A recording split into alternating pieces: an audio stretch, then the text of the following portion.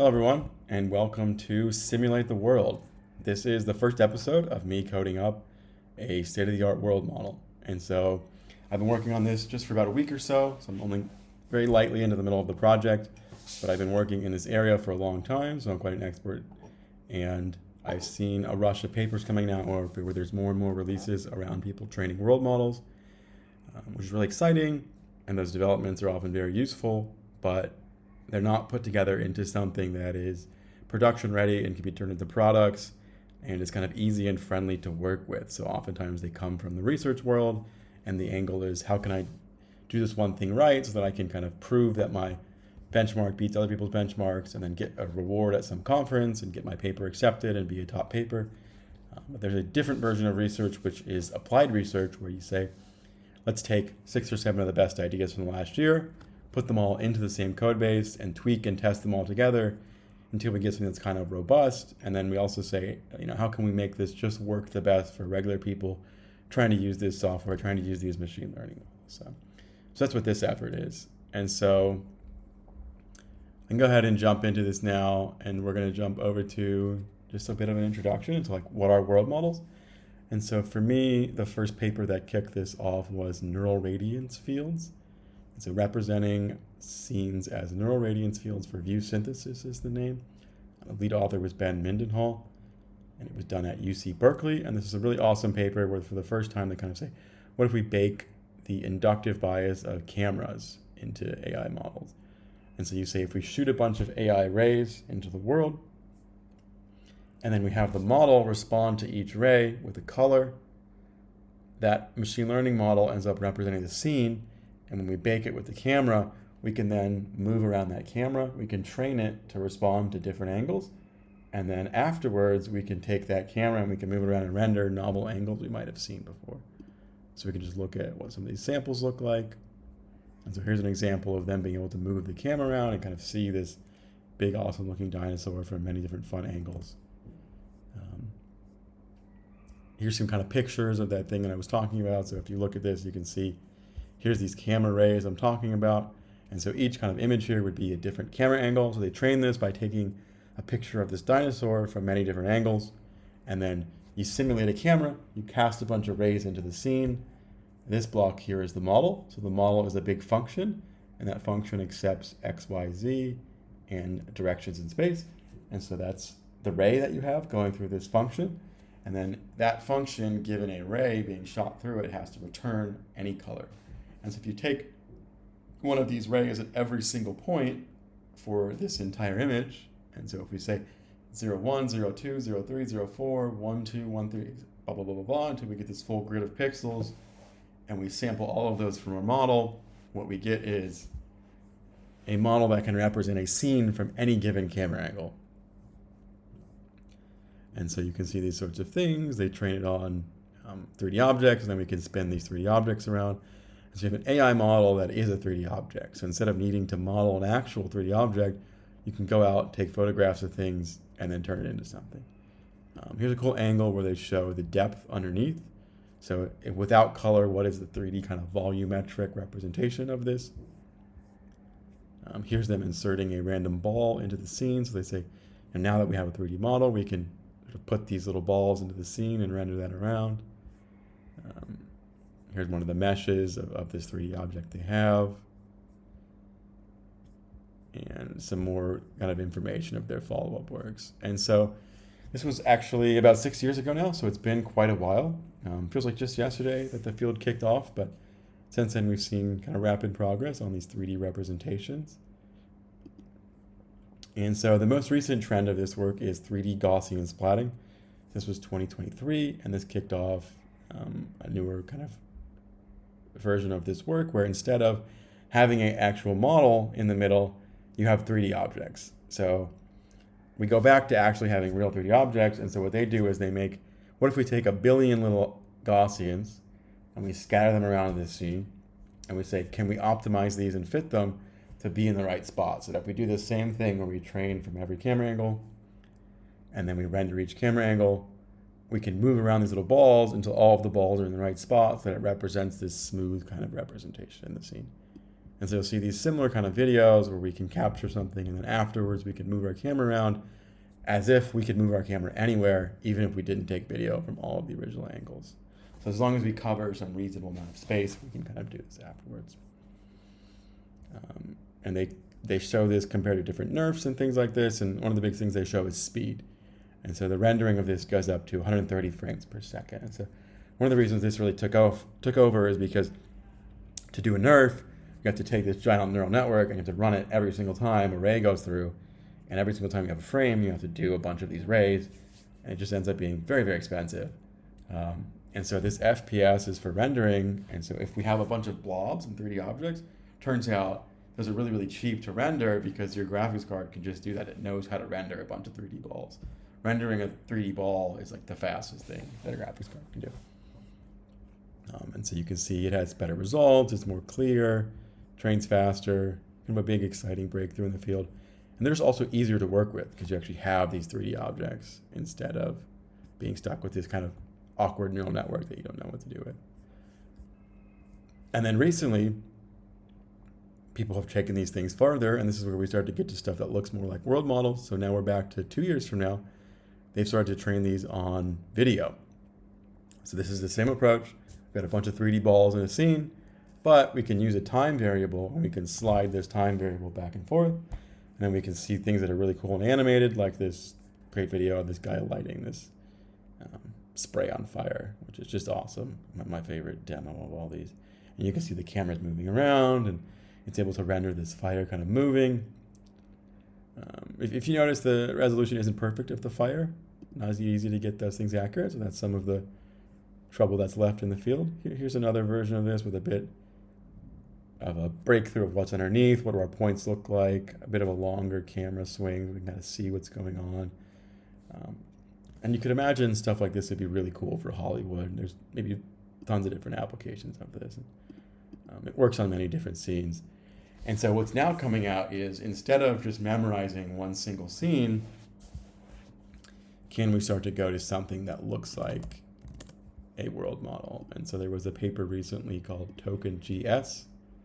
This comes out of NVIDIA, and what they do is they pre-train a model. So just like LLMs are trained on tons and tons of text, we can pre-train our world model on tons and tons of video or tons and tons of images. And then instead of having to optimize a bunch of these splats for every video in a specific way, we can just have a model that takes a video and then outputs a scene. And so this is one of the cooler papers recently on this.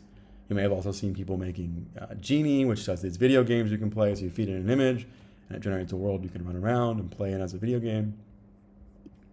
So this would just be given some set of images, you generate these splats. So you can see, it has some flaws where if we haven't seen here before, it's not going to generate those splats. If we go behind the bookshelf, it's kind of broken. And so we still are in a research phase. These things aren't perfect. They're not going to do your LLMs and beat Erdos problems, but this emerging field of research is getting rapidly better and better, where this is in a feed-forward network, and so we can look what that means. Images go in, feeds it out, and makes our Gaussians just sort of instantly. So none of this long kind of tail optimization from these old papers. And so that's what is a world model. And so in the last week or so, I decided I'm going to train my own. This paper was really cool and works on surprisingly minimal amounts of data.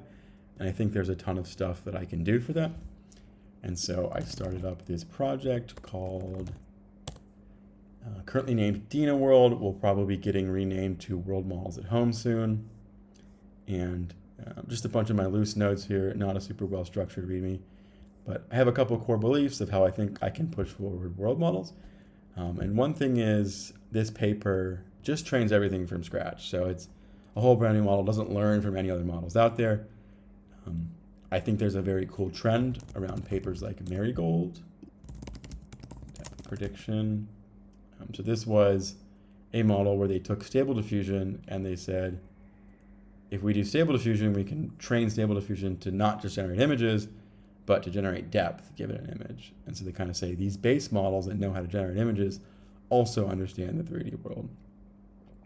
And so you've seen the same thing kind of happen, and I think you could do something similar with taking a base 3D video model and training that to emit 3D worlds just like this one. So you could imagine, say we take this same approach here, And instead of feeding in to our base normal model, we could take a video diffusion model, strap it on the front here, replace this with a pre-trained model that understands videos really well, and then have it emit a 3D world. So instead of having to train our entire 3D model from scratch, we're basing it off of one of these models that understands 3D and video already quite well.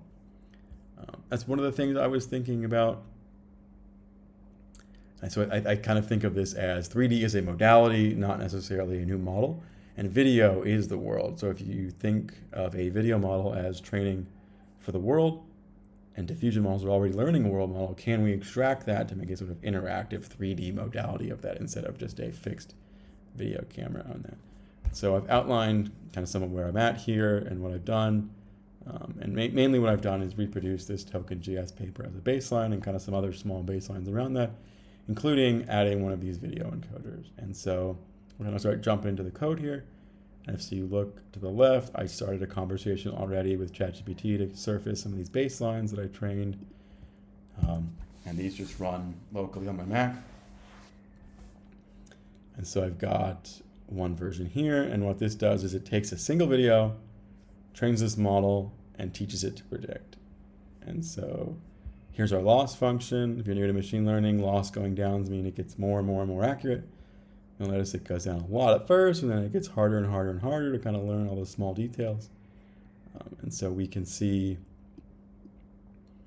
on the left, I'll blow up in this one for you. So on the left is this video we're trying to learn. It's a pair of two dogs, and it's a little pixelated because basically the smaller the video, the easier it is to train, because the kind of smaller things train faster. Bigger videos are going to take more. So we start with a 100 or 256 by 256 pixelated version of this video, just to make things basically cheap. One of the really things you want to learn in machine learning is baselines, and the faster your baseline can run, the easier it is to make progress. And so on the left, this is the ground truth that we're trying to learn. On the right, this is the video that we did learn. So if I take my model, I feed in a video, and I ask it to reproduce that video, it gets pretty close. And it's nice because this only takes 25 minutes or so running on a local Mac compared to a giant diffusion cluster or something and 200 GPUs that cost millions of dollars, like these large foundation model apps have. So it means I can iterate and experiment with kind of cheap things here. We can look at this and see what do we want to fix, and one of the things you notice right away is that towards the end of the scene it gets worse, and towards the beginning it gets worse. So the first frame has a lot of these kind of artifacts. If we look around, you see these streaky lines and things like this. That's a classic degenerative splat where it becomes these long, thin, needly things instead of just looking like an image. So you imagine you have this ball and it gets stretched really thin. And so the first frame has that, and then as we go into the video, they kind of disappear more and more in it. By the middle of the video, it starts to look very crisp. And then if we zoom forward to the end, we've got a bunch of these lines again. So one of the problems with that is we're just randomly sampling, and so we randomly sample a time frame. And so since we have the sliding window, we're going to randomly sample more overlaps in the middle. So basically the last and the first frames are not going to get trained on as much as the middle frames. So those just get more quality. So just one thing to say, but the main thing we're looking at this here is that you can see we are able to reproduce these small videos. And so I think by the next stream, I'll have this train on a bigger video so we can see kind of higher quality and resolution, but that'll take a while, so we don't want to do it on stream here. But if you look at them smaller and the pixelation's not blown up, you can really see like, hey, it's learning, it moves around a black blob, it moves around a little dog, and it's working. And so what I decided for today's stream I was going to implement is feature splatting. And so this paper I had showed before, one of the very cool things they did was they did this thing called feature splatting. And so I'm going to take my current baseline, which looks a lot like this TokenGS paper. And what the TokenGS paper does is takes in a video, outputs some 3D tokens, and then renders a scene. And so each one of these balls in this version, and in most of these versions of it, they have a color for each Gaussian. And so each Gaussian is projected to the screen. And so you take your camera, you take all of your balls, you run an algorithm that projects them to the screen called Rasterization. And then all of your colors on the screen, you'll be able to see this picture here that we're looking at. And so each ball has a fixed color. And so that's how you can represent things. You basically learn where to put what balls with what color. What space-time Gaussian splats did that was very cool, they show it here. Instead of predicting a color for every spot, they predict a feature. And so there had been versions of this before with non-dynamic videos, or even with NeRFs, where they said instead of getting a color, we're going to get a feature. But they did this with time and with movement and with features. And so what a feature is just a big array of many, many numbers. So instead of RGB, 3 values, it's a 3-item array. What we have now is a big, dense feature array. So this could be 24, or it could be 100. It could be 100 of these numbers.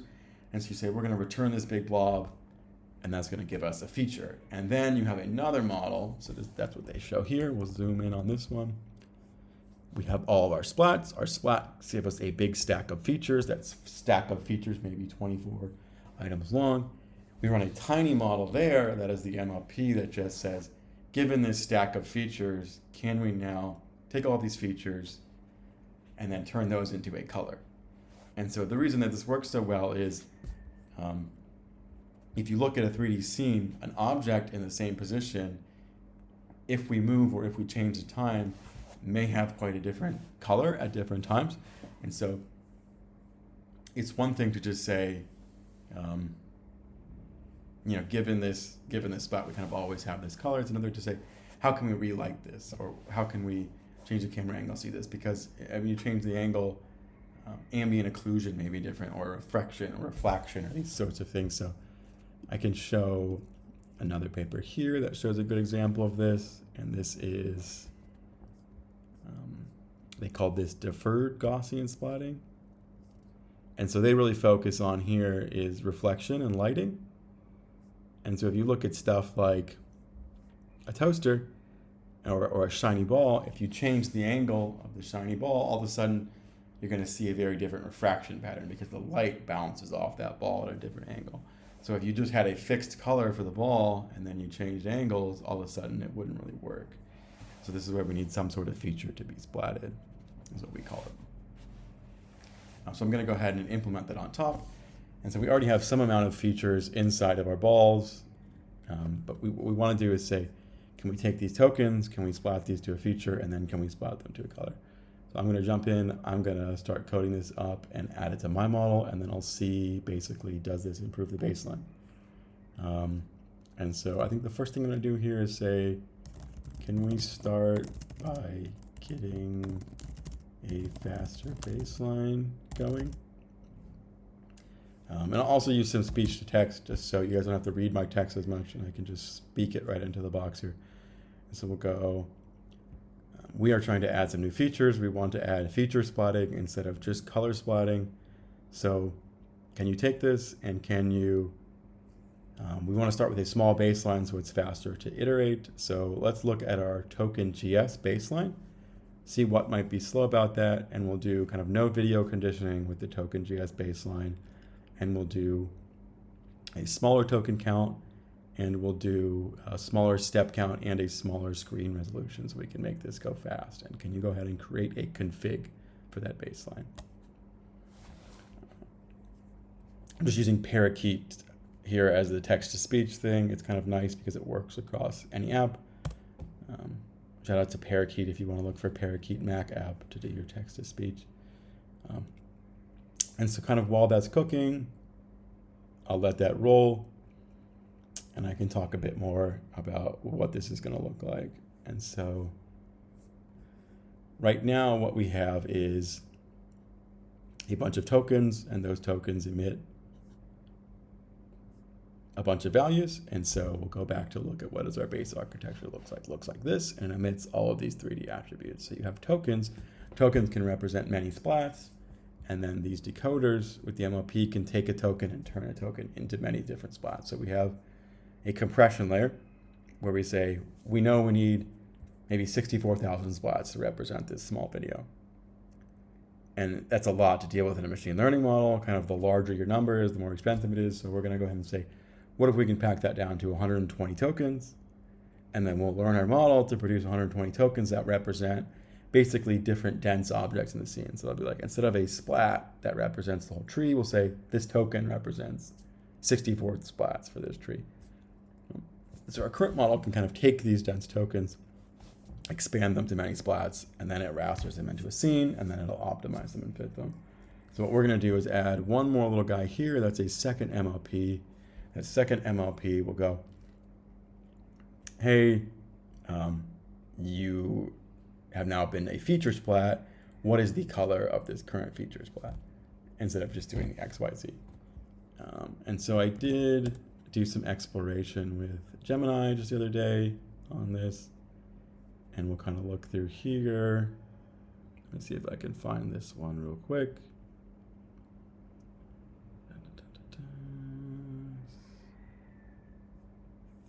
3D optimizer paper. Now this was a different thread I had. I go ahead and search. We'll do features, splatting, and modern dynamic feature splatting. I think this is it right here. Yeah, these are older papers. That's all right. I can't find the Gemini thread right now, so I can just go ahead and code it up as well. So if we say we are interested in doing feature splatting, I'll go ahead and pop on DeepThink as well. And I'll copy this paper in, and I'll say go ahead and use text to speech. We want to dig in a bit more, find more recent papers on feature splatting. Who is doing this fast, and what are the rasterization concerns? So one of the things that I'm particularly concerned about is how to feature splat effectively in a fast rasterizer. So there was a paper called FasterGS. I'm currently using FasterGS style fast rasterization, where we do a per splat backwards pass to avoid blowup. How can I do something similar with features? And then also what size of features make sense, and what kind of MLPs make sense to decode them. I think I'd like to do two things, and one is a pixel-wise 3x3 convolution, and one is a 1x1 MLP. So some of them can work with their neighbors, and some of them cannot. That's some options we have here. So we'll pop that in text to speech, and I'm going to go ahead and find this other FasterGS paper as well. And we'll go ahead and pull this in as another link for it into Gemini here. And then I will say instructions on methods. And I'm going to tell it, please make sure to read and cite these papers and pull out the actual text, and to try to reason in pseudocode and math and kernel primitives to make sure we have lots of performance here. And the goal is to write a handoff document that highlights key issues for performance and key ideals in most recent papers around math for fast convergence. So this is a lot of how I do my research now, is working with these models to say, hey, I've read some of these papers before. I know these ideas in these papers. I want to translate them into code. And so instead of doing that all very manually, I'll kind of split the work and say, I'm going to have one model as a research scientist and one model as a research engineer. And so here we go. I'm going to plop this into Gemini. This is going to take a bit. And so we'll go back to engineering. But what will come out of this is like a big document that I could then hand off to Claude as the research engineer, and it will start to implement it for us. All right, let's see what it did back for us. So I think it recommends going down in patch size. The rasterizer through backwards rest. So it's basically telling us where's the speed of this model coming from, what's taking so long, why is each step taking some amount of time, and how we could do things faster or not. And so it says if we go to fewer pixels, fewer frames, and fewer tokens, and a smaller bottleneck dimension, this should speed things up. And so it looks like if it says a bottleneck dimension, it's actually using a network. And so there's a few ways I could do this, and one is to kind of take the video input and bottleneck it and then output tokens. Another one is just take tokens, not conditional on video, and overfit those kind of singularly to an image. And that's what I want as the baseline. So if I need a video encoder, that's when I want to train a model that can take many videos and, given any video, emit tokens for a given scene. In this case, I'm just overfitting as a baseline, so we're going to try to get an even faster test out of this. So I'm going to go ahead and tell it, It seems like you are using the video encoder baseline. I think we can do this much faster if we drop all the attention layers and all the video encoder, and we just take tokens and have the MLP that it decodes tokens into splats. And we'll give this one to Claude.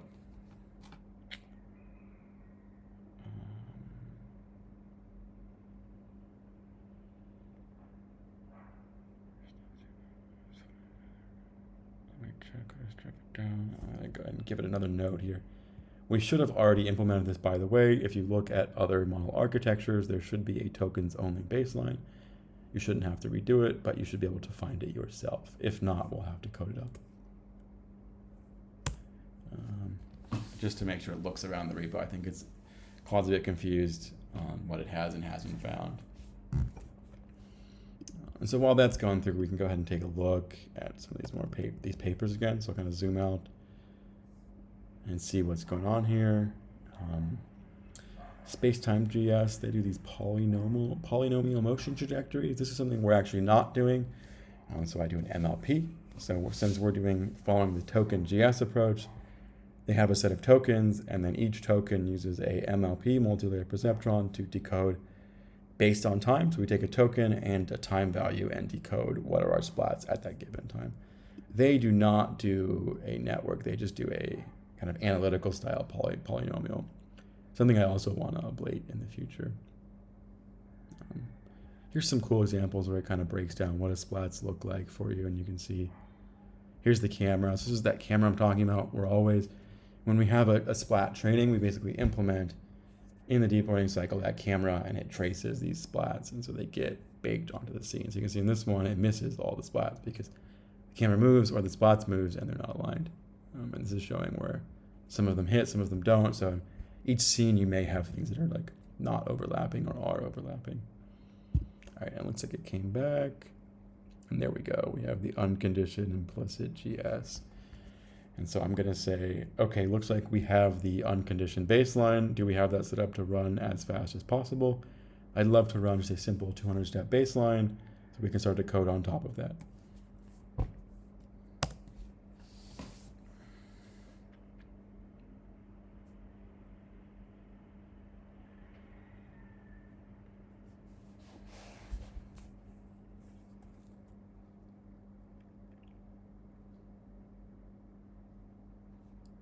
And Claude gets away and starts canoodling. While we're there, I can take a look a bit more and just kind of go through what some of these baselines have. Some of the different loss functions we have is like camera motion. We want the camera motion to not be too extreme. So there's like a small loss in there that basically says don't make the camera motion too giant. And so you can see it starts around 0 and then pops up.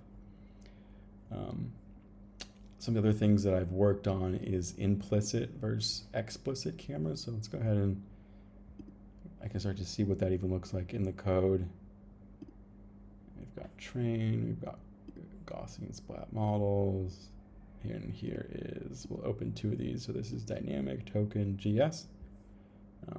And so here's the base model. We can read through this file. And it's actually, what's pretty fascinating about these is just how small they are.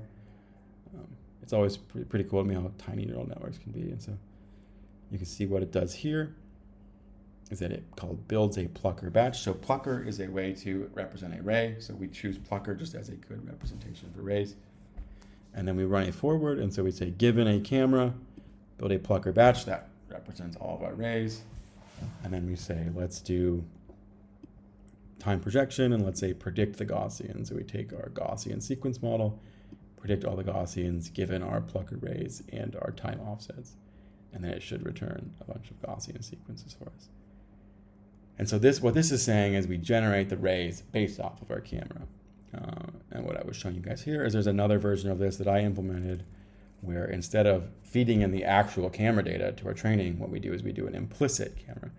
And so here is the Gaussian model, and here is this with a camera head. And so what happens in this version is we're going to do, let's see, we'll take our camera head and we'll look for where this is called. And so if we look here in our new forward pass, what we have here is it runs the Gaussian heads, and so that takes all of these tokens and makes all the Gaussians. What this one also does, instead of assuming the camera is loaded from data, it says we don't know the camera, we have to learn it, and so it takes a bunch of free parameters, does a path camera head, which takes those parameters and turns them into these arrays that you're talking about. And then we run our Gaussian sequence. So we take that renderer and we say, given the predicted camera and the predicted scene, run them and optimize both. So we're actually optimizing where is the camera facing, and then how much does it move per scene at the same time we're optimizing the splats. So this way, it lets us train on basically any video, because instead of having to go and find video people record where is my camera, we can just take a video that has no information about the camera and learn where the position is. So really quite powerful there. All right, so it looks like it's gone ahead and done this for us. And it says it's going to be, that wall time is 20 to 40 seconds. So let's go kick off the run and show me the 1B link. Weights and biases is just this awesome tool. Actually, a company I used to work at, where you can log training runs. And so it can do things like, what is my loss over time? Is my loss going down? It can do things like look at samples over time. So if we take this render and we look at what does the first frame look like, you see the first, this is at step 0, so no training done. If we just initialize it randomly, what do we get? And it's this wild blob looking thing. And they don't move, they just kind of sit there, and it's a bunch of just random colors in the middle of the scene. It's like kind of a square-like thing, but that's it. Which is cool because it means we can flip to the next scene and see, oh well, by step 250, it's actually already learned kind of where these dogs are. They're a little more blurry, not quite as sharp. And so that's somewhere around here, step 200. And then you can see our loss from there slowly goes down. And if we look here, we should get kind of a bit higher resolution, a bit better and kind of increasing quality of our video.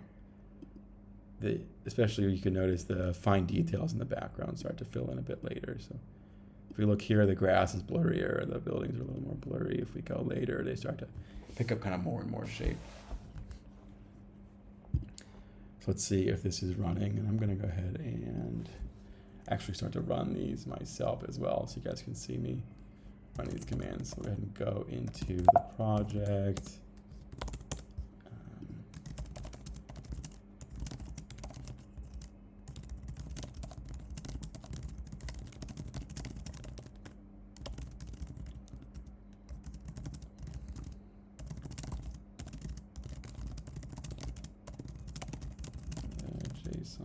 File name. I'm just going to ask it to give me the command now so I can run it myself, instead of having Claude run these for me, just to make it a little more obvious what's going on here. And then it's gotten this ridiculous file name at this point where it's trying to put all of the information in the file. And so I can go ahead and show what these files look like as well. Let me take this while we're waiting for Claude. And I'll talk a bit about why do I do things this way and how is this kind of standard machine learning practice. Oh, JSON C. Let's see, DynaWorld. Sure, go ahead. LS source, train configs. Oh, it must have renamed the file already. That's funny. I'm starting to open the file that was renamed. So let's do this. And we'll go open. It doesn't know how to open JSON C. We can open it with cursor.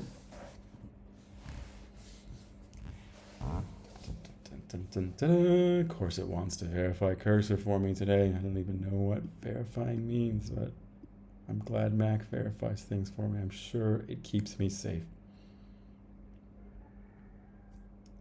And so this is just a config file basically. And so the way I run any training run is instead of passing in a bunch of command lines, so you guys may be familiar with doing stuff like this, and we could do like Python train, learning rate 2, Gaussian, let's do token count 200, blah, blah, blah, like that. What I end up doing is running these training configs. And so I use JSON-C, which is just like JSON, but it lets you do comments. So that just lets me keep track of like, what is this file and why am I doing it? And so it's a bit of a, it can function in kind of two ways. And one is the config of what am I running, and it saves that. And so I never lose a training experiment. So if you're doing this kind of stuff where you're always typing this, like one, you have to retype these complicated commands, copy them all around. You can lose them. And then you don't have any record of like, what did I run? So like, is it reproducible or not? And then also these can function since I have comments in there as a training log. And so it's like, I actually like to AI to put in here and be like, why did we do this? And so it's like, we want the same arc, but we want it to just learn fast, keep this, keep that, change this. And so it kind of tells us, what did we base this off of? What did we change it off of? And it allows us to keep a record of everything we've tried. So machine learning, unlike software engineering, you have a test suite and you're like, I ran this and it works or it doesn't work. And it's like, the script always does the same thing. So you run software, it should do the exact same thing every single time. And if you test it, it always passes or it always fails. Machine learning is this thing where you create an environment and you're training an AI model, you create an environment, you hope it does well, and there's a bunch of randomness and you kind of guide it towards somewhere. And so each experiment is just like someone in the lab with a petri dish and they squeeze a couple things into the petri dish and then they take notes in their notebook and they're like, here's all of the things we put in the petri dish. Here's how much light we shine on the petri dish. Here's how long we waited. And here's the results that we finally had. And so that same sort of scientific discipline of what did I try? Why did I try it? What do I want to try next? So hypothesis, propose a hypothesis, test a hypothesis, iterate. Very, very valuable in machine learning to do this and keep notes of this. And if you're using the AI to help you do this stuff, it loves these sort of notes. So it can search and read the 1,000 last configs I've written, been like, what are we doing? What should we do differently? And that sort of thing. So if I look through this, it's just got all sorts of little things. And so it's stuff like, what type of camera are we using? Is it pinhole? Is it fisheye? What type of decoder head are we using or not? This is base FOV. So it does learn what the FOV, which is the field of view for a camera is. And so that's kind of like how much width of the scene do you get to see from your camera? But to pick a base, where does it start? Because it just basically guesses somewhere and then learns and adjusts that. So we pick kind of like a reasonable one.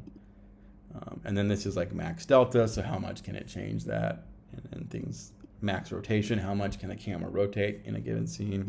How much can it translate from frame to frame? So I found that constraining the amount the camera moves makes it easier to learn because cameras are kind of smooth paths. So instead of making the model learn like a random camera each time and then forcing it to become smooth again, we just tell it like, start smooth, try to learn, and only try smooth versions of these things.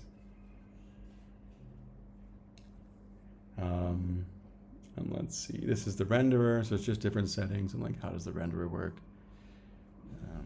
This is how many training steps we want to do, how long is our learning rate, what are our weighting of our different losses, so camera global weight, temporal weight, our MSE and our SSIM and our L1 weight. So L1 is just different losses. We also do SSM, which is structural image similarity. And so those are just different ways to say, does the image output match the input or output? So basically anything we can configure ends up in this giant doc. Z-min, Z-max, that's how far is this depth buffer of our 3D renderer. Head dim, the size of different axes and things. And anyway, I think you get the idea there. And we can put this guy away, but it should have now given me a nice command. And so we'll see, we're going to open up. It did run one here for us. Let me kill some of these. Oh, Gemini's asking for more time. It doesn't have enough compute right now. And so we'll take a look at this and we're going to see, yeah, here we go. This is our loss curve. It goes down pretty good. It's pretty low in a couple steps. And our videos are going to be really blurry now because we're training on an even smaller resolution. So you can see we got more pixels here. Bigger pixels, bigger blurs. But it means our training's really fast. So if we look at it now, it runs in 2 minutes, which is awesome because that means we can experiment really, really quickly. And so even though the end goal is not to train these sort of very blurry videos, it doesn't matter too much because our goal is to see for a given test situation, does the model get better? So if we set our baseline as this very short training run of 2 minutes and we know the loss gets here, if we try again and we add our new features, does it beat that is what we're looking at. And so this is great. I think it's going to tell us a bunch of stuff about it's slower than we thought, and I could probably work on that, but for now we're just going to deal with it. And so I'm going to go ahead and start talking to it in text-to-speech again. And let's say, okay, good job finding the baseline. Now it's time to implement our feature. And so our goal for this session is to add feature splatting on top of this. So right now we have the tokens, and the token uses an MLP to decode the tokens to a set of splats. Those splats all have a fixed RGB, and those fixed RGB splats are rasterized.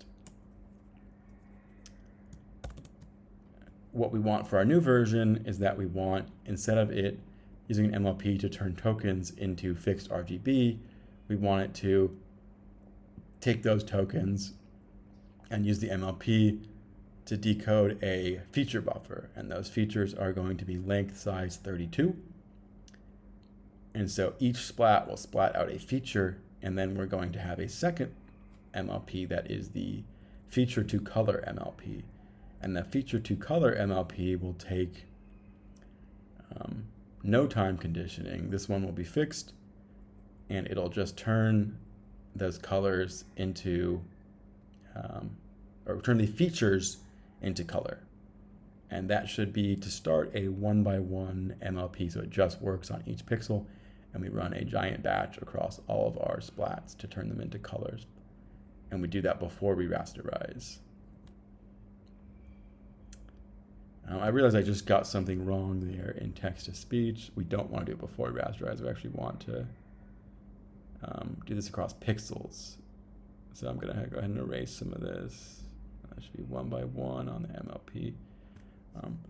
So I'm going to go ahead and tell it what we need here. And so what this means is there's a couple steps in GSplats pipeline. And so there's a camera, and there's splats, and then there's a rasterization. And so you learn the position of all these splats, and then the rasterization is where you take the 3D splats, flatten them against a viewport, and you get a 2D image. And so if you just have colors, you rasterize, you flatten, you take your colors, that gives you the image. In our case, we need to actually rasterize features, so that we need to not just change the MLP that decodes features to colors, but we need to rasterize our rasterizer to support, instead of 3 dimensions, to support rasterizing features. So I'm going to go ahead and ask for that here and say we need our rasterizer to be able to rasper arbitrary features. We need our Gaussians to be able to be decoded into having many features, and we need a new pass that turns pixels into MLP. Okay, so we need a few things here, and one thing is that we need our rasterizer to now support features. So if we have a bunch of Gaussians with features, instead of 3-channel RGBs, we want to rasterize that into a big feature splat, 2D grid, where each grid item has that feature, and it's same of our length 32.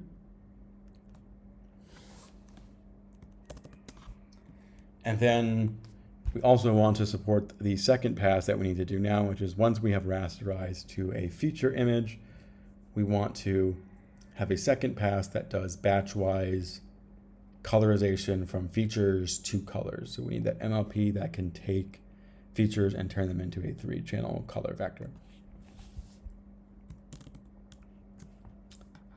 Note that there's a lot of tasks here, and we're going to hand some of this work off to another agent, Codex, because it is better at stuff like writing shader code. So can you write a small plan document that outlines how all of this works and where the changes goes? And then I want you to write a small handoff document that says which version rasterizer are we currently using, and tell Codex to fork that, and then tell it that we want it to support arbitrary feature splatting so we can configure the size of the feature channel. All right, I'm going to dump that off. And so I gave a bunch of stuff there, kind of outlined the problem, but I outlined a bit the approach I want as well, because Claude still kind of struggles at writing GPU code. It's okay. It's not terrible at it. But Codex is just awesome at this. And so I'm gonna, first I want to take that command too before I forget. So let's see. Here we go. Here's the command I was looking for. So I just want to show you guys what I mean when I say Claude runs training, and it just means it runs this command. And so it does UV run, which handles our dependencies. It does sets a Python path for it. And then it trains this video token implicit. And so that's that same code I was showing you here. Token implicit, this is how the model works, where it predicts a camera, predicts a render from a camera. And we could even look at that train script while we're kicking it off. And so you can see it goes here, and the loss starts high and just slowly goes down. Looks like it takes about a minute or so to run, nothing crazy. And let's see if we can find, so the name of that script was, let's see, right here, train video token implicit dynamic. So we have a couple trainers here that just do different things. One trains implicit, one trains not implicit. Looks like, of course, there is two of those with very similar names, because vibe coding sure is not perfect yet, huh? So they just spelled implicit wrong in one of these, but that's okay. We'll go to this one. And so we can take a look at how the training loop looks. And so a lot of this at the top, this is just configurations. It's kind of messy and not that important. Just kind of load this stuff, pass around parameters, things like this. And then this is evaluate metrics. So it basically renders 2 frames, runs loss, MSE, SSIM, set structure, similarity, all these things. This is render full sequence. So it goes through each frame, takes the frame, renders it. So it's going to say calls our model. So this is kind of the core of the train loop right here. If we look, and it's take our batch of frames. So we pull a frame from our video, pass that into the model. The model then gives us the decoded state. Take our camera states, append these, and then we're going to go through this, and we're going to say render frame. So it takes the frame, gets the result for every frame, and then renders the implicit frame for each one. And then we're going to build up our camera state, and then we will run training. And so this is the just bigger loader that handles like get our data loader, get it over. Here's go every step. And so it's for each step in P bar. P bar is what gives us this nice progress bar here. Let's just take each batch, run it through the model, decode it, render the frame, stack them all up, get your loss. And then here's all our losses added together. We have a few different ones.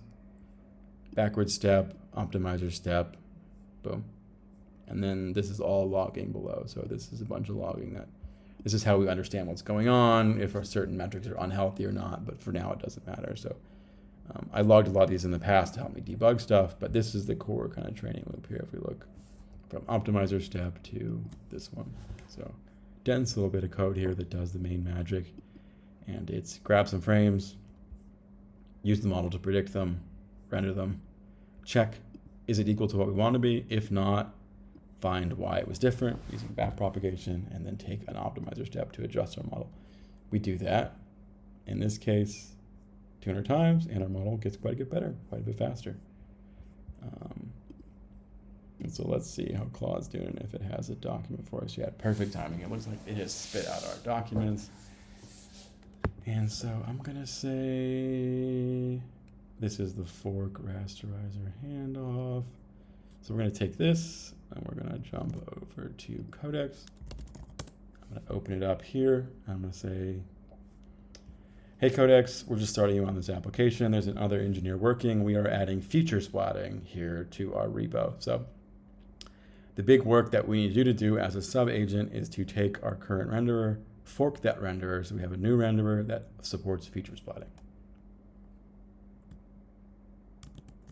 Below is the handoff code that we will give to you for that task. You should be able to find the metal shader, copy those metal shaders, add feature splatting, and tell us when it's done and how we can configure it.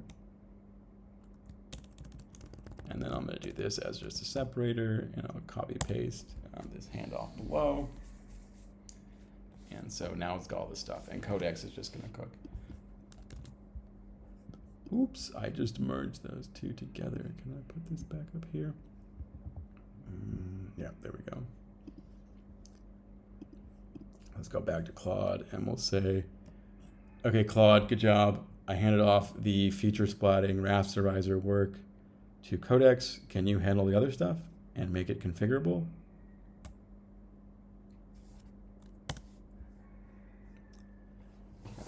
And it's going to start coding for us.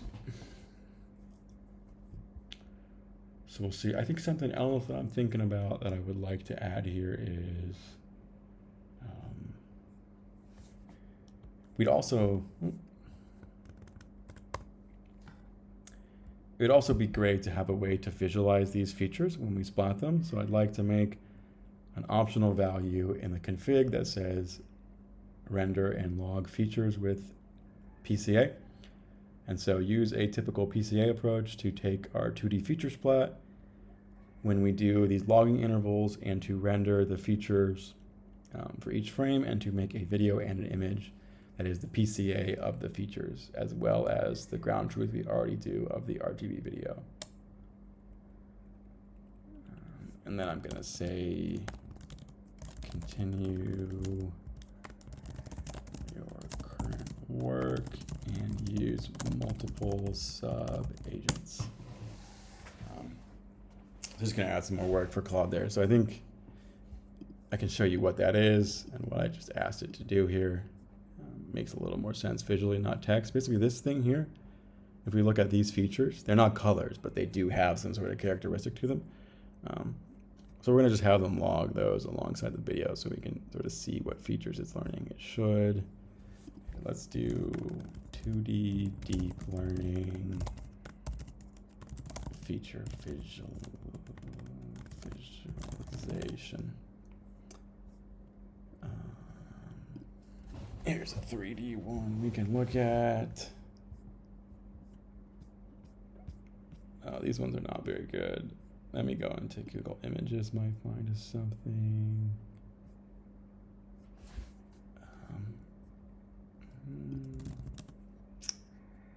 I know. Let's do SAM attention visualization.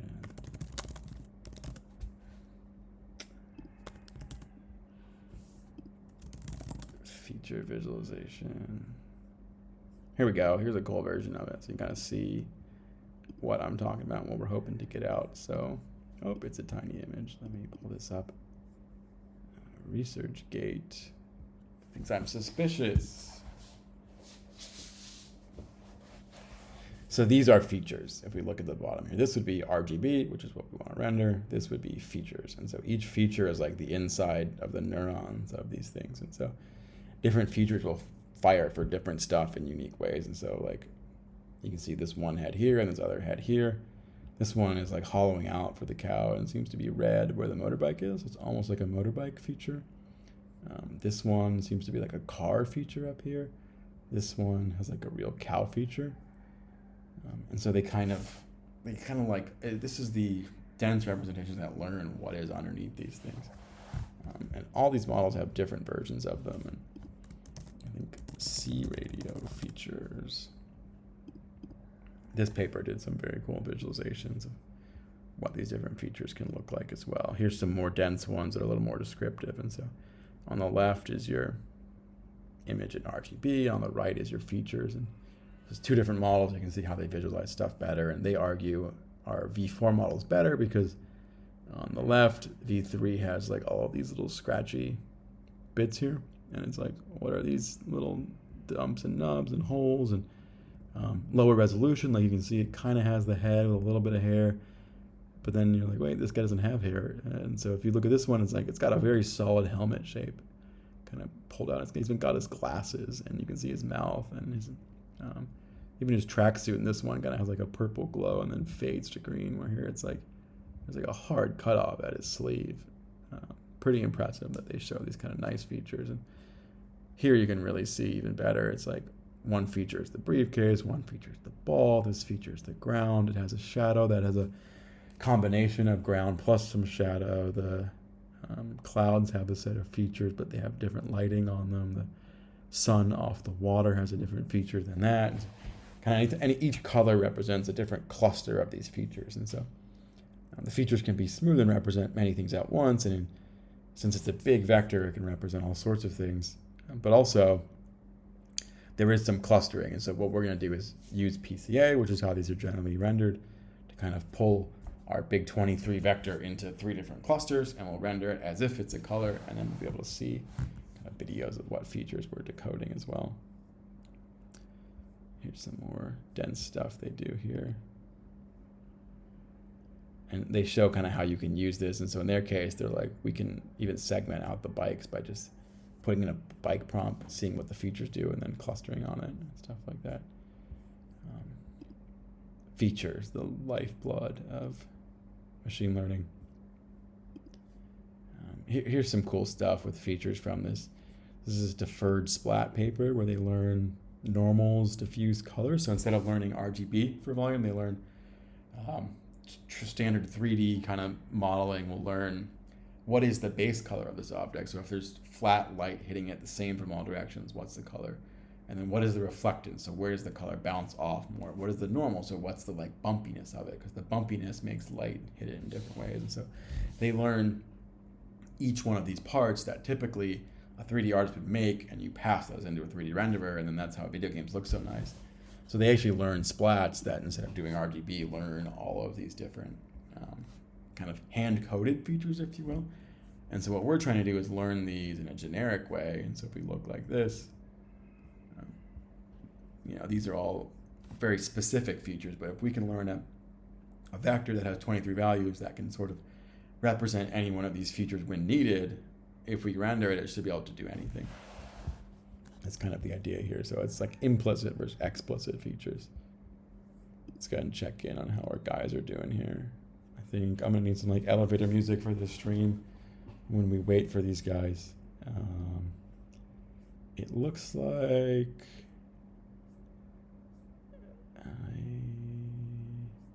I'm a little worried that it's editing our old code instead of forking it and copying it. But yeah, it looks like it's getting close to finishing. The fork is in place and renamed. I'm patching the bridge to carry feature gem. I'm just gonna ask it. I'm gonna say, hey Codex, I'm a little worried because it looks like you're changing code. I'm hoping you didn't change any of the original v5 because we need that for a baseline. And we only wanted to copy files and fork and change them. Hopefully you did that. I'm seeing things like conditionals where it says if RGB, else add background tail out. And the idea of forking it was that we didn't have to add these if RGB conditionals. We wanted to just do feature splatting and then leave our old v5 to just do RGB splatting. So basically I see this sort of thing and I'm thinking like, uh-oh, why is it doing if else? Because it should only be doing one thing. So I wanted to keep my kind of old RGB rasterizer completely intact, don't mess with it, and then only add feature splatting. And it seems like it's copied it and forked it, so it hasn't messed up the old one, but I think it's trying to do both in one shader. And for anyone who hasn't done a lot of kernel programming, why is this important? Shaders kind of hate branching. So the compiler takes this program, turns it into the program code that runs. CPU code deals with branching better because they're the serial processor and they can do predictive things. They can kind of eliminate branching at runtime in better ways. Kernels, you really want to avoid if conditionals as much as possible. Sometimes they can compile them away. Sometimes it really doesn't matter if you set it up right and it'll run just as fast. But sometimes if you just have two paths in the same kernel, it compiles to like be able to do both of those and use 2 times as much memory or have a more flexible execution path. And it can't do this kind of hyper optimization that you really want on your GPU kernels. So, and this is all running on top of, I have a library that I released recently, which is fast Mac gsplat. And so,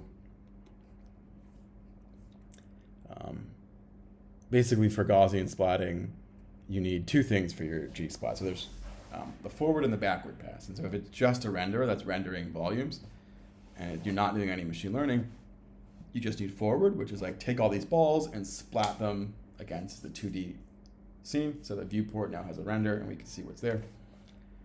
If you're doing 3D splatting and you want to learn it, you need to splat them and then you need to learn an inversion. So the way backpropagation works is you say, splat it, compare this to the original images, what's different?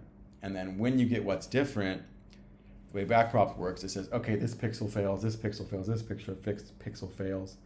Like these should be red, not green. This one should be blue, not green, exactly. So it tells you the error rate for every single picture. So after we splat it, then we need to be able to take that information and turn it back into where the Gaussians are and what's wrong with them. And so it's like, if this red pixel is wrong, why? And that's what's called the backward pass. So we propagate our gradient back from this rasterization, and we want to basically unsplat it and say, okay, this pixel has this flaw by this amount because of this Gaussian. And so then our learning rate can go boop and can kind of move that Gaussian around. So there was a bunch of fast renderers on the Mac. There wasn't a lot of libraries that had fast backwards and forward. And so PyTorch, which I'm sure anyone knows if they're doing machine learning, is the standard library for doing fast forward backward. It has this magical thing called AutoGrad, where if you just write the forward pass, it gives you the backward pass for free because it automatically does a gradient for you. This works really well in like almost every case. It's kind of amazing. And generally writing backwards yourself is like really painful and way slower. And so you just let PyTorch handle it and you use PyTorch compiler and it's like kick ass for you. But Gaussian splats is actually, funny enough, one of these cases where that just completely falls apart. And so the reason is, you know, all these pixels, and so PyTorch generally works on giant matrix multiplies for like LLMs or CNNs, and it's like take every pixel, run a bunch of MLPs on them, do that, decode it, uncode it, and it's like it's just to take a huge array of numbers, do math on all of them, take the next step, take the next step.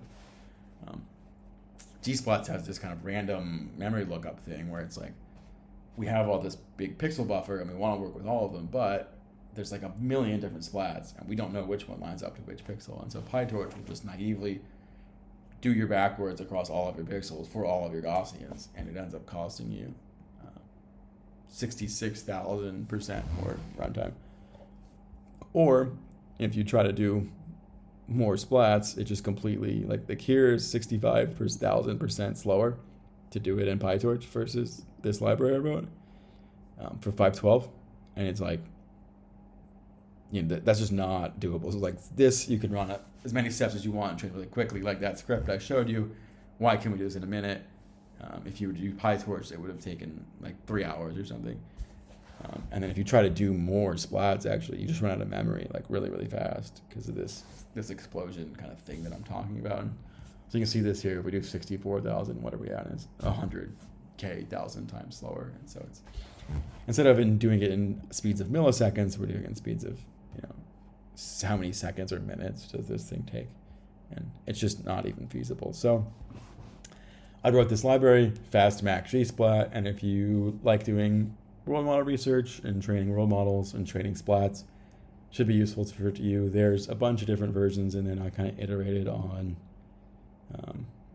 if you look in, there's like Metal V7, V6, V4, and I just kept squeezing more and more speed out of it. There's probably some I didn't even publish now as well, but this makes it possible to just kind of explore and train models locally on your machine. So I think if you want to scale up and you're doing, you know, something for production and you have 100 GPUs and you're going to train a model, which eventually I will.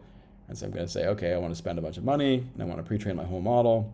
I'm going to go to CUDA and I'm going to go to NVIDIA and I'm going to use, you know, their kernels. But in the meantime, these Macs are really fast. And so like this, I mean, this is super duper fast. And if you're doing experiments like we are, where let's just say instead of buying a cluster of 8 GPUs that cost $500,000, I'll just make the image tiny and run baselines on my computer.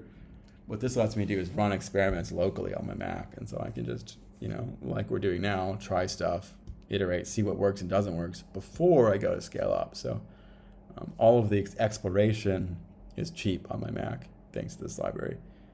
It also means people like you can just clone this thing, run it on their Mac, and get it going fast. And so, yeah, I'd love people to fork this, add it for Windows if they need it for their weird AMD shaders or whatever. But here's a list of the different variants in there. And I kept them all there kind of for posterity, but also because Codex learns really well from its prior failures. So if you can say, here's the 7 different shaders we wrote and write a new one that takes into account all of the old failures and all of the new learnings we have, it can do really well for you. There's still some real speed wins on the table, even though it's, you know, 10 milliseconds for 64,000 splats. We can do way better. like you can go to millions of splats in 10 milliseconds. So the way you do that is hardware rasterization. I started a bit about this. Yeah, V7 finished hardware starts to do this. And so basically in your Mac card, if you go into like the metal kernel shell documentation from Mac, they'll tell you like, we have this thing that can render splats instantly for you. You don't even have to write any of your own metal code. And so you can take these little image shaders and you can use those, and it'll use the exact hot path right on your hardware that renders and rasterizes 3D objects. It's a little complicated. How do you combine that fast rasterizer with forward and backward passes that are fast? Because that thing is meant to just render. It's not meant to track the gradients and to save intermediate states, so you can kind of find out what those gradients were. But I've been working on trying to get those to kind of merge together, because there's some very cool papers that do this for CUDA and for NVIDIA and speed it up as well. So super easy to use. Look at this, it's like nothing, you just import it and call it, and it's rasterized. So you pass in, here's my config, and then you pass in, what are my means of my Gaussians, conics, colors, opacities, depths. So just pass in all your Gaussians and render them, and you get an image. Yeah, it's got documentation. You can point your agents at it. Here's a little bit bigger that shows like, here's a bunch of random Gaussians, so random colors, random opacities, random depths, and then rasterize all these random things. Yeah, just one of the many little things that I've been plugging away at to get this training repo working so I can do cheap rendering. But let's go back to our agents. I think Codex is slow because metal shaders just take a while. But it looks like it's starting to add a README, and it's got V5 features, and it even ran a throughput sweep for us, which I did not ask for because that takes a while. But this is pretty awesome. If we look at the numbers here, Codex was able to write a rasterizer for us, and it only takes 36 milliseconds compared to 17. So it's twice as slow for forward and backwards, but that's for 10 times more channels being splatted. So I think that's a pretty big win. I think we can probably grind that down to be even faster, but I'll take that because it's 30 times or 10 times more channels being splatted for only 2x the speed. So whatever it did a pretty decent job. It's got us a solid baseline. I'm sure later I can kick off a run and say, get that down to be almost the same speed, because it should be doing about the same amount of math. It's only the amount of memory it's passing around in the buffer now. But yeah, it does have to track backwards and things like that. So that's a lot of backwards to track. And I don't know what the theoretical performance limits are, but I think we can squeeze it down. So let me go ahead and take this, and we'll go back to Codex, who looks also done. And let's make sure it didn't touch any shaders. Yeah, great. So it did a big wrap up, and it looks like smoke verified, gets past painter construction. Yeah, and it raises. It looks like it works, besides the fact that it doesn't fit into our 3-channel rasterizer. And so let's go. Here we go ahead and use my text to speech. Here we go. Codex went ahead and implemented the feature splatter for us, and so we should be able to run that, take their handoff and integrate the two parts, and then tell me what config to run to make it work and run a single step smoke test.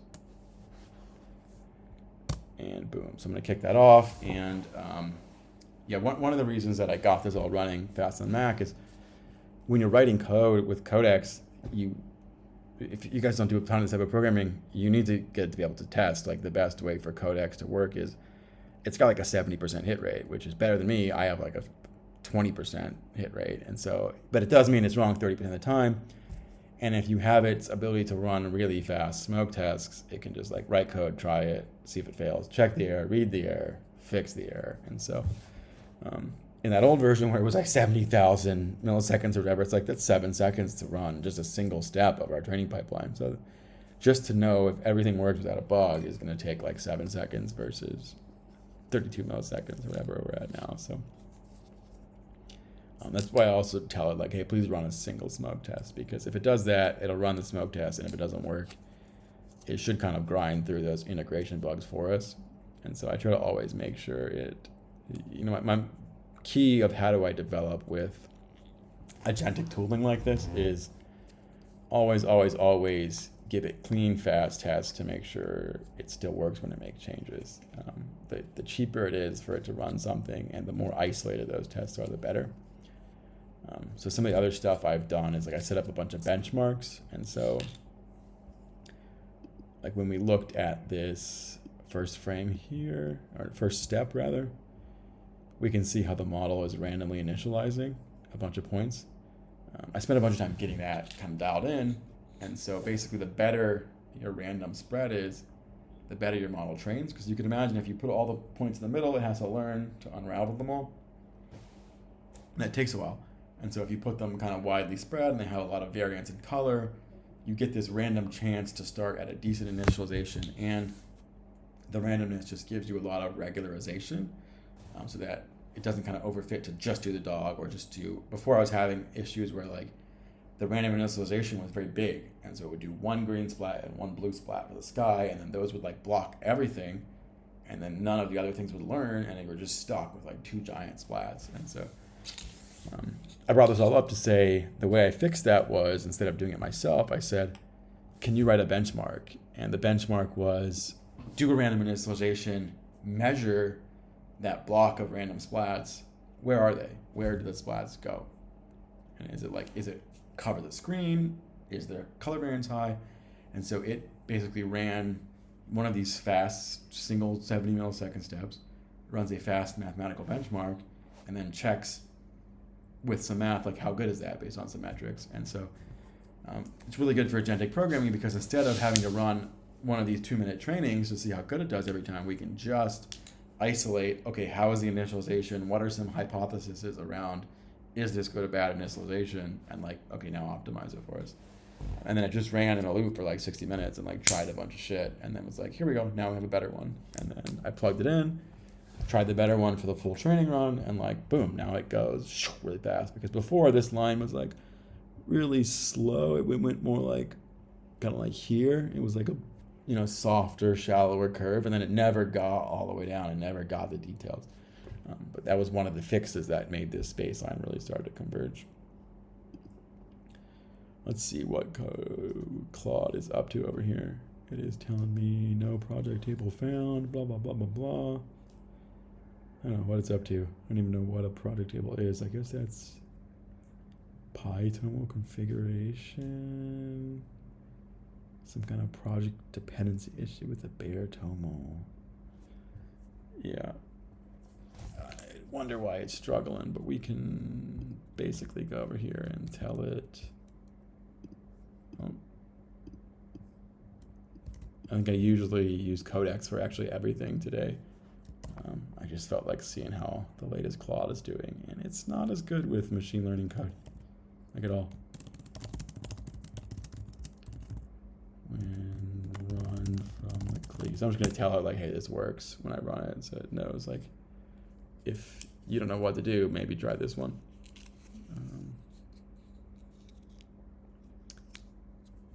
So let's say, just telling you that works because you're, oh, it looks like it went. Okay, cool.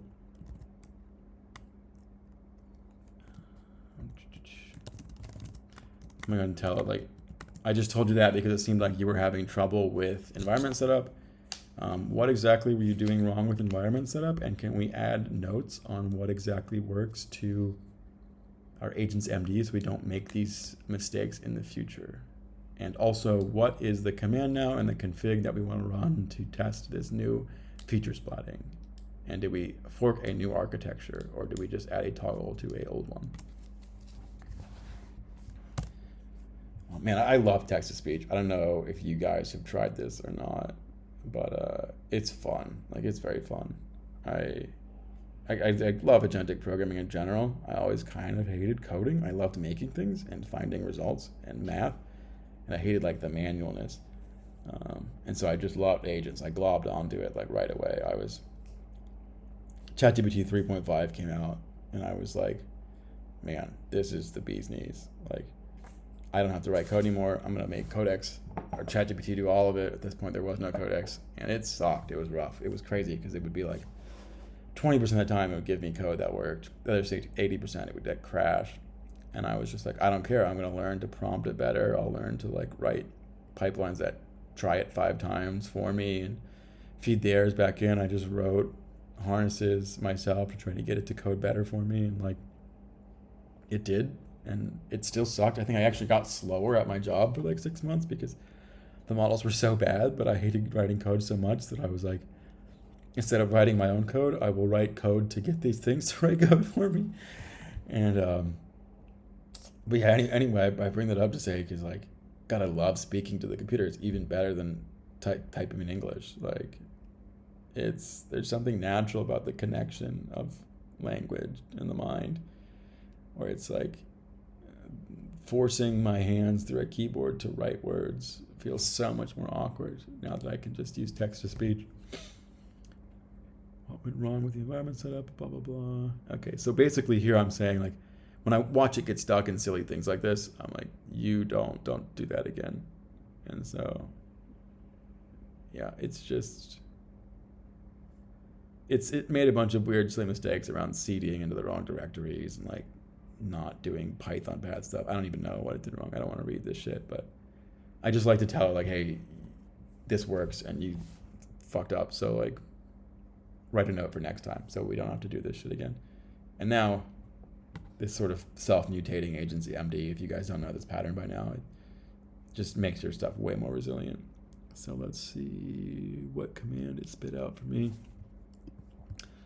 So now we should be able to, I'm going to ask it real quick, and did we implement the feature rasterization? And does the feature rasterization get saved, have PCA run on it across all frames, and then rendered as a video? So that's just the visualization I was talking about. I want to make sure that we get that working. So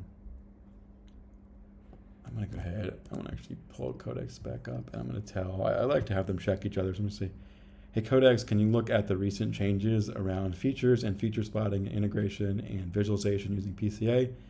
And with fresh eyes, check everything you wrote and the other agents wrote, and look for any potential issues around mathematical correctness or bugs. I kind of just always do this now. I'm like, you know what? I have enough tokens. I don't run out. If I'm doing something, I want to kick it off in the background. Like, what happened? What went wrong? What could we do better? Hopefully it doesn't find anything because this was like well scoped and then we tested it and it works and stuff. But having one LLM read the other LLM's code, it just seems to work really well for me. Okay, let's see. DynaWorld permissions error. Why do I have a permissions error? ZSH source UV run. That doesn't seem. I'm not sure why that's working. I got to start a new Claude here, so I don't have to wait for that other one to respond. We'll do cdkit, gsplats, DynaWorld, Claude. Why did this not work? What is the permissions error?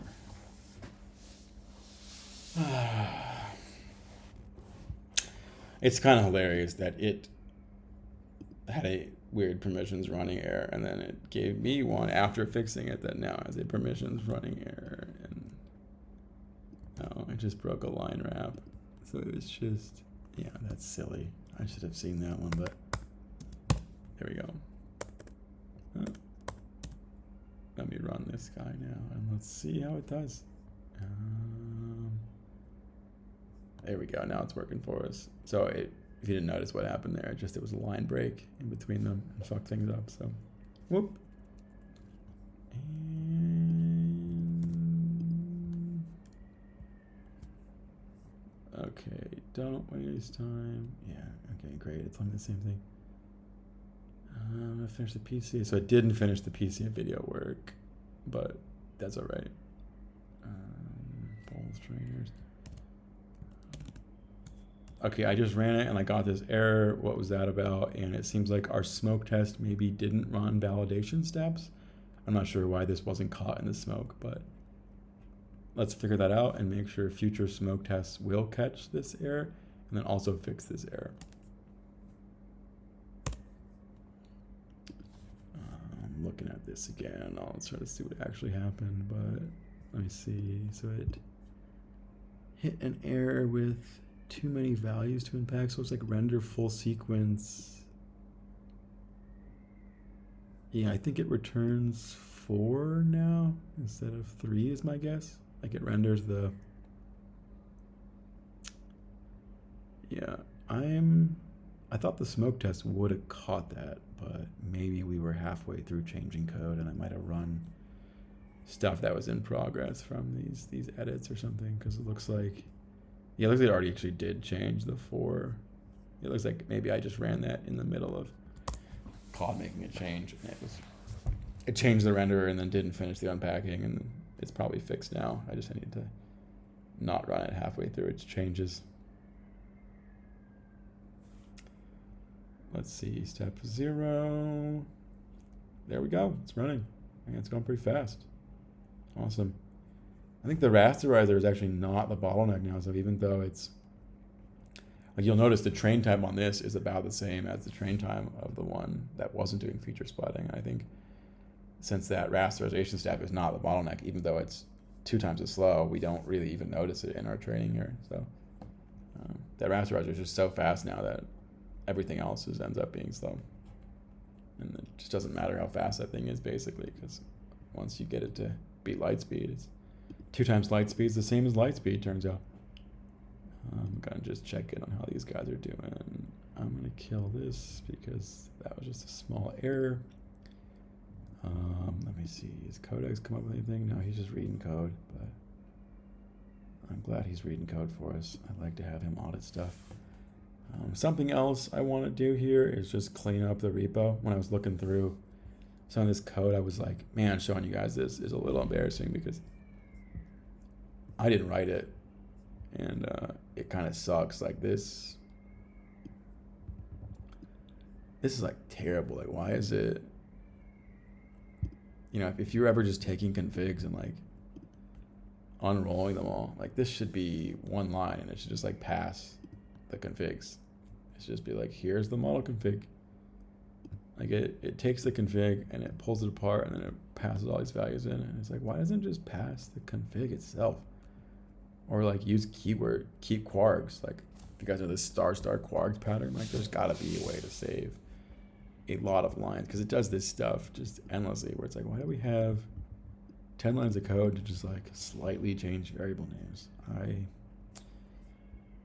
Back in my days when I wrote code by myself, like everybody used to do, hated that sort of thing and would try to keep my types and my patterns so damn clean. Let's see, this guy looks like it just ran, so we can pop it up and see what results we got and see how our baseline looks. And let's see, what do we get? What do we get? What do we get? There we go. Looks like the loss goes down steadily, which is a good sign, no issues. It doesn't do the steep kind of drop thing like the old one did, which means it's probably learning slower, which is interesting. And yeah, let's see what is going on with our debugger. So at step 0, we've got this, and then it looks like it kind of works, so that's a good sign. I think we see, yeah, I mean, it's training. I think it's training worse, is what I'm kind of surprised about. Let me see, I think this was the last baseline. Yeah, this is 200 steps. These are both 200 steps, and this one ends at 0.07, and this one ends at 0.07, so they end about the same, but it does go down slower. And so, yeah, I can see,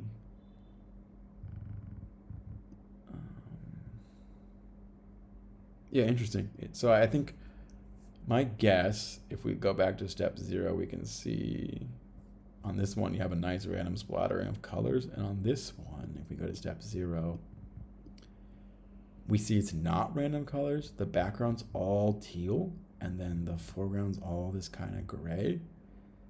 And so so if we look at this one, the feature PCA, this is the feature thing I was talking about, where it's, well, what are the features of the image? And so we have these really cool features that are rich. And this is at the end step, and so we can see like it does kind of some sort of dog shape in the middle, some sort of sky feature, some sort of building feature. But if we look at the first step, I think what happens is we have a strong initialization of randomness of the feature space. However, by the time it makes it to color space, all of the randomness is gone. And so I think this is why it slows down in the beginning, because it basically, that thing I told you I fixed, where I took a benchmark and I was like, make sure our initialization has a bunch of random color that's well spread out on the first step, is gone now, because it gets a bunch of random features, but it does not get a bunch of random color. And so I think that's probably why it struggles to learn, if I had to guess. Let me see by step.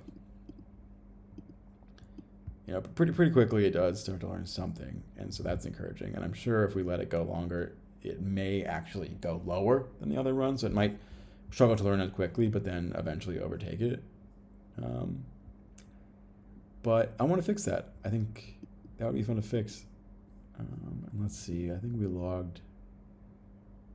maybe logged a PCA video. I want to check if that's in here or not. GT video. Okay, let's tell Claude. Hey Claude, we ran the baseline and it works. There is 2 things that we're kind of worried about, and the first thing is it looks like the initialization at step 0 of the frames for features is quite rich and has large variance. However, the initialization of color on the first frame is poor, and all of the colors are spread to gray. And so we already have benchmarks for measuring initialization, and the initialization it measures via splats and sees what's the initialized splat range. I think we need to do something similar where we measure not just the variance in features, but the variance in the color output on the MLP from the features. And so it looks like the MLP basically just squashes everything to gray or teal background, which kind of sucks. And so I think that we need to dig into the math of the MLP and see, first we want to write a benchmark that'll give us metrics. So look at our old benchmarks around having high variance of colors on initialization, and then adapt that so that it works on the feature code. So we don't just check the initialization of features being random, but we check the variance of colors after the MLP is applied being random. So we can start to benchmark this in a tight loop, and then also propose 3 hypotheses on what did and didn't work there. So why did the MLP crush everything to gray, and some hypotheses on, is there a better way to initialize the MLP so that it doesn't basically flatten the colors? Because the input to the MLP is nice, but its output ends up flattening everything. I think it kind of makes sense everything would go to gray, because you're taking like this really noisy 11 vector thing and putting it down to 3. And so the default for something like that is probably not randomness, but it's probably like an averaging. And so, yeah, we'll have to take a look at that color MLP and see what it is. So I just talked a bunch to Claude, and we're going to dump that text in. So it kind of knows what to do. And it's cool that I talked about the initialization and the benchmarks for it, and it happened to be an issue with initialization on the feature stuff. So we're going to give it that to think. It's going to take a while. And while that's running, let's see what Codex did. Feature dim is ignored by the free Gaussian bank variance. Always applies.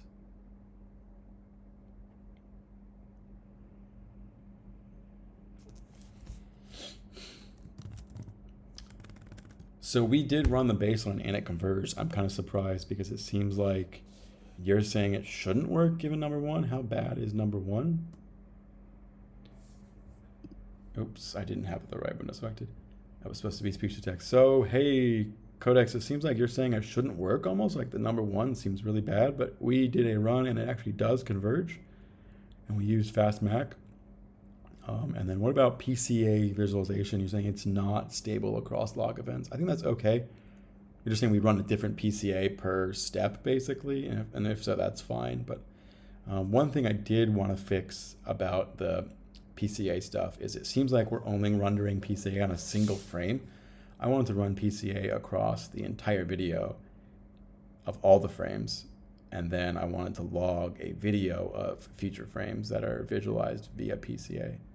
So can we kick off two agents, and then the first agent should explain a bit more about what exactly is wrong with all of these different things you're describing, because it did converge, it did render PCA frames that look decent. So maybe if there are some flaws, they're not catastrophic. The one thing I did notice is that at step 0, the initialization of the color was not random. The features were random, but the color all squashes to gray. So maybe that has something to do with number 3, which is the X to X sigmoid, if sigmoid is crushing things to gray. And yeah, please use 2 sub agents, and one of them should go ahead and implement the full video PCA, and the other one should give us a more comprehensive description of all the bugs you found that addresses pseudocode that shows the issue and suggests what the fix should be, and then follows up with some TLDR human style about like, are these actually destroying it? Are they making training not work at all? Are they making initialization poor so that it learns slower, et cetera, et cetera? What's the scale impact of these as well? Yeah, so that's just, I'm gonna go ahead and dump that in. I feel like I need some sort of thing that pops up a little more obvious so you guys know when I'm doing text to speech, instead of, it probably sounds like I'm talking to the audience, but I'm just like hammering Claude with some sort of long monologue. But I can summarize a bit of what I was thinking there. Sometimes the problem is if you ask the agents to just find bugs, they will always find bugs. Like there's this thing where when you tell them something, they assume it's true. And so like they'll be like, oh, there's bugs, I gotta find them, and it'll find like mundane stuff that doesn't matter, or stuff that's just like over engineering. And so I kind of like to just be a little careful instead of just saying fix all this stuff. Like we ran it, it worked, so it's whatever bug it was is not catastrophic. We did notice it trained slower, we did notice the feature stuff, and so just reporting back, here's what actually happened, how bad is that, and kind of what to do. And at the same time, what I also asked it was, I want this guy to be a video, because I just want to see that play as a video because it'd be cool. And then let's go ahead and check in with Claude. So it looks like it's building Anish diagnostics for us. So let me start with number 1, and we've got a post colorize Anish diagnostics. I'm gonna go ahead and tell it some updates. Can you make sure you're not breaking the other initialization diagnostics and you're just adding more optionality, and that we can still run the other initialized diagnostics, because we would like to compare the initialization of the feature splats to colors and with the old baseline that has no feature splatting, so we can make sure it's fair. I just, again, it's doing this thing where like, I think it's breaking other people's code and changing it. I'm not sure, but I just want to make sure it knows to behave, basically. Like, hey, don't, these things can run amok, you know, they're eager to do work more than they are to like have taste and to be well behaved and to like maintain a code base. And so it's like, don't, Claude 4.7 especially is just like, we're gonna go to full face mode so I can complain about Claude 4.7. Claude 4.7, this is my theory. They trained it on Mythos distill, so they had this Mythos launch, and they're like, Mythos is the most strongest model ever, but we can't release it. And then Claude 4.7 came out, and my thought is they would have distilled that into Claude 4.7. And so I think Claude 4.7 is like really eager to do the things it thinks it can do. It's like it has a half a Mythos brain. And so it's like, I am this giant model that can do anything. But then it's like, only like 20% of that model, and so it'll just be like, I can do everything and fix things perfect, like I am a god, but it's really not quite there, and so it'll just churn and like write lots of code. And it's a shame because the Claude models were very user friendly before, and you could give them a shit prompt and they would just like behave, and they could even refactor your code base well. And now they're just like, this 4.7 model is this monstrosity that has like an undying urge to like write as many tokens as it can and pretend it's solving things as aggressively as it can, and thinks it can solve everything, and it just like kind of can. And so anyway, we'll go back to programming, but this model kills me. It's the first fuck up from Claude around personality, and their lab kind of nails personality. And so now I'm just using Codex like all the time, and I'm like, why did you fuck this up, Claude? But they'll be back. We'll have the real Mythos distilled properly. They'll have some more time, and they'll get things right, and it's gonna be fucking awesome. So it's just a small misstep. It's a weird Frankenstein model, and you can feel it, and you've got to keep it on the rails, and you got to hit it with a little stick every once in a while and be like, don't cause a disaster. And I'll do a session next time, probably that's just refactoring this code base. I'm gonna like go read the code and the code quality and be like, why do we have an implicit file with 2 different spellings and just missing an I in one? Why is there all of these quarks, just try to drop the size of the code base in half or a third, basically, because I know Claude's been making a disaster of it. But for now, we're just going to move forward and get stuff done. And so let's take a look at this chart that came out, and it's F3 baseline, F2 color. So here's our comparison around initialization, and we can see basically exactly what I thought was happening is happening. It looks like,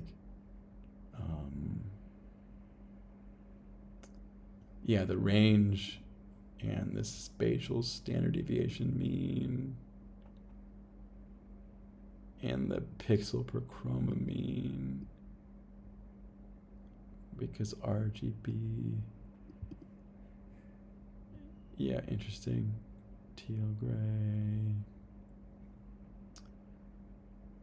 I think the range being a big issue. That makes a lot of sense. If the range is just small, it's just going to struggle to learn early. Dominates. Splash punch or variance colors,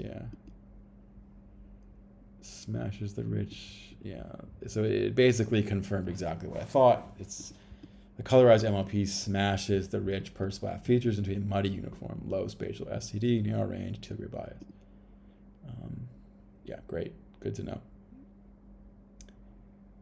And do you have an idea of how you can fix this? I think the MLP, when organically initialized to collapse from 32 to 3, just has this default kind of mean-like behavior, it seems. Is there a way that we could change the initialization or use a different architecture even? I'm not sure if we want a more complex architecture or something that's too biased, because we will eventually train this bias out, and we know it does get trained out rather quickly, but I think it's a bit of a warning sign that we're crushing all of our carefully curated initialization here. And so I write that there because it's like, we don't want to go too far because it does just work. And so it's worth just like, the fact it does converge, like it still gets to about the same loss. It just has this slower decline. And like, eventually when I train this model on many, many samples, if the first 20 steps are a little slower and the next 200 are what really matter for like how much we get out of it, it's convergence. You can have a race car that goes really fast and then plateaus, and we want a nice smooth curve for the whole time. So I think I don't want to over obsess on like, is the initialization perfect? Can it learn everything instantly?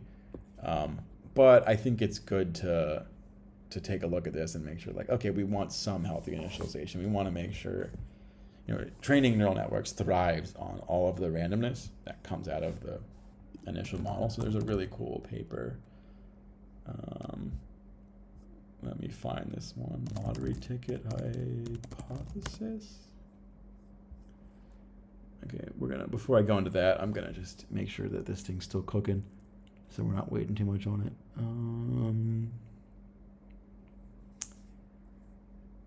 32 independent random camming weights, some per one chance to cancel. Yeah, central limit theorem. That's exactly what I was thinking. It's take a bunch of random stuff and add it. What do you get? You get a Gaussian central limit theorem. Your high school statistics teacher probably loved talking about this and probably very poorly understood the theory of it. But yeah, it just shows up all the fucking time in high dimensions, where it's like, we got a bunch of Gaussians. If we add them all together, they come and do a big Gaussian, turns out. So the camming init, camming is like a standard initialization for these things. And so sigmoid cycle 1.5, blah, blah, blah, blah, blah. Somewhere essential limit is a Gaussian, is blah, blah, blah. So they wash. Camming preserves variance only when input already has. Camming initiation preserves variance when input already has unit-ish variance per channel for our raster output. Input variance is small, so output stays small. So it recommends doing init orthogonal, weight gain, blah, blah, blah. Initialize as 3 orthogonal rows scaled by gain.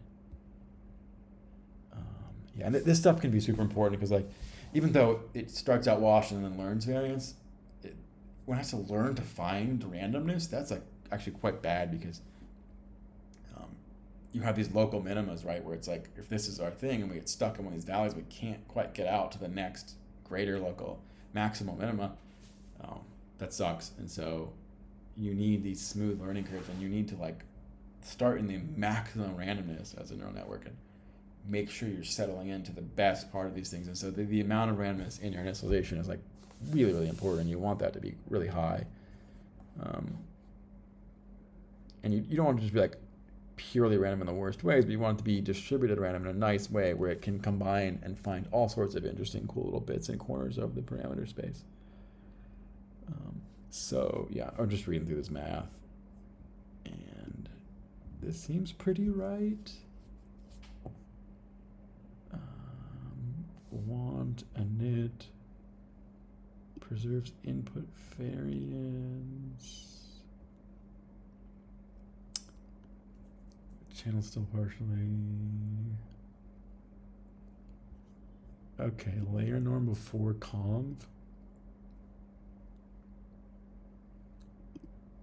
Hidden MLP, hidden layer MLP with a Galu. Yeah, this is pretty interesting as well. I think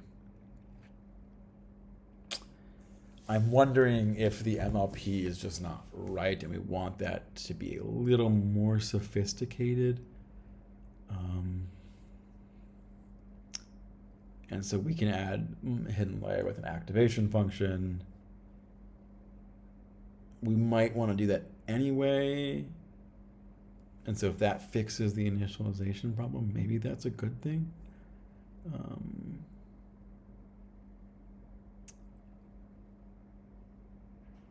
Yeah, I want to ask it a few questions basically. And so I have a few follow-up questions. Question one is there combinations of these things that make sense? Like if we add hidden layer MLP with Galu, do we still want to use the orthogonal initialization? Also, if we think about the upstream initialization, I think we tuned some of that for the RGB color. Do we want to actually maybe tune upstream initialization so that the downstream consumes it better, or is this going to squash regardless?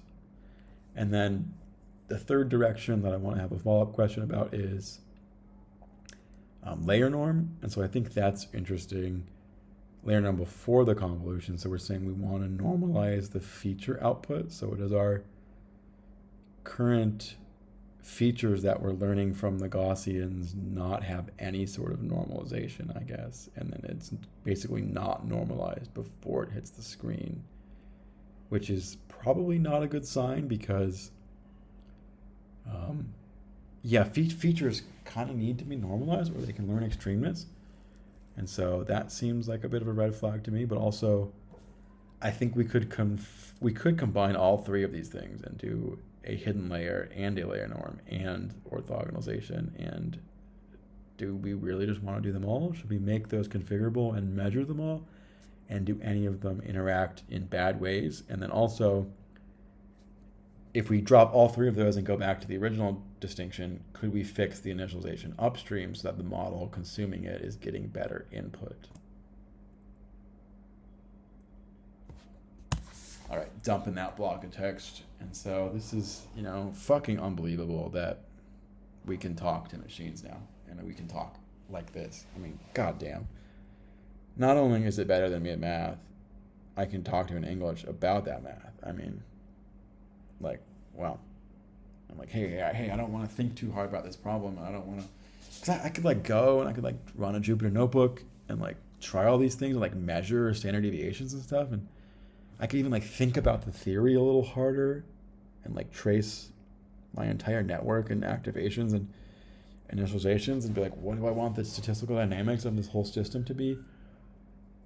Or I can just like fucking ask the LLM now and be like, good start, what's next, basically. Like, this is, I just reflected back to it everything it told me. I didn't even do anything. Now it's doing the work for me, goddamn.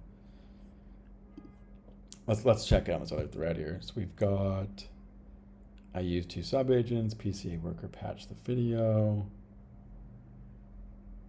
Validation PCA video fails loudly if it did not collect every video frame. Both implicit no camera stacks. No, okay, great. So we have PCA working.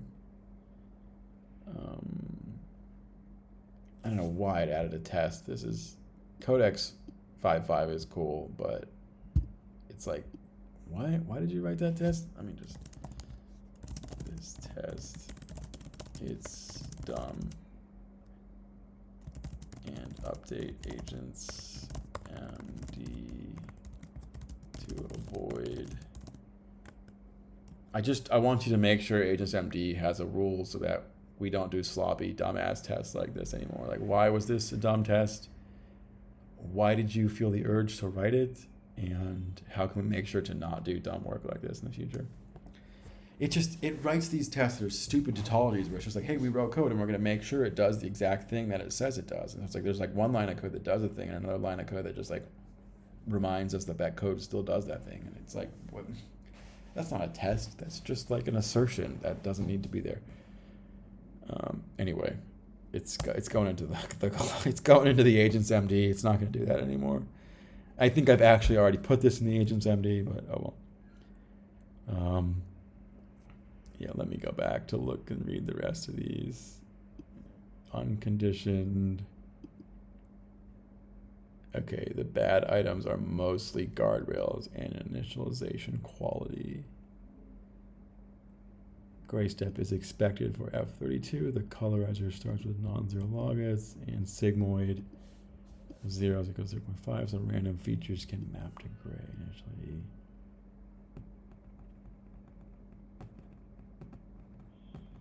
So it sounds like all the stuff it found wasn't super bad, basically. And it was just,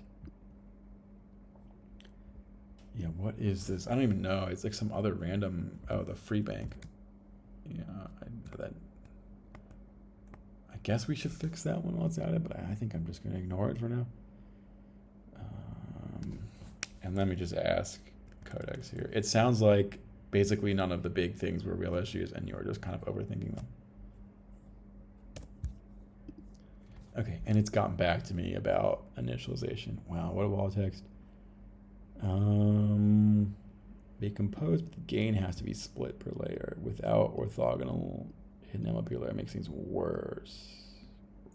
Huh, I'm surprised an activation function would, and is Gelu splitted Gelu? Let me make sure. Gaussian error linear unit, okay. Which looks like what? What is the Gelu shape? Yeah, this thing. I thought that would add enough irregularity to just make it not collapse, but interesting. Yeah, it's, I mean, unbelievable. It's just working out chains of statistical distributions for us. Like, the math might be wrong, you know, because it's doing math in its weights and not hitting a tool, but like it's close enough that it can kind of sketch those estimates in its head. You know, I mean, this is what I'm trying to do in my head right now, and it's doing better than me. So let's see.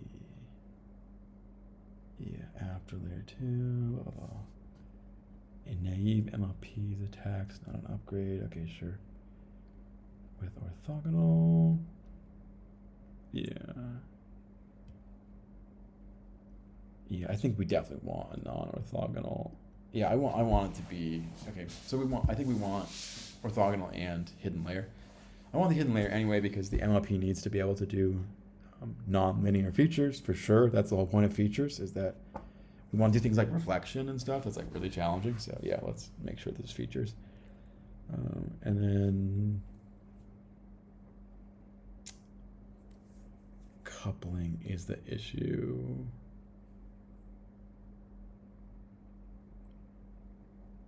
So let's see. Detune for the F3 sigmoid.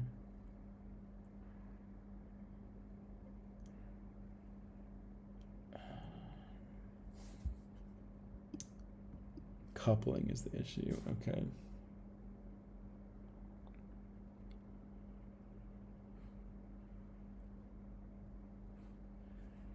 So, yeah, I'm wondering if we want a sigmoid in this case still. I think we used the sigmoid before and it was well behaved, but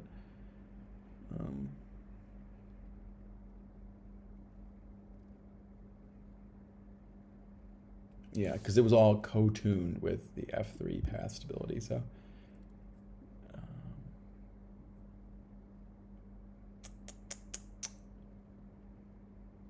yeah. And yes, yeah, unnormalized features are yellow flag. That felt pretty obvious. I think that we need norms if there's features for sure, especially 32 parameters. Like that's a way. Basically, if you have a feature vector, you can just smuggle stuff in, and like the more you don't normalize that, the more smuggling you're letting. So it's like we want it to be a feature, not a smuggling vector.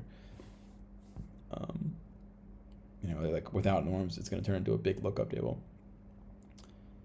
Normalized, yeah.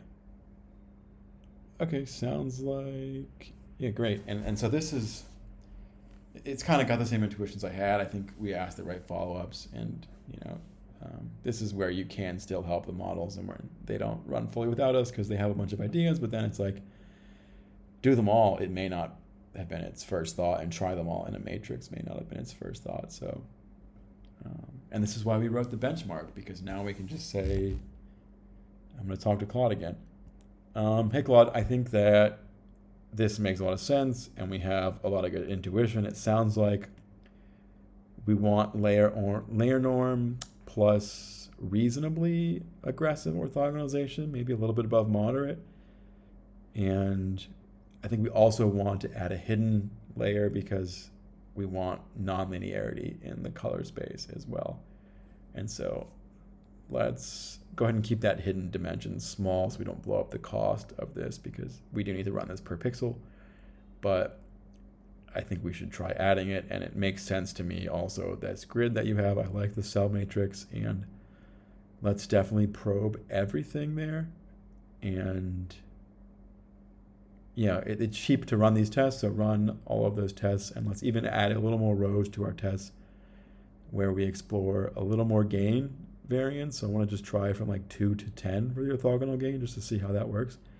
And then try a couple different amounts of hidden dimensions actually. And we want to also, I think there's a missing thing that should be hidden, orthogonal, and LayerNorm. I don't know if we have that in the list.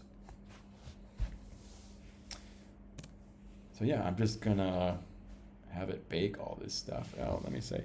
Also, you said it should take an hour of wall clock time, but that doesn't seem right because each test should be random initialization and then a single pass. That's like 80 milliseconds. So it shouldn't take more than like a couple seconds to run the whole matrix. If it's taking too long, you did something wrong. I just want to make sure it runs it fast. I'm like, what? It's gonna take an hour to run all that? That's not. Yeah, 3 minutes of wall clock each. Like, what are they? It might be trying to run a whole training run, but like, the idea of the benchmark is like run some math, no training steps. It's just like, what does the initialization look like? So hopefully it gets that now. I gave it my 2 cents. Let's see, the real situation is, I'll come back to Codex now and we'll see what it's doing while Claude is spinning.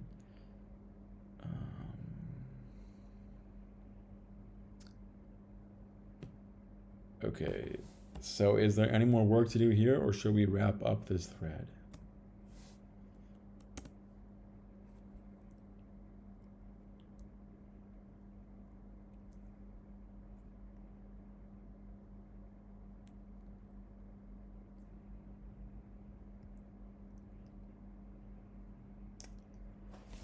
Optional feature I do before moving on, add a config guard.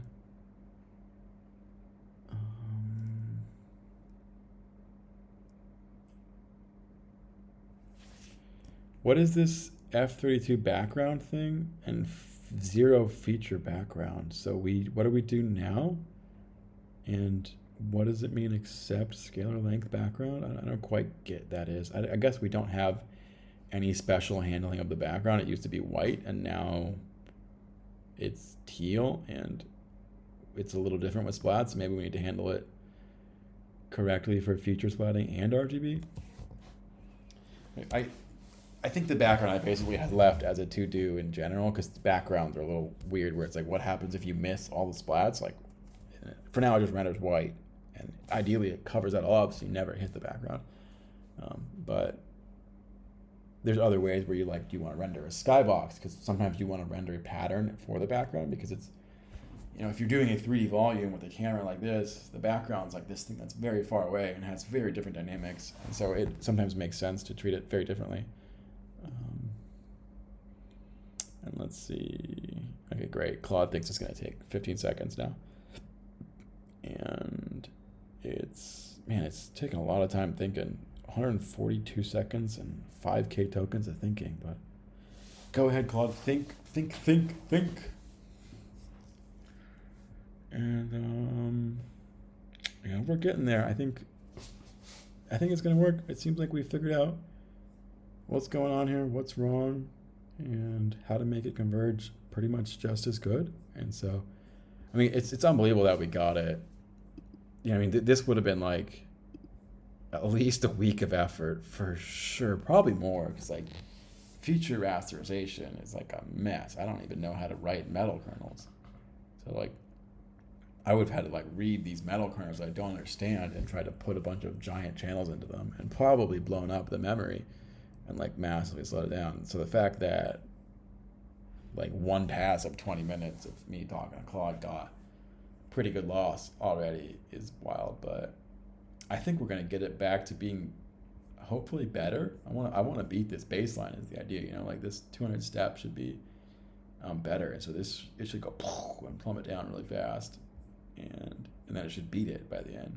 And I think that's realistic, because it has smoothness to the arc, which means it's probably a little more stable. And it kind of works, especially considering how bad this collapse is. If we look at, this is a healthy initialization, this is an unhealthy initialization, and this is what our model has to deal with. And so no wonder it's blurry at the end. It's got no gradients, it's got no randomness, it's just struggling its way from teal back to whatever it thinks the world looks like. I think this is probably what babies are born, looking at the world like. It's a bunch of features that it can't sort out. And this is what a grandpa has to see. And it's you're doing a reverse Benjamin Button instead of growing up. This poor neural network has been stuffed with a dementia-rattled brain from day one of its life. And I think we can undementia rattle its brain. Let's see how it's doing here. It looks like, I don't know what this is even. Why is it editing? Colorize. Oh, it's changing our MLP now. So this colorize is the feature to color network. And you can see before we did this shape here. So it's,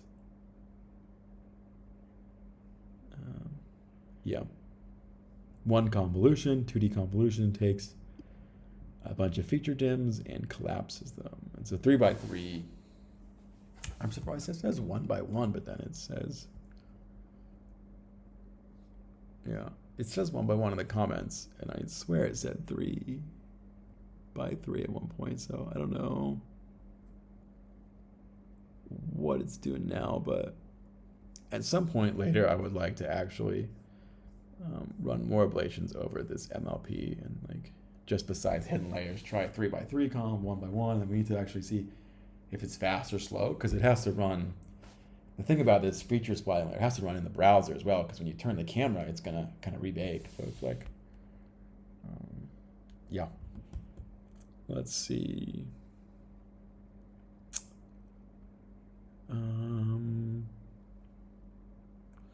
Default camming, and so it's done with the table, and we're just gonna read through it now. And like, see. Yeah, this is unbelievable. I love reading this type of stuff, and I can't believe, like, this would be, if you wanted this before in your life, you would be like, let me go talk to your intern, and he'll go for like a month and come back with like a nice chart and be like, okay, I think I found out a bunch of stuff about initializing MLPs for feature to color splatting, and like, here you go, boss. And like, now it's just one go with your Claude. Let's see. Clean winner is LayerNorm, and a gain of 3 is what Claude thinks is the winner. And the winner with hidden, I was actually bolded the rows for me too, which is nice. So the range is very low.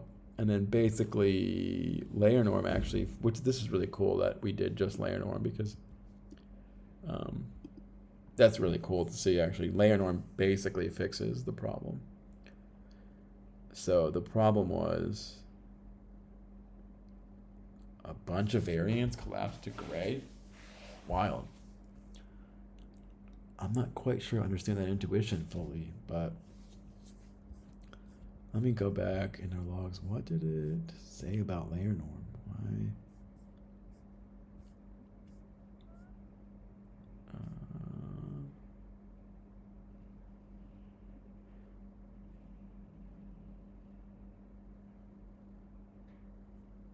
Yeah, LayerNorm and head gain. Oh, these are bad interaction gains. My recommendations. Yeah, this. I gotta ask this thing, like, why in theory does LayerNorm by itself restore range?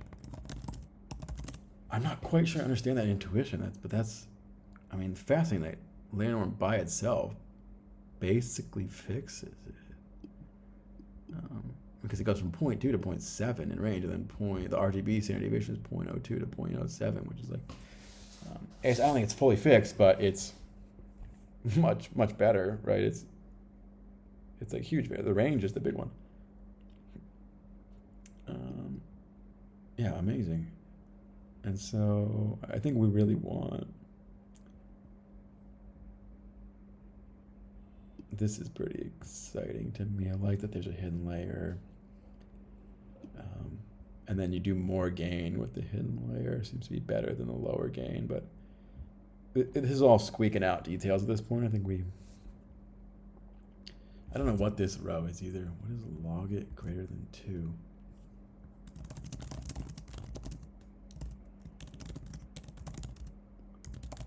I'm gonna ask it now. Okay, I see we have pretty good results. Seems like LayerNorm does a lot of it basically, which is great.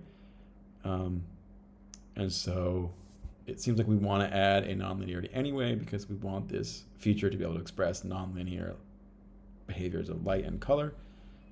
So let's go ahead and figure out a combination that makes the most sense here. And do we need to add orthogonality, or is LayerNorm enough to just stick with k-ming, and would orthogonality help in this case? And also give me a little bit of theory about when to use k-ming versus orthogonality in general in neural networks, so I can think better about those decisions going forward.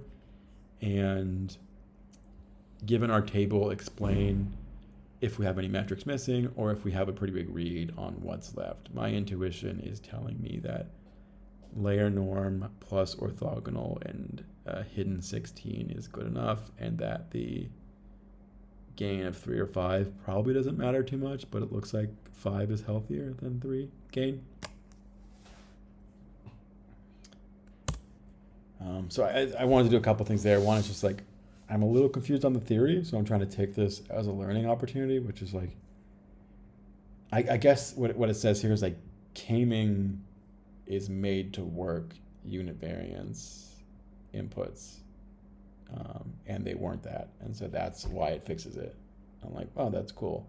I need to read more about K-ming initialization and why it works so well. But it's variance. Okay, so variance is equal to 1 divided by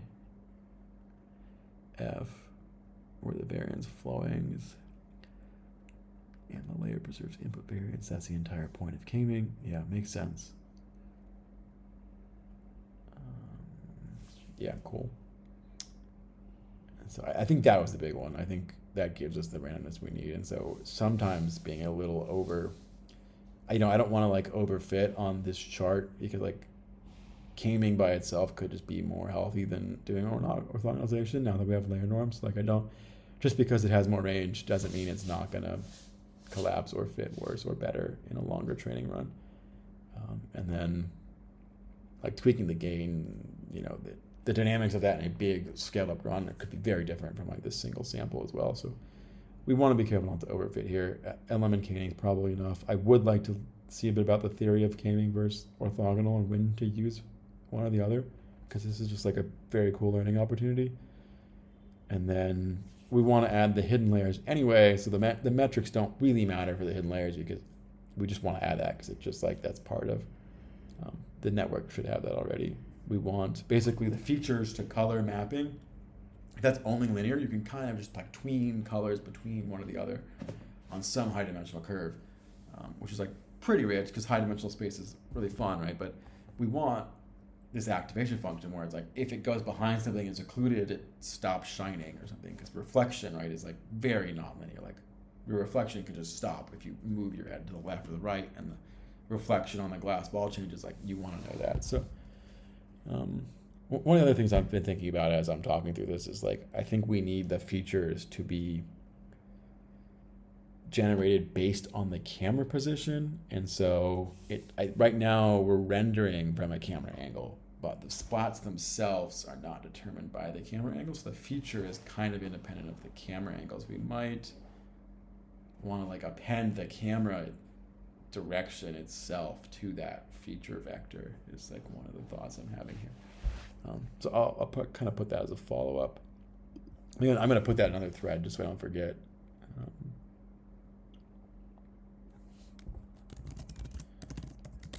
And I'm going to say, let's use one agent to do the simple, obvious cleanup that won't break things, and let's use a second Codex agent to explore another topic. And so something I'm thinking about here is we really want the feature to color mapping to be determined by the camera position, so that we can handle reflection and reflection, which is determined not by only the object, but by the direction of the camera as well. And so I see two ways to do this. One would be to actually generate the splats based on the camera angle, but that feels a little less rich because it is quite nice to be able to emit fixed splats for every camera angle, and that's a stronger 3D inductive bias to not have it cheat from overfitting to single views. But we could also do it as adding the camera. Basically, we could append the camera direction to the feature channels, and so the MLP gets the features and the camera direction when it decodes to space.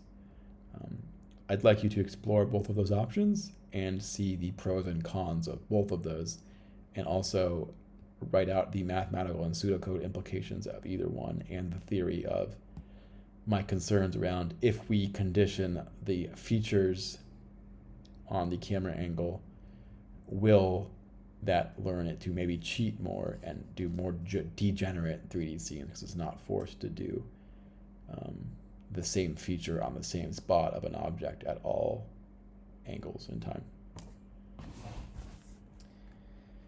So that's just some theory. I don't know how much that makes sense to you guys right now watching the stream, but one of the big issue with splats is if you do all this overfitting from one angle, when you turn the camera, it just like makes a flat wall, and you look behind it, it's like cheating, and it's like not learning a 3D ball. It's learning like a square that like pretends to be a ball, or all sorts of bad things like those weird kind of jaggedly long, thin, opaque splats I showed earlier and stuff like that. So I think the concern here is we want the color to be based on where the camera is, because if you're doing reflection, basically if your eye hits an object and bounces off of it, that light from the sun to the object to your eye, those kind of ray tracing paths, when you move your eye, it's going to bounce off of an object at a different angle. And so if I'm here and it hits the sun, it gets a white glare. If I'm here and it hits the wall, it gets like a white.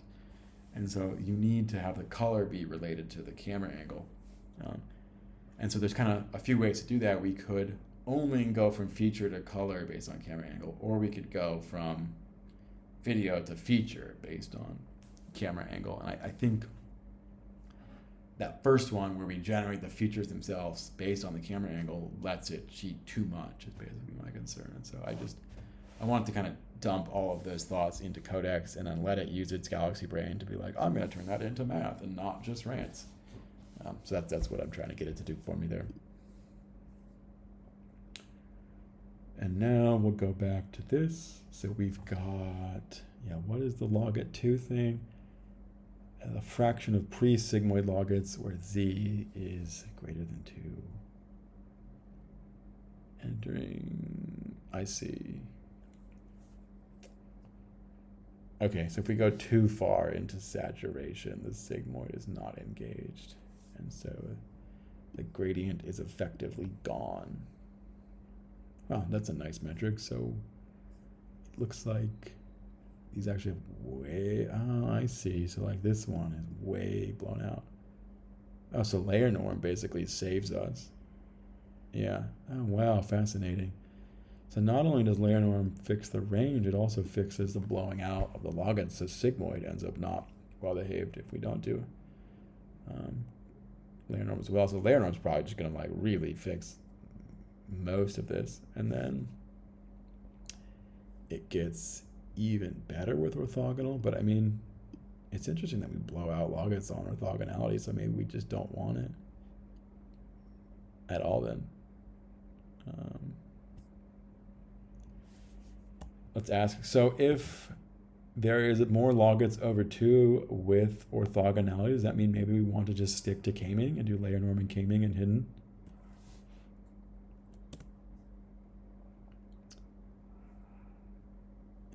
Yeah, center of the healthy band. Underuses sigmoid's nonlinearity. Interesting. So I guess it does actually want a bit of this sigmoid pushed out and not none of it. Meaningfully better. Yeah. It seems to think, the healthy band of that is somewhere like this. And then if we look at this one, yeah, I'm a little worried about the cost of the hidden layer as I look at this, because 32 by, I'm going to write this out.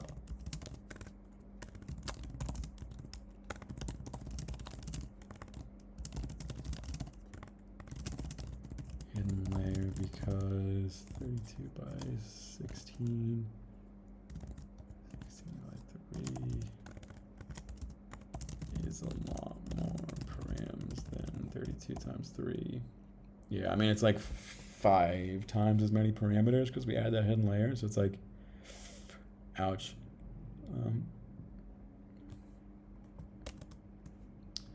This needs to run once per pixel, and it needs to run really fast in the browser, and so I think the 32 by 3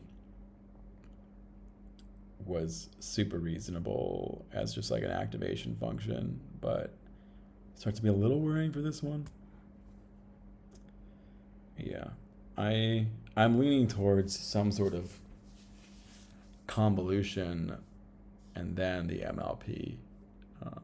So let me type that out too.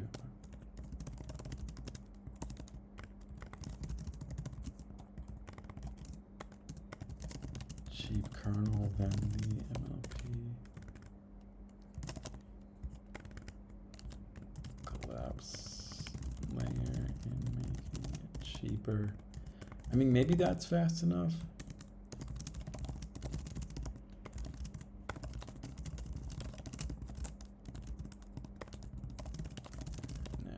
Yeah, maybe I'm just worrying too much about the speed of that because it's.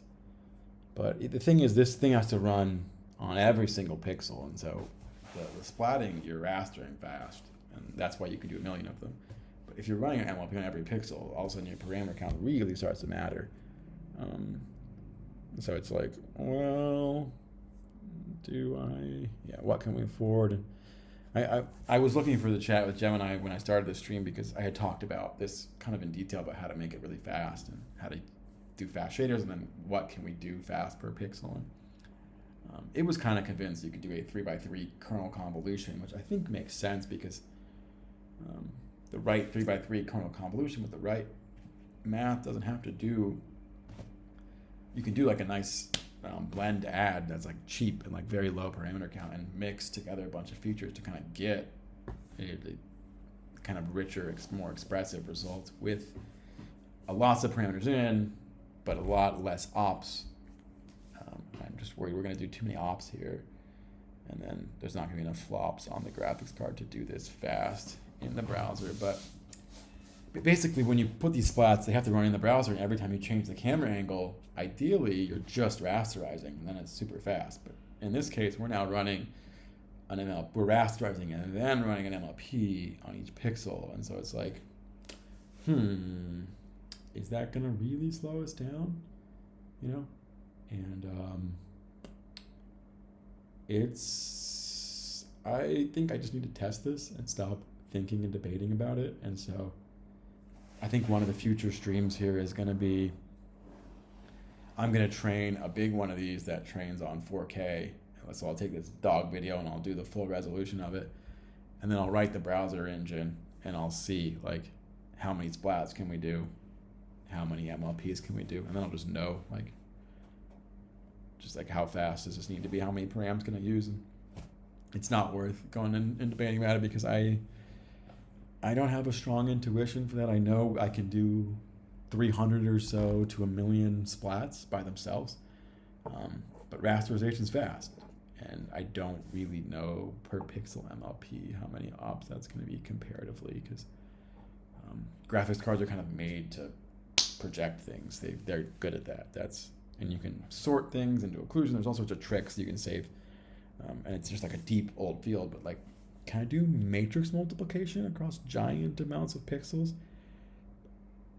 Probably. Computers are pretty fast at that stuff, but there's definitely a limit because, like, if you try to run a big diffusion model, you can't run it in your browser, you know? And that's kind of what the matrix multiply starts to be. So it's like, yeah, luckily it's per pixel and it's not a batch of pixels. And Gemini thought we could even do a 3x3 9-pixel grid. So like, yeah, but I want it to be fast at 4K, like instant, because that's the whole point of this thing is you can render it fast in the browser. And like, the world moved to Gaussian splats because you can move the camera around really fast. Anyway, let's check back in with our Codex friend, see what he had to say. He implemented the background cleanup, good for him. The better next experiment is fix splats and features plus a view conditioned colorizer. Wow, it didn't write like anything. It says, I guess it kind of just agrees with me, but it does it in like a short little snippy bit. And it's like, fixed geometry, but the specular and reflection bias is, yeah. I'm going to go and ask it. Would this be hard for you to do as something that is an optional configuration? So we could make a toggle where the view direction is appended. And are we going to append a different view direction for each RGB based on the ray that's being cast, or just append one center ray direction for the camera? I feel like would be nice to make all of those options configurable. So no ray conditioning on the MLP, single ray conditioning for the camera, and ray per pixel conditioning. So yeah, I'm asking it to do the simple version that we talked about, which is like, we have a feature for each pixel, has like a 32 dimensional thing, and that turns into a color. We want to take our camera and put it on top, and now 32 dimensional feature plus the camera is projected down to the color. And so there's 3 versions. One is just feature, no camera. One is feature and camera, and so it's just the ray of the center of our camera. Where is the camera and where is it pointing? And then the third option is array for every single pixel. So it's like, and those all, you can imagine a camera shoots like a box of rays that kind of goes out like this, and it's like, and so I can pull that up. These are cool pictures, and plucker ray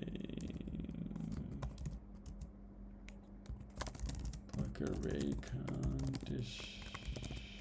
Oh my god, I'm getting tired. Plucker ray conditioning. Probably have a cool picture of the thing I'm trying to talk about. No, somebody's got to have a good picture of this. Yeah, there's a good box. Like, yeah, here we go. So those are all the rays. So you can have your one camera in the middle. You can have each ray for each cell, and they look like that. And it goes, kind of shoots out, and so you have a giant box of rays if you do it right.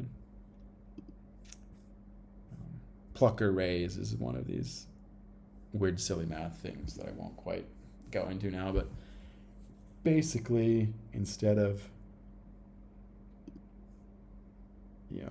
they're a nicer representation. We could do plucker. Here we go. Plucker ray conditioning. There's like a nice Wikipedia. It's a bunch of complicated math, but how do you represent a line in space or array? And there's a projective higher dimensional space that is nice to do these, that is smooth and differentiates well and works well with machine learning. That's all that plucker ray is. So it's the same thing as the ray, it's just represented numerically differently in its object notation because it's easier to learn on. And so the new thing in the field is, instead of using a point and a normal vector, you use a plucker ray. One of the many things on my mind of what to add or how to do it. So let's go back to Claude now before we go ranting too much more about random computer vision topics. Let's see. LM camming G2. So these are the no hidden options and how those works. And the matrix shows hidden and camming is also poorly engaged. Basically not engaged. The log it greater than 4 is the actual saturation. Okay, this is saturation concern. So they added 2 columns now for the real concern and the no concern. And it's, a little worried about some of the higher gain stuff that has a decent amount of log it greater than 4 where it's fully saturated. And here's the cost. I'm just starting to look at this, and it's like, 5 times slower across that many pixels. You have 50 million pixels per second. How do we do 60 million pixels per second? 150 G-flops. The hidden version costs 7 to 34% of total compute. So starts to eat into our budget. But interestingly, can't fit. So probably we'll do something. But I'm going to leave that as follow-up. So basically, it did some math for us, and it says 7 to 34% on a phone, which that's not bad. It's a third of it, and we only need 1/3 for raster, 1/3 for that. Then we're good. That's fast.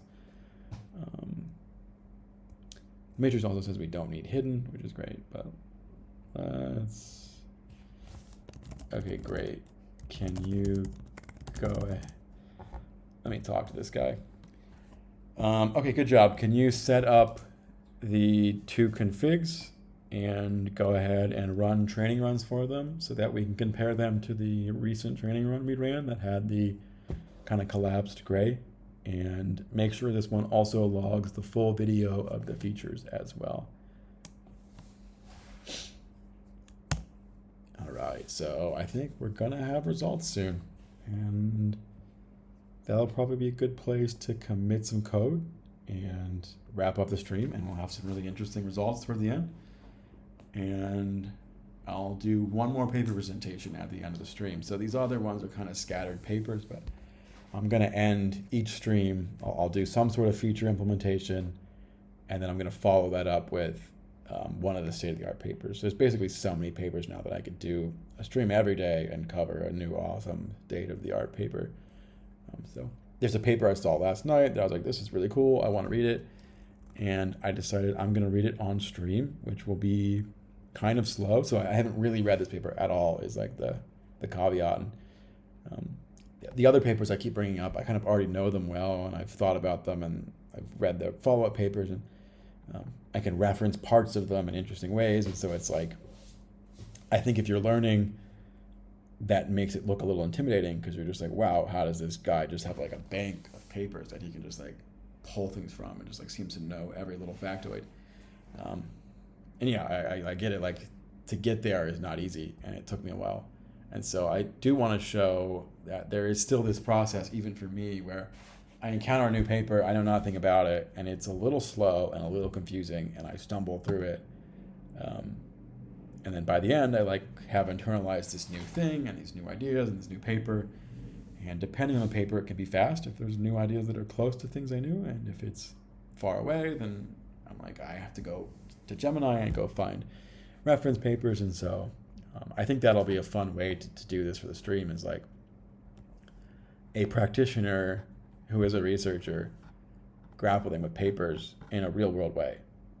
Most streams, you're going to see somebody who's like, I've sat down, read this paper, wrote a script, and now I'm going to write an awesome YouTube video so you can like learn this paper in 30 seconds or whatever. And this is not going to be learn this paper in 30 seconds. This is going to be you seeing me, how do I sit down and struggle with a paper like a real fucking human. And so hopefully it'll give you a better idea of how to do your own struggling with papers. Like, what does that look like?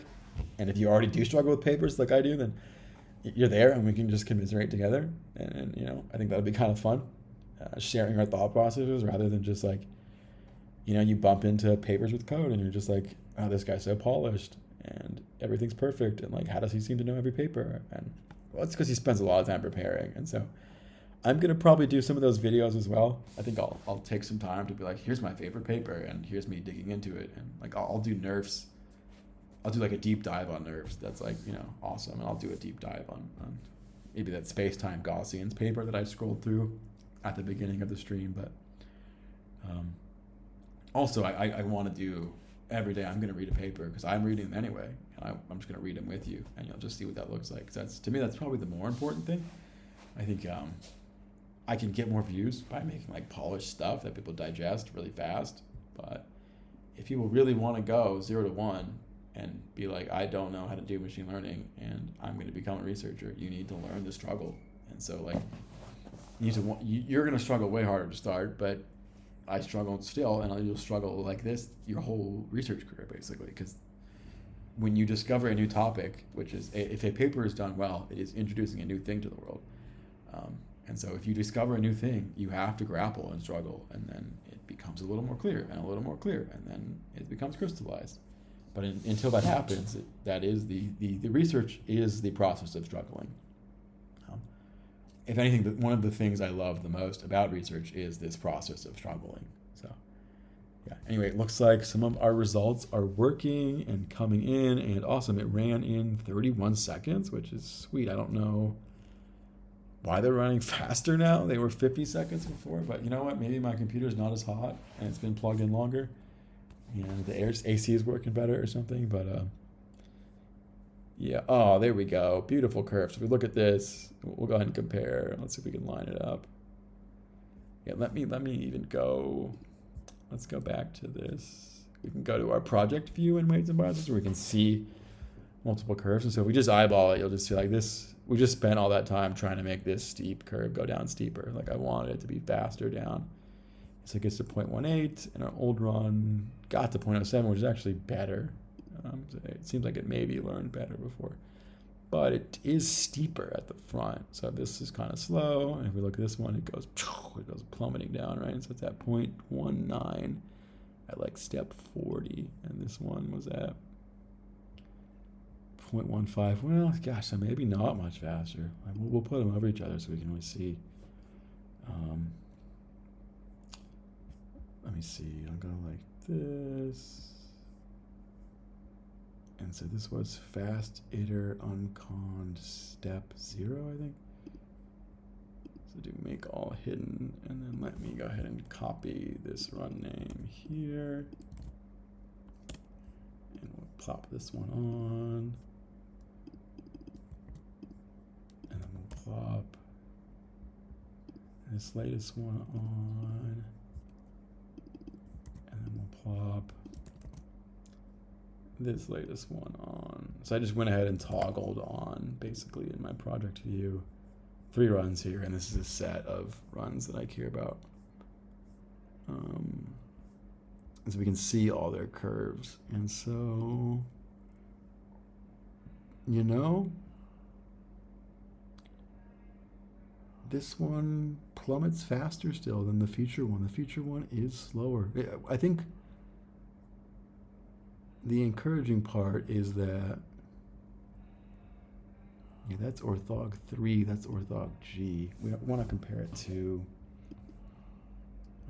unconned feature 32, which I don't think we have now. I think we need to do this one as well. That one. So here's our original, which ends about the same. Interesting way. It's, yeah, I mean, it seems to, it has a lower loss, and the non-feature splatting actually goes about the same. So they're almost, the original run with the features that didn't have the better initialization looks like it has the lowest loss at the end. And what's surprising is the loss starts lower, I guess, because it's kind of gray, and then stays more that way. Whereas these ones, this one wins, so K-mean goes better than orthogonal G. And neither one plummets fastly. I'm realizing as well, the way that this one really goes down fast is because it actually started higher, so it's kind of unfair, where the feature ones have a lower loss to start. So if we're comparing the rate of descent, it's actually not quite fair. And then let's go ahead and look at samples, because loss curves can be very deceiving, to be honest. So this is our old initialization sample. This was, yeah, faster splats, 200. And so if you remember, it was kind of blurry, it looks okay, but this is the really fast runs on like small things that we wanted to do as our baseline. So this is what we're trying to beat with our features. And let's see how our features did. So this was the first feature run. And we want to go to this one here, and we're going to go to the middle frame. And so if we look, if we compare this picture here to this one here, I think our initial feature one actually does beat it, even with the bad initialization, which is interesting. So this one, I think just the feature splatting did help. Even though the losses are about the same, to me, this, especially the dog, is like way more coherent here compared to, let's do this, try to get the same frame. See here, the dog doesn't really come together, you know, it's like just blurrier. So it seems like the feature actually with bad initialization did even help. Yeah, the final frame is not as telling, but the middle frame here we've got, you know, he starts to get eyes and a shape. And then this is, let's go to step 0. Oh, you know what? I think we see a bit of a problem here and why the loss is not going down as much. So if we look at the loss is going down to 0.18, and so we can see all of our lines, and we're like, oh, why are these two worse? Why was our bad initialization actually winning? Turns out it may have been better in some ways. So this is fast unconditioned. This is the first feature run. This is a non-feature, and this is the baseline that we're trying to beat. And it's on step 0. This is in the end steps. And if we look at this one, we've got this is our baseline just with features. And so the random feature initialization with the bad initialization that looks like this washed out thing is worse. And if we look at this one with the so-called good initialization, so step 0 looks like this. Let's go to step 0. Step 0's got this nice,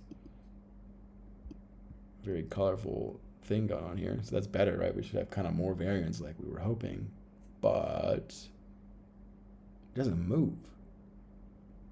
That's the bad part, right? And so if we look here, it's only doing this small inner patch.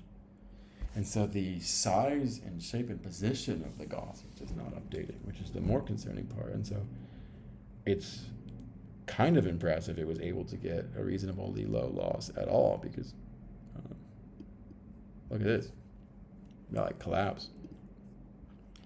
So we fixed something and we introduced a bug at the same time. So let's see. That was the orthog G. And this is the orthog G, and then this should be K-ming.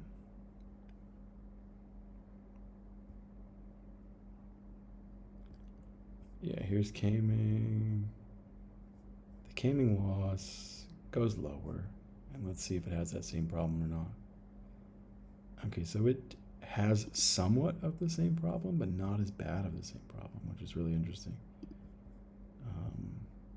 And so if we look at this, so it's got kind of the blurry edges.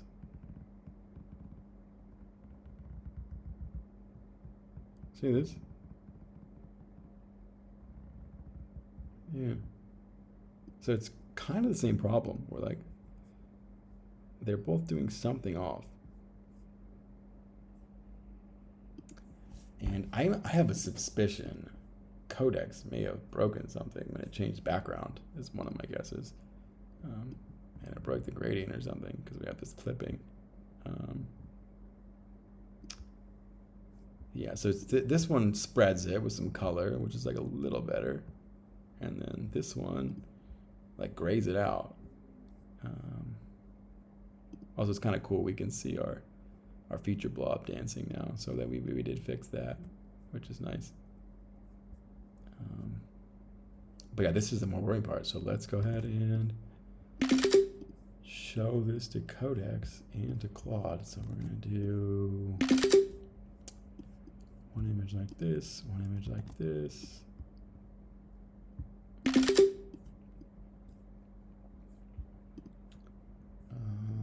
Yeah, let me dump this one into Codex as well.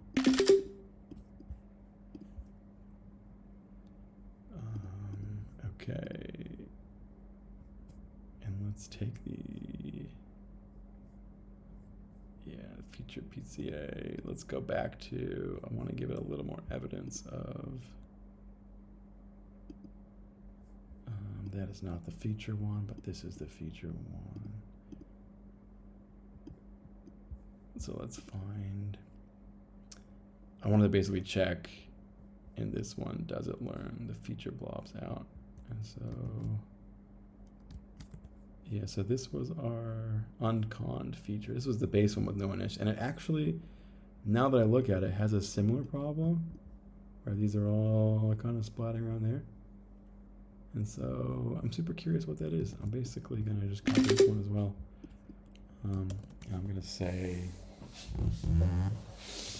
so I've noticed in our runs that we have this problem now. Once we added feature splatting, there is some amount of initialization where the XYZ positions of the splats are kind of clustered in the center.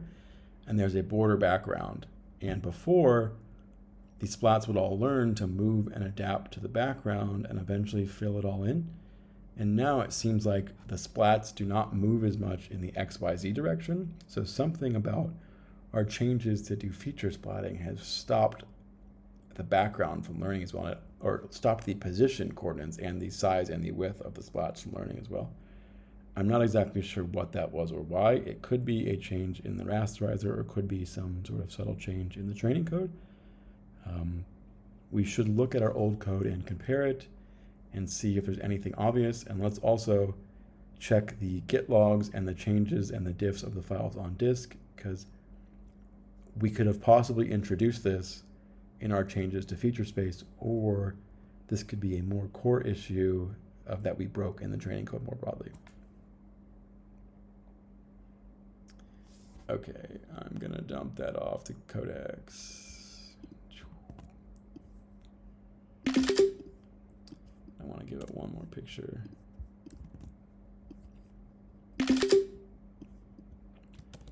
And on this one, I'm going to talk a little bit more about the difference of the k-ming, because the k-ming one, weirdly enough, is all gray in the background, and then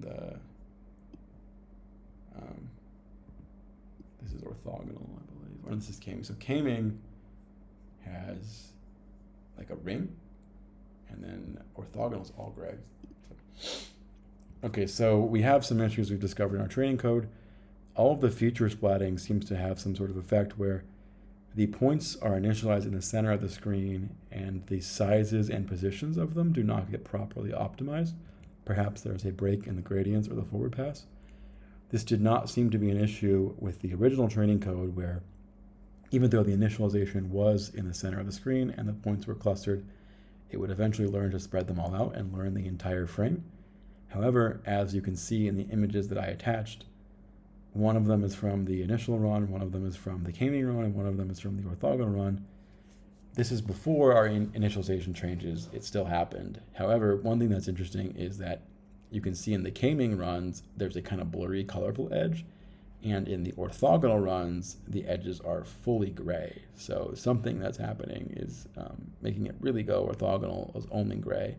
But then still there's this bigger core issue of why don't the splats move and get bigger and or larger like they used to, and why do they seem to stay stuck clustered in the middle while we're optimizing? Boom, so I'm gonna kick that off for him as well. And so I don't really know what would have caused this. And this is one of the frustrations of agentic programming, where it's like, I kicked this stuff off and I didn't read the code changes. I don't know what code changes they made. I don't know like what, because it's the baseline worked, right? So if we go back to this, let's see, which one's our fast one? This line here, this big drop. This was our baseline. And if we go to the media of our baseline, we have this. And it starts, and it's like the pixels in the middle, and the coordinates are all like this, right? And then by the later steps, it's expanded and it's not just blur in the middle. It's like, I don't know, as I'm looking at it, I'm seeing maybe it was always doing a little bit of this, because there's a little blur, but I think it gets way less of it. Like by the end, yeah, here if we look here, I mean, it's definitely rendering stuff on the edge there. Like that dog moves out of the kind of, we can look at where the box is, right? And the box is like here. So that's the initialization. And it does learn to move the splats out of the box. It's not doing great, but it does learn to move them out. And so these ones seem to learn, like all of the signal goes to color in the middle, right? And it does learn a little bit to kind of stretch and warp that box, but yeah. I'm interested. I imagine one of my guesses is that we need to tweak the learning rate, because there's a separate learning rate for coordinates and for color, and probably the feature coordinates have now become 10 times larger. The amount of parameters in the features which make the color is 10 times larger than the features for the location and the size and shape of the blobs themselves. And so I would guess it's probably a relatively simple bug that has more to do with the learning dynamics. And so probably what we're seeing is they are learning, because this is helpful to look at this video because we can see it does learn to move the blobs actually. And so it does, like in this one, it learns to move them as well. And so the blobs move around. So zero initialization, it gets tighter and smaller actually instead of larger, which sucks, but it does learn to animate them and move them, and it's not fully stuck. So I think it is learning, so it's probably not a code issue or a math issue of the forward backward render pass, but is most likely a learning dynamics issue where basically all of the grading is going to color and not to movement and position and stuff. So I'm just gonna probably mention that. I want it to think for itself actually as well, because yeah, I just wanna, let's see, what's it saying? It's cool to run tests and stuff.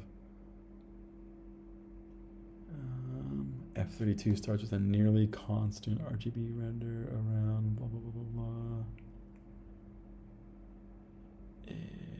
That points more to initialization. That's feature background contrast and a full rasterized backwards break. Yeah, I think I'm right. I think it's checking other stuff. I'm glad, because it's gonna run a bunch of benchmarks and stuff and get numbers on things, and it might discover some interesting insights that are different. And so I'm going to tell it now. I'm thinking about this now, and I think probably what happened is when we moved to feature splatting, we did 10x the number of free parameters responsible for color compared to position and width and height and depth and size of the splat. And so my guess is that basically we need to adjust the learning rate to account for that, is my thought. But yeah, also it looks like you're talking about white background incentive, which is interesting. I don't know what that was exactly, but yeah, I guess the background we need to align. There should be a empty background feature as well. Okay, so as I was talking, it started correcting me, which is funny. And so I think it's probably more right than I am. The other thing I was thinking is and it's the same thing it's kind of suggesting here, is the way we handle background's different. And so before it's a white color and you kind of know oh, white's not right. And so it learns to penalize that. Whereas I don't know how well it's going to do that now on this stuff. And if we did, I'm going to ask you some more questions. So how did background work before? Did we render white, and then did we penalize if the background was shining through to make sure it doesn't basically penetrates through the entire cloud? And then how would we fix this for features? Do we want a specific background feature now? And then we not apply the colorization to the feature, because it seems like it's probably kind of learning some weird blend where it blends background features and then tries to predict a color and kind of cheats instead of just penalizing it for missing and not finding any splats or something. So do we need to basically better add the output for splats? And it says we need to add an alpha output for V5 features. So it sounds like, did we remove alpha from splatting? If so, that's a problem. And that sounds like what we need to fix. And I just also want to talk about how our rasterizer handles alpha. If it passes through full alpha, do we record that? With some alpha, do we record that? Does it get the alpha per each thing it goes through and combines them? Because we do want some amount of future blending. And so let's reflect holistically on the original alpha handling, the current alpha handling, how they vary, how the original one should have been, and if it had any issues, and then if we made things worse and or better with the feature splatting. Okay, yeah, that's a mouthful, and yeah, it's basically like I don't know the code. Is like the short answer is what that oblique block of the text means, and it's like I'm confused. We made a bunch of changes that I didn't read. Please help. But also it's like the changes are pretty good. They kind of work. It's differentiable. It renders, and we need to stop and think about. I don't know if we handled background well to start with, or how we handled it. Honestly, I can't remember those design decisions, and I kind of glossed over it on the first pass. So we may have not had background's kind of special, right? Because if you go through all your splats and miss, like, should you just penalize that? Should you just like make it white? And then your gradient's going to be what? Because if it goes to the background, there's nothing to change. There's no free parameters on the background. So you just like zero the gradient, and then like how does it learn to fix that if there's no penalty, right? It needs to be like, no, you should have we should have hit something. It's like, how do you make it learn to expand splats? So I'm going to ask that question. So what happens if we miss everything? Wouldn't we get a zeroed out gradient basically? Because if we hit the background, we've intersected with no free parameters. So how can we encourage a miss to then have gradient to make other things larger or something like this? Do we also just need to maybe initialize so that we have some larger, more blurry opacity splats or bigger coverage? Or is that just a band-aid on the real fix, which is making sure a miss has a gradient that encourages it to not be a miss, to possibly expand the size of a splat later? And in general, how do we optimize the gradients on misses so that like it knows to basically grow a neighbor to like encourage the nearby color to hit or something like that? Or do Gaussians always struggle with that, and that's an issue deeper in the methodology? I just want to, we need to like explore the theory of splats here basically in depth and make sure it really dials the stuff in. And then I'm gonna just copy this like whole other thread over to, also let's make sure we think about learning rate, and if it was maybe just a small learning rate thing where did the more free params make an issue, or if we have more free params for color, is that going to bias our learning rate dynamics in any way? And do we need to adjust learning rate? Or I guess it averages things out, so maybe not, because each param gets a little less LR anyway, and so that's fine. But just consider that stuff as well. I think the learning rate thing's wrong, because when I think about it, you're going to divide that across them anyway. So there's 32 times more parameters, they get more gradients, but then it divides the application of the gradients anyway, so it's like probably not a big deal.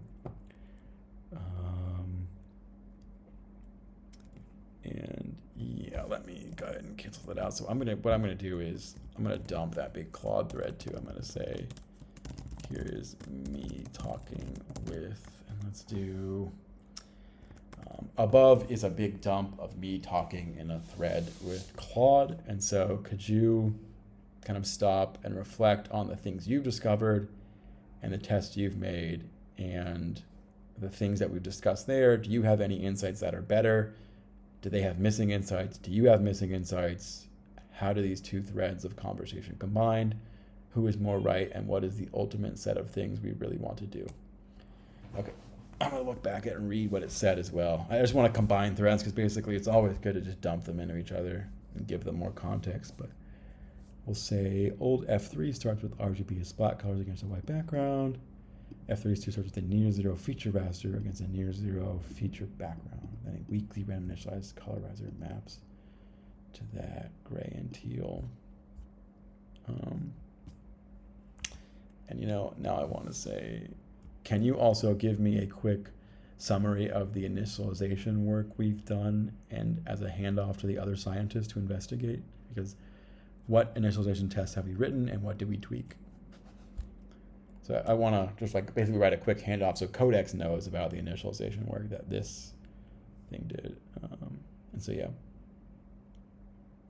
missed pixels are not actually zero gradient. The gradients on a splats parameters come from that pixels lost, looks like. If splat contributes to pixels if exceeds alpha threshold. Every Gaussian has infinite tails. The Cole threshold. Okay, so there is like a long tail in the Gaussian that basically, yeah. Gaussian tails reach further than their visible footprints. That's nice to know. So each splat gets small gradients. The missed pixel loss is strong. Many iterations. I bet one thing is if we just trained it longer, you wouldn't notice and they would probably grow. But like it's one of the reasons we test short is like, let's make sure we get it right from the start and don't just spend more time and money covering up for our failures. So we're gonna get this right. The gradient on splats marginal tail contributes also strings 5 to 10%. Yeah, of course. Blah blah blah blah blah blah blah. Bigger scaling as a band-aid, kind of what I was thinking. Yeah, densification is the other option where you just like add splats where things are empty. And so it assumes densification isn't needed because the decoder learns to map tokens to wherever splat should go. So yeah, it's like, how would we fix densification in a tokenizer scheme? I don't know that, yeah. I think this is the big thing. We have some non-alphaware compositing, basically.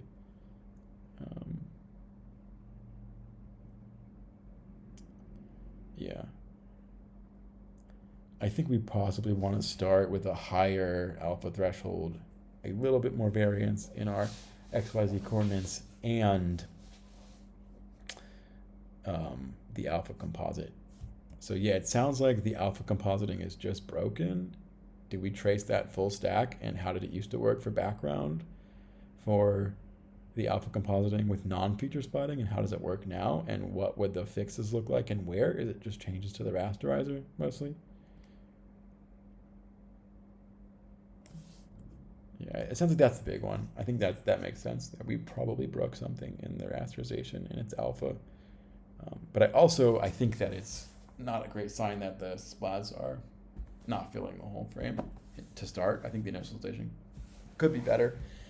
I also think the alpha threshold would be a good idea.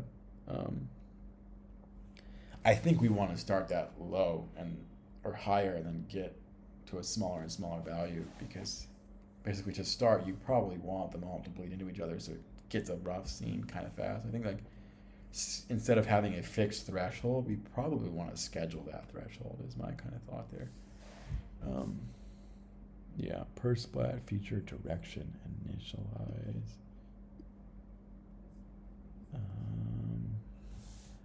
Yeah, and then we're gonna hand off this to Claude as well. And so we'll do, go and give the second dump, and then I'll say, oh,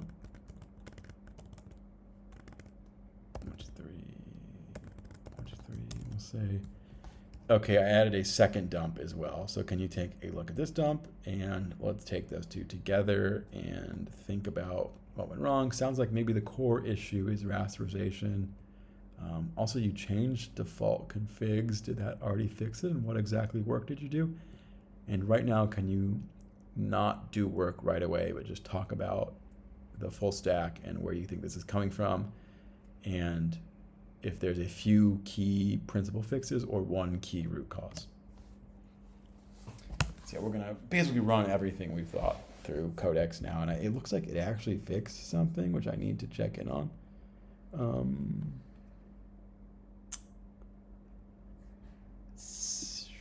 So this is interesting.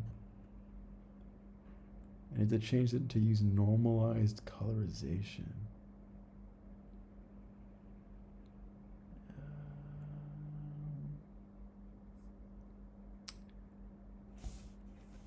I'm just like a little worried that this interacts poorly.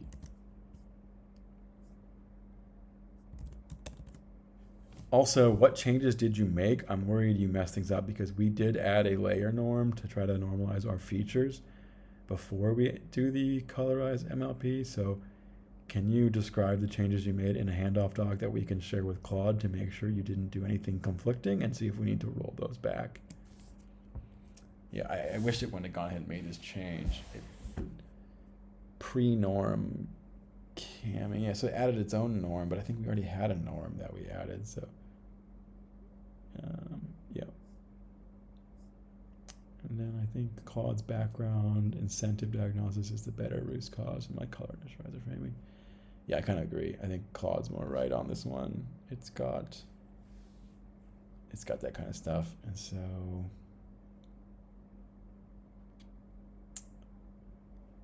what the background node goes through. Yeah, this is the thing. This is the thing here. The background goes through the feature colorizer. And it probably shouldn't. The background should probably say miss, and we should probably have a miss gradient, right? If the feature background maps to gray and teal, empty pixels are no longer white. The MOP can learn reasonable color background from empty feature input. Yeah, this is the thing. That's like, this one doesn't do it, but this one it does. It starts to like learn an approximation of the color background by turning the background features into color, which is like, no. And so then it never learns to like do the right color. Yeah. So the principal fix you'd want is alpha aware contribution. Yeah. Okay. And so let's dump all this into Claude as well.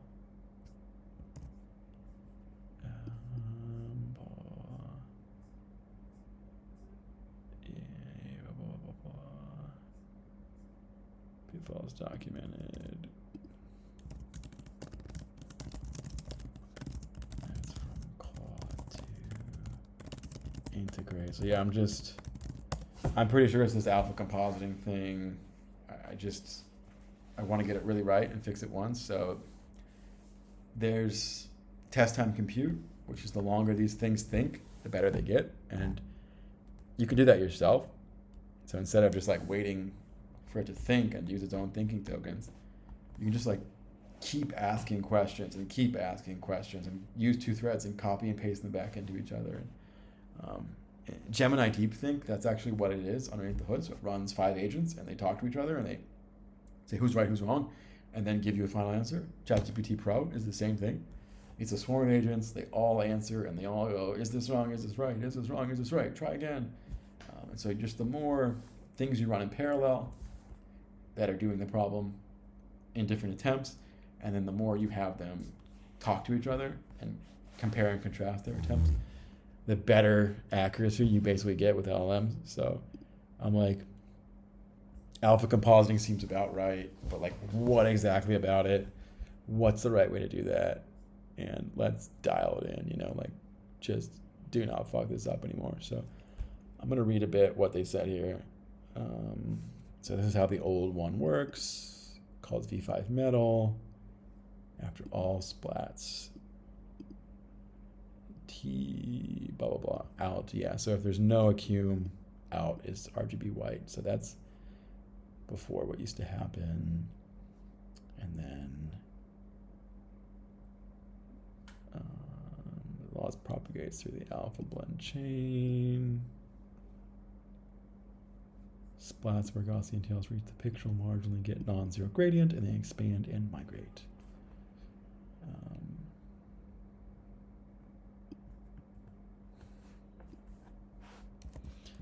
What I'm kind of wondering is like, if the background is a 0 white, how is there a non-zero gradient? And it seems like they can have very weak tails, but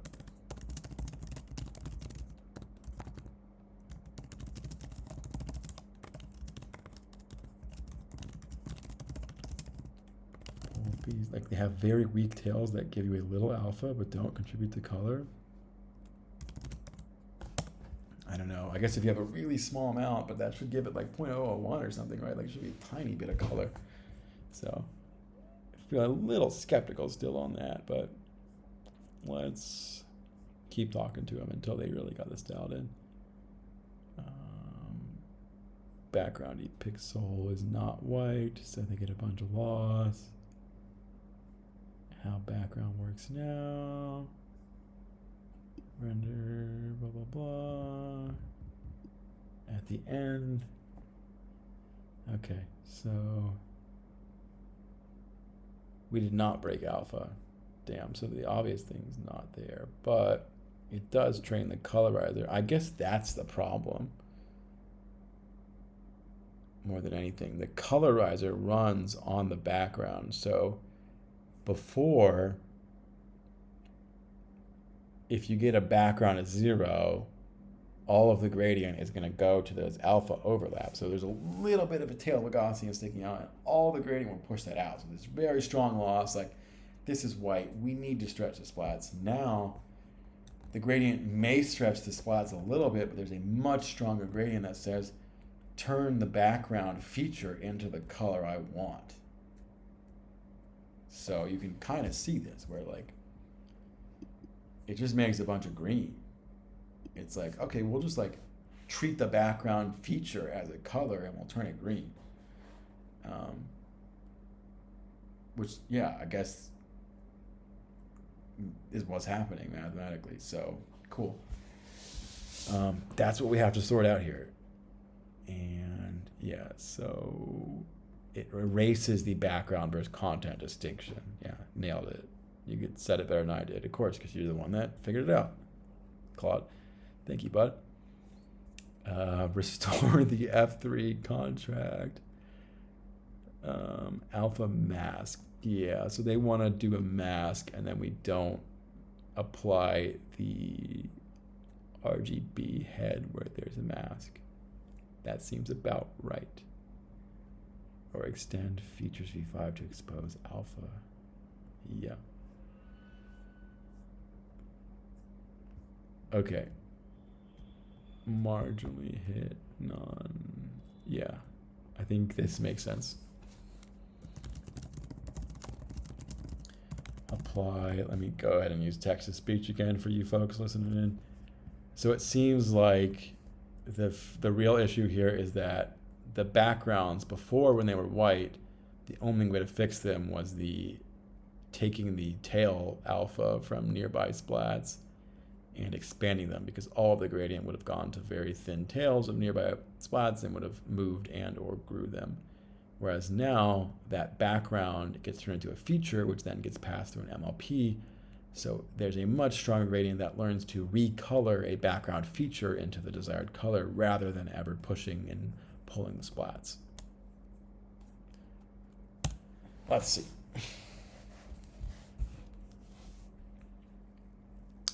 This is a fascinating bug. I feel like I should draw like a Figma chart, because if you don't have a strong understanding of what the heck Gaussian splats and world models are doing and where all these gradients are going, you're going to just hear me reading a bunch of text and having deja vu moments and being like, wow, this is amazing, but probably not actually understanding anything. So let me go ahead and write a new Figma file. I haven't been in this app in a while, so I'm just going to take me a while to sort this out, but let me draw what the hell is going on. So this is a super cool bug, and I'm actually like weirdly excited to explain it, but I guess that's why I'm streaming my shit on YouTube, because I have a weird passion for world models, don't I? Okay, so let's do color, and this can be like blue, and I'm gonna go ahead and do, let's do splat, make the sky a little bit green. I'll try to make this quick. I know the stream's going on forever, so let's do effects, and we need background blur. Oh. Layer blur, there we go. Can I jack it up? Can I do more blur? Can we go like really high? Okay, there we go. So let's do this. So we've got a couple splats sitting like this. And this will be our background. And then we're going to take some lines. I'm going to do this. And so this will be like our camera here. So we'll call this cam. So this is our camera. I go ahead and fill this guy out a little bit. I'll make the nicest, ugliest camera I can. And it shoots rays at the scene, right? And so if one of these goes through, it doesn't hit the background. The background's like an empty and null space. And so these get splatted back to the screen, and we get blue and green. And if this one hits the middle, so it's gonna have like no opacity, just blue will go back, and we'll get a blue render for that pixel.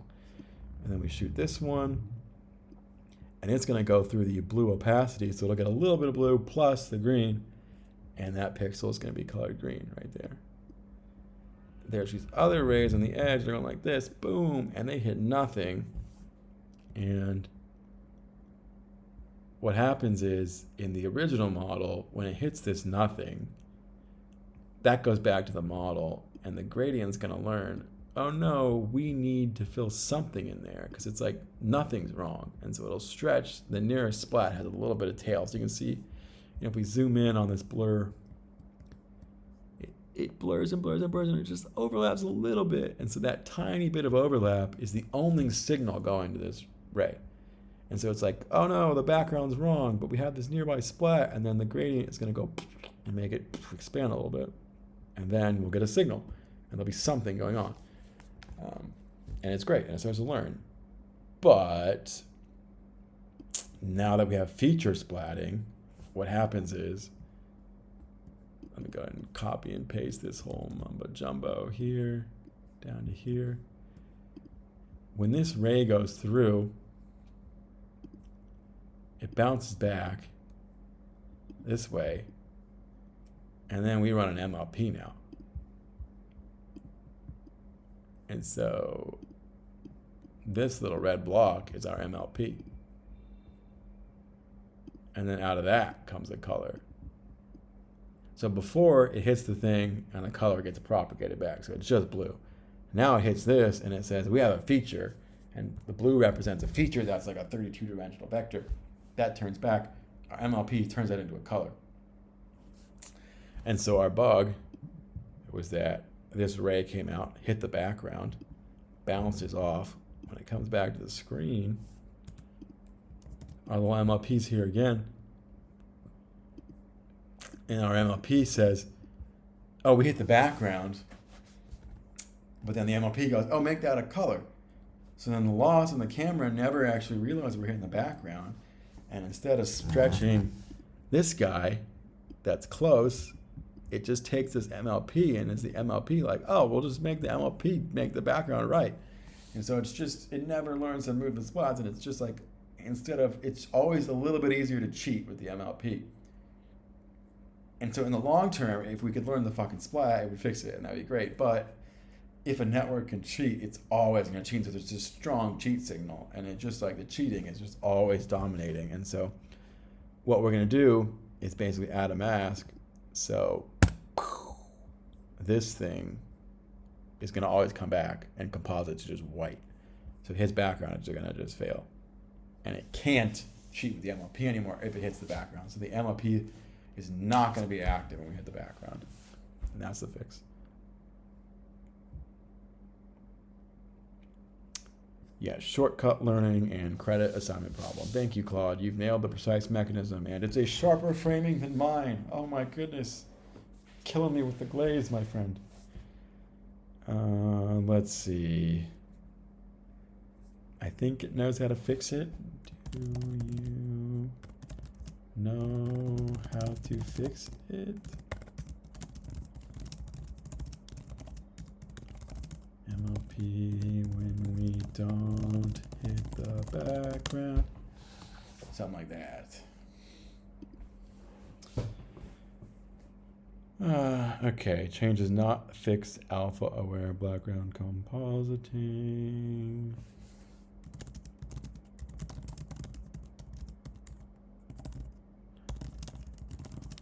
Features, I'm worried we doubled up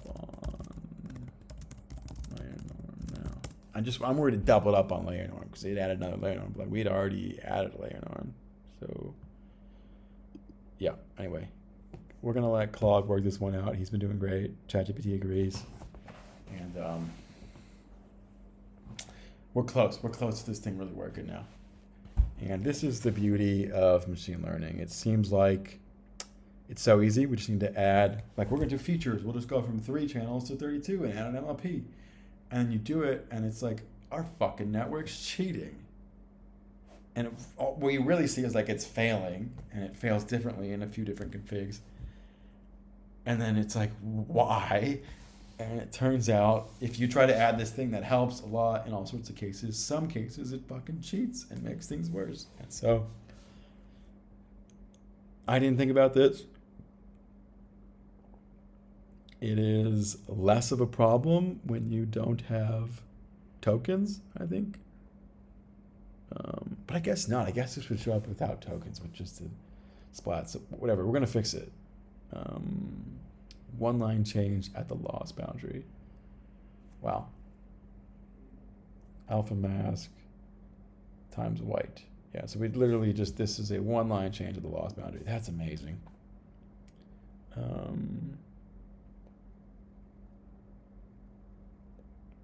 Yeah, wow.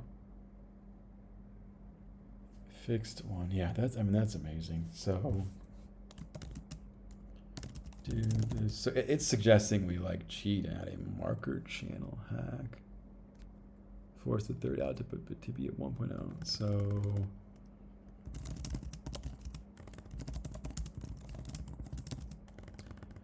let me go ahead and use text to speech for you folks. I got to get used to that. So is the right way to fix this to make the rasterizer support returning alpha channels? I feel like that shouldn't be too much work because it's already computing alpha. We just have to make sure to return that channel. And then we alpha mask based on that. Is that correct?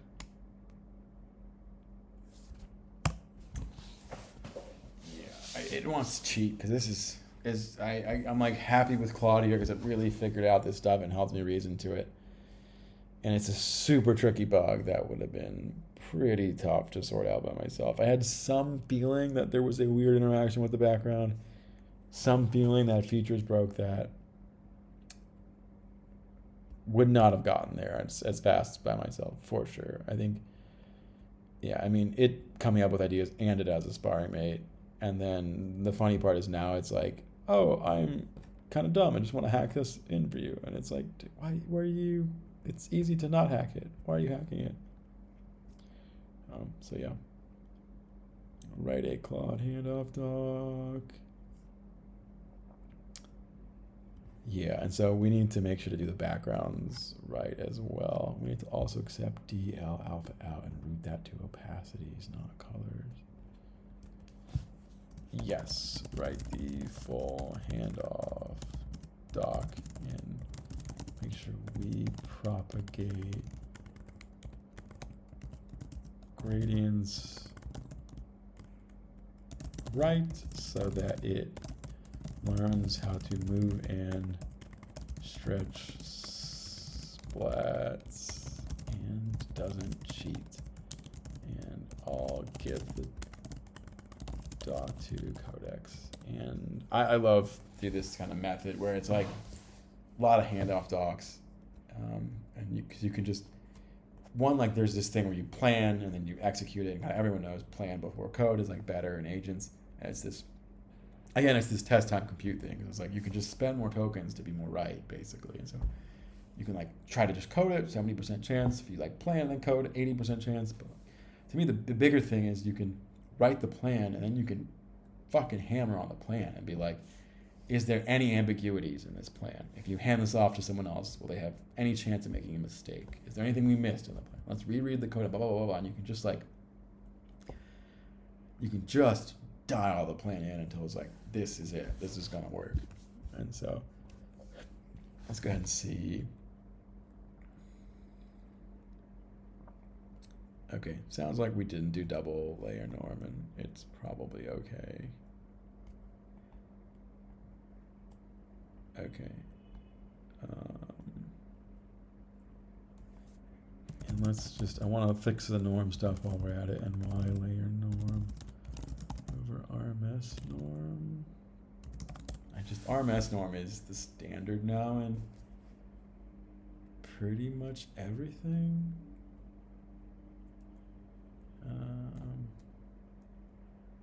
Yeah, I mean, I don't know. I don't love LayerNorm. I'm worried we're gonna have to run a kind of slow LayerNorm in the browser now, though, on every render, right? Because is this the features being baked, or can we export this without the LayerNorm needs to be run? We only run the MLP later. I guess we can run the LayerNorm on the machine, and yeah, it's probably fine to use a LayerNorm here. I prefer to never use a LayerNorm, but that's all right. We can do LayerNorm instead of RMS. I think RMS makes a lot of sense in LLMs. But we're not like training a giant pre-train across 500 machines that need ultra cheap norms and stabilization and blah, blah, blah, blah. So LayerNorm's a little more principled, probably makes more sense here. But anyway, I'm going to probably clear that thread because it's been going on so long now too. So I'm going to go ahead and kick off a new one here.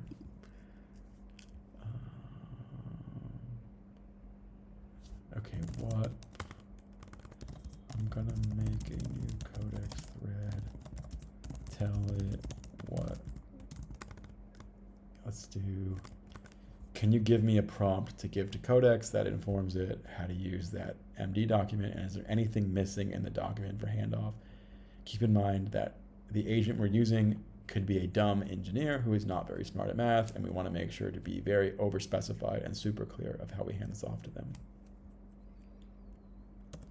Yeah, so this is another little trick I love, is to just say, like, you're doing this with a dumb partner. Like, make sure the dumb partner makes no mistakes. And then they'll be, like, very, very careful in their instructions. And it's just, like, a nice way to, when you're doing stuff like this, where it's like, okay, it's a few lines. We want to add one loss line, but also we need to pipe through the alpha and not fuck up the gradient. That is pretty detail-oriented.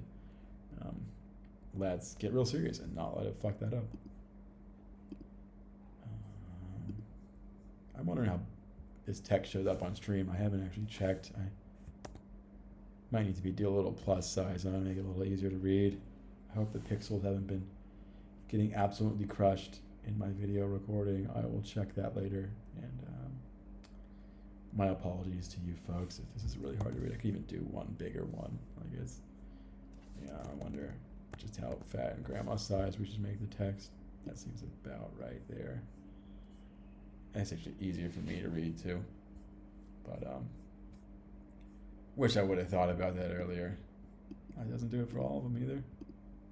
That's kind of funny. Let's see. Does it do it if I spawn a new one? No, it's not the default, huh? I gotta bump up the size every time.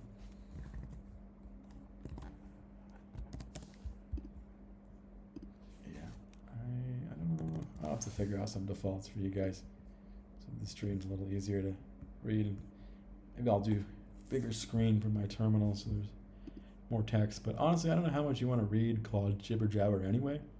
I'm trying to read out loud the parts of it that matter and use text to speech anyway, so you should be able to hear a lot of this and see the training logs is the more interesting part. I don't read a lot of Claude's jibber jabber anymore, so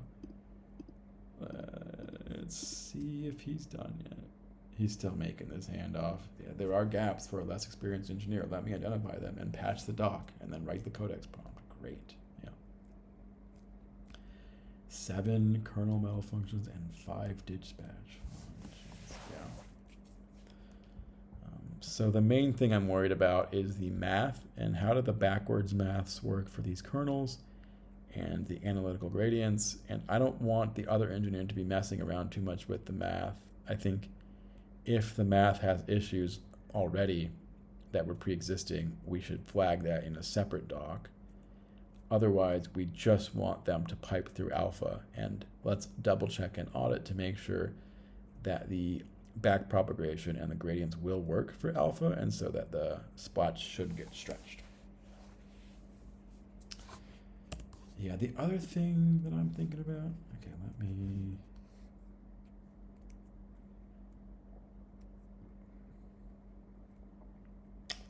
okay, it does run the LayerNorm after. I think this is fine because we should be able to bake LayerNorm, and the 1x1 only relies on features and camera views. So we should be able to export the features to the browser. Oh, actually, yeah.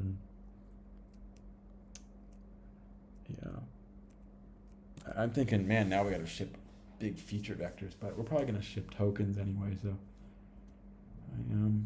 anyway, I don't want to distract this stream too much with the speed of the renderer, which is what I'm talking about here with Codex, so I'm going to put this on hold and leave it for now, and let's just, I could just close it. This thread is done, and we're going to spawn a new codex to do the shader coding, so I'm going to go ahead and tell it now. Can you go ahead and read the code around the V5 renderer, and especially the new code we added around feature rasterization? I just basically want to prime this window, so it's going to have to read the code to write the code. So we'll let it search the repo a bit, let it find out where that code lives, and let it see what feature rasterization we've already built. And we're waiting on Claude to basically write this. Really, I mean, this is why planning is so good. It's like 600 lines of markdown, and it's probably like a 100 line change. And so it's like, why would I want to spend 10 times longer writing notes rather than writing code? And you know what? If humans were perfect, we probably would have done this as well. Like if our time was free and you could just sit down and like make all of your engineers plan for 10 days before each change, then like they'd probably write better code. Rich hickey hammock driven development is one of the things that comes to mind. And yeah.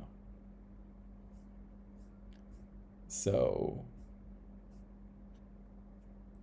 it's not exactly free. You know, I have to wait for it. Like we're sitting here waiting and it's been 5 minutes, and we could have just like gone with the first pass 5 minutes ago. But when you're writing GPU kernel shaders and you want to get things really right, I mean, as you can see, this was a very subtle bug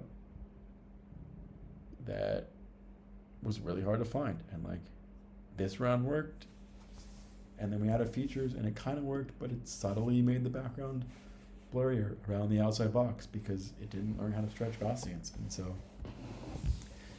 I think it's really worth it sometimes. I think that there's certain code that, especially when we had this really long conversation, basically, like if you look back at, I went back and forth with Claude, and I went to Codex and I copied him back in, and I was like, I know that you figured out it's alpha compositing pretty fast, but why exactly is it alpha compositing? What is it doing wrong? What would we need to change to fix that? Will the changes actually fix that? Can we test that? Can we measure the gradients? And then once that conversation is loaded into context, this is when like hammering on the plan can be really good. It's like we've got so much nuance in the conversation and in the context. The code needs to be very precise to be really, really right, and it could have all sorts of little tiny small issues and bugs. Big pile of nuance, 4,000 words. It's a relatively small amount of code that needs to be done very precisely. And so let's say we're going to give like 40 lines of code change, but every line has to be perfect. Otherwise, it's not going to backpropagate. That's when I think it makes sense to say, like, let's have 4K lines of dialogue. Let's have 4K lines of planning. Let's write a 2K line planning doc that comes out of 5 times as much note-taking. And, like, here we are with 10 minutes of, like, bullshit of it writing. 20 more minutes earlier of me and going back and forth with it. And like, I'm finally going to pass this off to Codex to actually write the code. So none of this wrote any code. But like, I want to get this very right one time and then never come back to it. And so here it is. And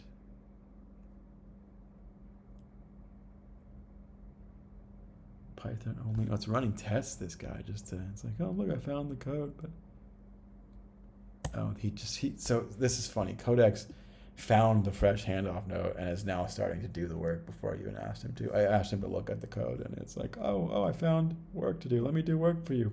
It's just one of my least favorite things about the LLMs right now is the reward functions they're trained on are to like get a task correctly for code. So they're trained to write code and make sure they wrote the right code. And so if you ask them to just like read code or think or talk to me, if they have a chance to write code, they're just like, but this is my calling. I have to write code for you. And so it's just now discovered an opportunity to write code, and it's just getting carried away. And it's like, woo, I get to write code for you. I'm going to satisfy my reward function. And yeah, turns out you could have waited because I spent 2 hours on a fucking handoff dog, so let me hand it off. And I think this will fix it. I sure hope so. We're going to see soon. It makes a lot of sense. I think we found the exact math issue. And I want to add... So I was thinking there's a nice way that we could do to debug this. And I would like to add one more validation logging sample where we actually render the alpha mask as a video. And we render that out and log it in the weights and biases video call so that we can see how the alpha mask trains over time, basically, to confirm that it spreads. So we're going to see the mask start small and it should spread is like we have a visual way to debug this. And also, I'd like to extend the training a little bit. I think 200 steps is a bit too fast and it's a bit messy. I'd like to do 400, so we need to bump our config to 400, and I would like to make 2 new configs, and the newest config should use all of the changes from our entire session. What we know is the best, cleanest initialization, and I think that's K-ming. It looked like orthogonalization actually caused more issues with the background stuff. And so let's do one that is no feature splatting to 400 steps instead of 200, and then another that is our new init with alpha masking to 400 steps. So create the 2 config files that will be our new ablation to confirm that all of our changes work. And yeah, hopefully, so I'm gonna run this again because like, oh, it's a little blurry, the results, and so I want a better looking validation sample, and so we can wait 2 minutes instead of 1, and since it's so fast anyway. And then the other thing I want to do is like we have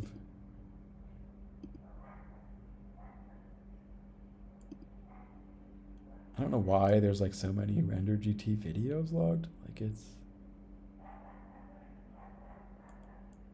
we should be logging like one of those, and so I'm not sure. I don't even understand why there's like 4 of them. Maybe that's just my fuck up by creating the box multiple times. I just need to do this.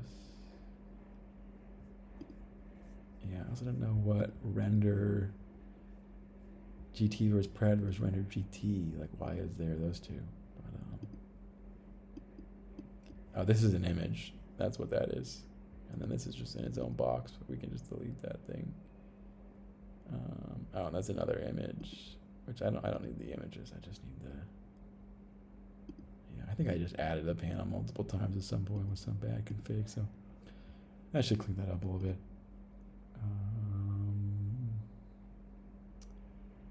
Great. I wanted you to do that. And no, I didn't want you to add that to the handoff necessarily. I was hoping you could add that to the train script yourself because Codex is already working on the rasterization and alpha stuff, so you can render that. And I would like to do something else as well, which is let's log each video separately of alpha compositing, features, and the ground truth video. And then let's do a third one where we composite them all in 3 rows so that we can see row 1 is, or actually I guess composite all 4 side by side in a single row. So we'll see column 1 is ground truth video, column 2 is predicted video, column 3 is alpha mask, column 4 is feature, and all the videos will play side by side composited as the render composite log key and weights and biases. So I think this will just look cool. I just want to make this cool looking video where there's 4 of these things next to each other. Ground truth video, feature, alpha mask, and we'll be able to watch basically all the stuff that is learning. And especially if we fix the bug, it's going to look really cool because then we'll get to see what we fixed in visual form. And let's see what this bad boy's doing. It's writing kernel code. You know, it's unfortunate that it can't. I've noticed this when I look through the bugs now. It doesn't. It takes it a long time to write GPU kernel code because it can't insert a line. Like it. I don't know why it can't. Like it's so fucking smart. You would imagine. It's like whenever it changes a block of code, if what you notice is like the first line has to change, so these 2 lines are changing. So it wants to basically add number 1. Yeah, I guess it can't just change 1 line because it has to like index every single number by 1. But it feels like it shouldn't just have to like, I mean, that's a lot of tokens it's wasting if you look at this giant block. Whereas, what if it just inserted this and then incremented all those numbers by 1 with like a tool call, you know, that was like search and replace or something. It feels like there's just a more token efficient way to do this. Like if me and you were to do this, there's no way we would rewrite every line. We would just like add this line and then we'd like change each number by 1 because that's like way faster, you know. But anyway, it's magic, and it's kind of dumb magic if you look underneath the hood sometimes, because it's just like this same thing. You're like, it's changing this entire block for no reason, even though all the lines are the same again. Like I don't know why I did that. And damn, I like the new bigger text. I should have done this for myself. So much nicer to read. The lines are so much smoother too, and the text kerning and stuff. Anti-aliasing on it. It's like really nice looking. And this looks like it's doing exactly what we wanted. So now it returns the output and the alpha, and then our loss function is it hasn't changed lost yet, funny enough, but our loss function is now gonna just be like, instead of only doing, it has to do rasterize. Yeah, rasterize projected Gaussians. Yeah, I think it has to do that as follow-up still. I don't know what this is the test. This is the reference check test. So the loss is a square on the mean, but it's got, you know, it's unfortunate. It has to, if you guys have ever done lines of code change like this where you want to add 1 tuple, but it's got to pipe through like 20 different tests, and you're like, oh. You go into VS Code or whatever and like find all references, and there's like 100 of them, and then it's just like tedious work, and you've basically only added, there's like 1 block of code where you add a return value and you return an extra value, and it's like, oh, that was easy. And then like, oh no, everywhere I integrated my code with now has to handle this value. And this is why I almost always return dictionaries instead of values, to make that easier. And you just destructure dictionaries, because I was a lazy programmer, and maybe Codex should learn to be a little bit lazier. But I guess we're just fueling OpenAI's Stargate right now with our inefficient massive refactors. It's 8 minutes into this beast of a change, and maybe 200 lines of code or something, but what do we got to now? What is it spitting out? Reference alpha. It's writing a lot of tests. I think Claude was like, you need to really test this stuff, which I think is good. I think this is like a really tricky little thing that we actually don't want to deprecate. So I had to complain about the tests earlier, but I want to get the alpha masks right. And it's subtle and it all passes, so it'll not fail in the future now. And let's see, Claude is writing the visualizations for us. And here's my script for today's stream. I think we're getting pretty close to the end. I'm gonna wrap up and move to the paper reading of this, if it works or if it doesn't work, because if we don't fix the bug, it's taken too long and we're gonna have to fix it next time. But it's almost certainly gonna fix it, because it's like when you find, yeah, you can find a smoking gun and it's like, oh right, we saw the network cheating and we found out how it cheats, so it's like it's pretty much got to be that. I think it's when you see that kind of color blurring happening around the edge, that to me that was like a real smoking gun. That's like, okay, it's cheating, and then it's like cheating with the MLP, and it's like coloring via background features, and that's what the code says it's doing. And if we think about the theory, there's going to be two gradient signals to that big strong loss, and it's like way easier to just pretend there's a color there than to the signal of like basically the Gaussians, you have that smooth blur I showed, right? And that tail goes way out. It's really long. So you get a little tiny bit of a signal from this like tiny tail of a threshold of a blur Gaussian going out. And it's a tiny signal, so it's hard to learn that. But if it's the only thing touching that square and you've got tons of, tons of white loss, just like pull something out here, please, then it makes a lot of sense to fix it. So I think we're going to see it work, and I even added a cool debugger. We're going to see. It's trying to smoke test and failing, and it's got tuples and permutations to fix, but yeah, wow, it's writing a handoff note to go back to Claude. How nice of it. It's appending the required handoff note to the handoff doc with the chosen approach. And oh man, it's got options for batch. Oh, we could do batch-wise rendering. I didn't even know that. Let's see. Feature shape gradient max. I mean, those seem, yeah. And it's still fast. Oh, it even asked it to measure speed. We may have gone a little overboard with the hammering and the plan, to be honest. I think I spent too much time coming up with a plan. I think its plan was way too comprehensive. I think I was just like, this is a tricky ass math bug that I never want to reoccur, so we're not gonna fuck around. But me and my monologue may have gone a little bit overboard.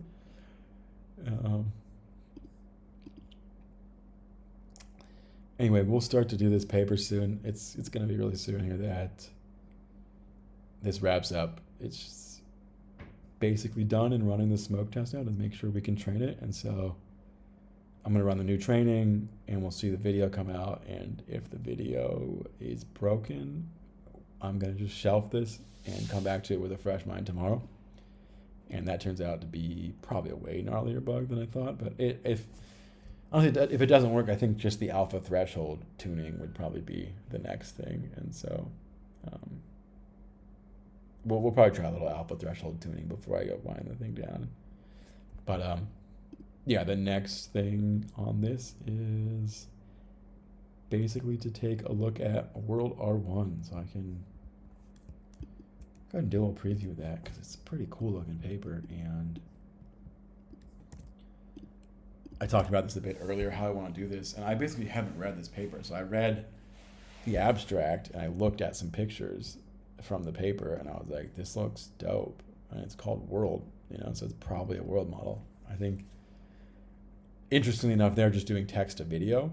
And so what I'm doing is video to 3D. And so it's like input conditioning can change and you can still find really valuable things. The output conditioning being different makes it a little harder to transfer. So it's outputting video results and we're outputting 3D results. The 3D then gets baked into a video.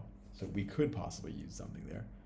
So yeah, we'll get to see basically if there's anything to transfer.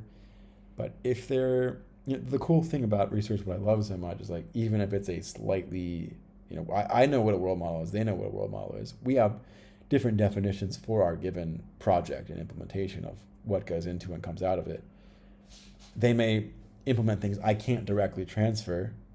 They may implement things that I can transfer because it's all just math, and a lot of times that happens. Or it just helps me think about and frame the problem in a new way, and I can kind of take their core ideas, synthesize the theory, and try to figure out a way that transfers well to kind of my idea space and my problem space. And so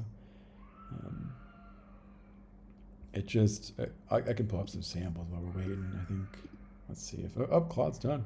Oh, and it ran a run. I don't even have to wait. This is, okay, so this is the 400 step run based on the orthog G timing pattern. Okay. So this is the new baseline. I said I wanted to run a slightly longer baseline that went 400 steps just because I think the other one was a little short and it's hard to learn from. So this is unconditioned tokens. Should be learning to memorize pretty quickly. We see our initialized ball of splats, and then we'll take a look and see what it gets there. And so this is at step 400. Basically at the end, we get this video. It looks pretty nice. I think that's less blurry as a baseline. So it's a little easier to compare, and the loss gets a little lower. One of the things is that I need to actually move on to a even more mature baseline because let me 1 second tell it to kick off the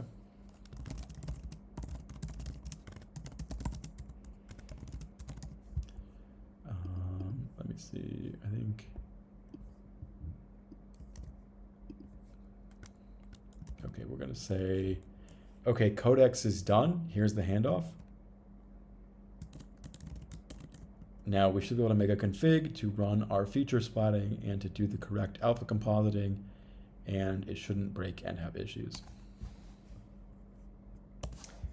So yeah, I'll go back to what I was saying. One of the things is like, it's going to be hard basically to beat a lot of the stuff on this baseline now because it's overfitting to be like almost perfect.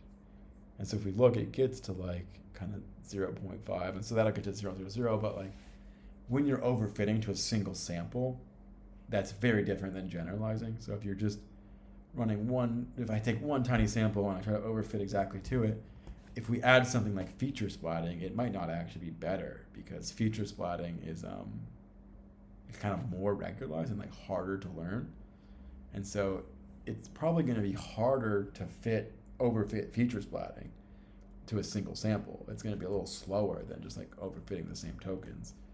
And like, so this test might perform a little worse for feature splatting because it's actually adding like a robustness. And so the thing is, I'm not trying to memorize single videos. Eventually I'm going to take this and train it over like 500 samples, and I'm going to run a long training run where the model learns to just, given any video, very quickly produce splats is the real goal. And so I'm using this single video kind of baseline just basically as validation to like, in 2 minutes, how can I test and make sure nothing's fucked up? So like the loss is probably not going to win because this is actually a really good overfitting run because it doesn't use features. And then the other new run does use features, which means it's probably going to overfit worse, but in the big scale up should generalize better. So features generalize is the idea.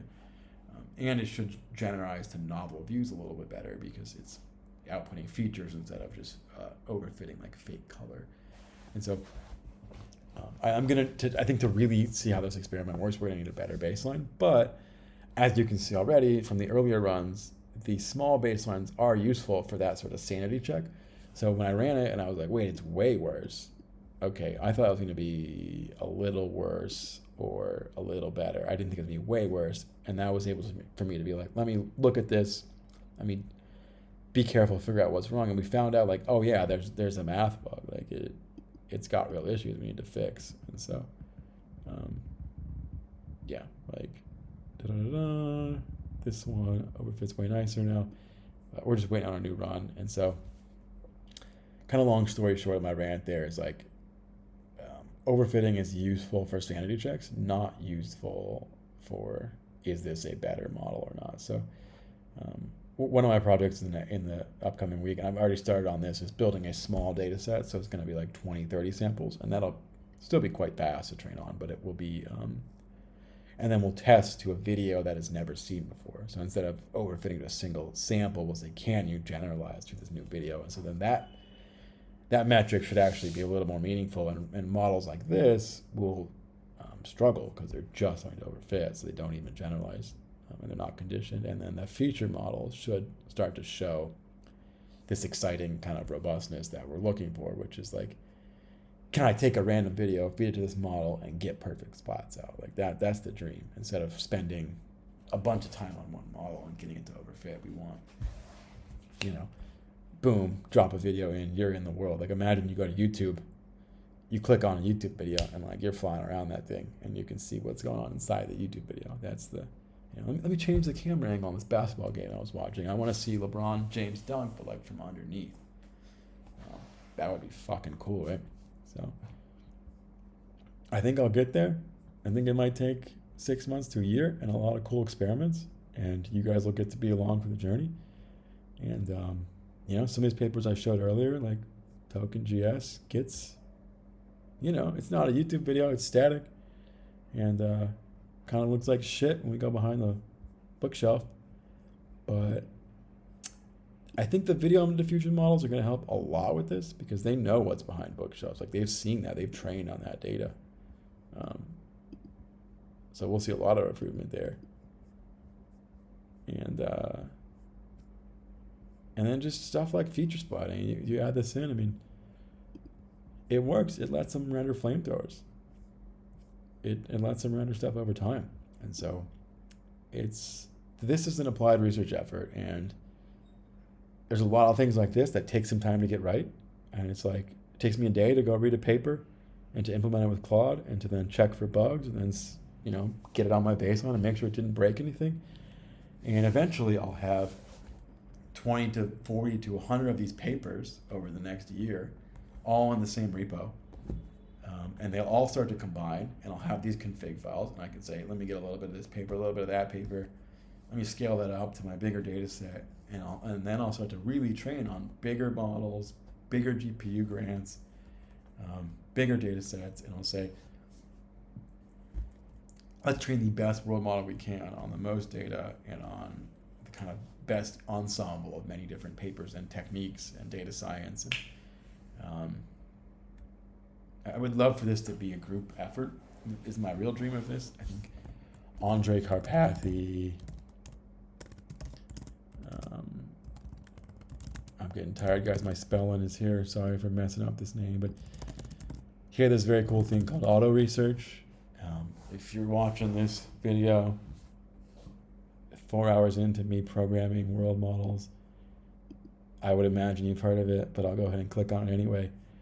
But it's this really cool thing where basically, so he's got his baseline, and then he runs a Codex model that says like, come up with 5 experiments, and now run that experiment. Is it better or worse? If it's worse, roll back, try a new one. And it just goes do, do, do, do, do, do, do. And so you can see there's all these white dots in here as well, like these dots here, those guys. Those are failed ones that didn't do as good, and then the ones that did better. And so half the total batch size turns out lower batch, more steps, actually works a little better, gets lower validation. Warm up a little bit longer. Wow, more cooldown helps. 5% more warm up helps again. And it's just kind of hill climbs to like pretty awesome, like real improvements. And that's him doing it all alone. And so he has started to talk about his kind of dream for this, and a dream I see for this stuff as well, which is like, what if everyone could do this? What if, the repo for this project is currently called DynaWorld, and it's a shitty name, and I'm gonna change it to World Models at Home. And so what I really want people to do is to be able to take my repo, I made it run really fast on a Mac, I'm gonna set up all the data and all the models, and I'm gonna say, just like Karpathy did, on this tiny data set, I can train a world model this fast. And so it's like, it takes 20 minutes, and you can train it on your local Mac, and it goes fast. And then you can set up your own codex, and it will run auto research 4 world models at home by yourself. And if you beat my baseline, you get to send me a PR to the repo and say like, hey, I did this thing and I trained the world model 20% faster. I'm like, wow, that's fucking really cool. Can you send me a pull request? And we'll merge it. And then the next person comes along and they run their auto research. And if enough people do this, we can bring the cost of training auto research down a ton. So NanoGPT was the big kind of inspiration for this. And so if we read what this says, there's a big cool thread here where his goal was basically to reproduce GPT-2. And so GPT-2 costs like, I think $20,000 at least, maybe more, maybe in the millions, but you needed like tons and tons of cards and tons of this stuff. So let's see, NanoGPT, cost of GPT-2. Here we go. Here's the NanoGPT-2 journey. And so let me blow this up a little for you guys. 32 TPU v3 chips and 253 TPU v3 cores, 8 cores per chip, and a bit over a week, $168. The largest model was 1.5 billion parameters. It required some serious compute. So that is, how much money does it take to run 32 of these for 168 hours at $8 each? Man, that starts to add up. You get $43,000. That's a lot of money, right? And so beating GPT-2 for $100 was his ultimate goal here. And he did it now. It's down to $24 an hour, H100 node.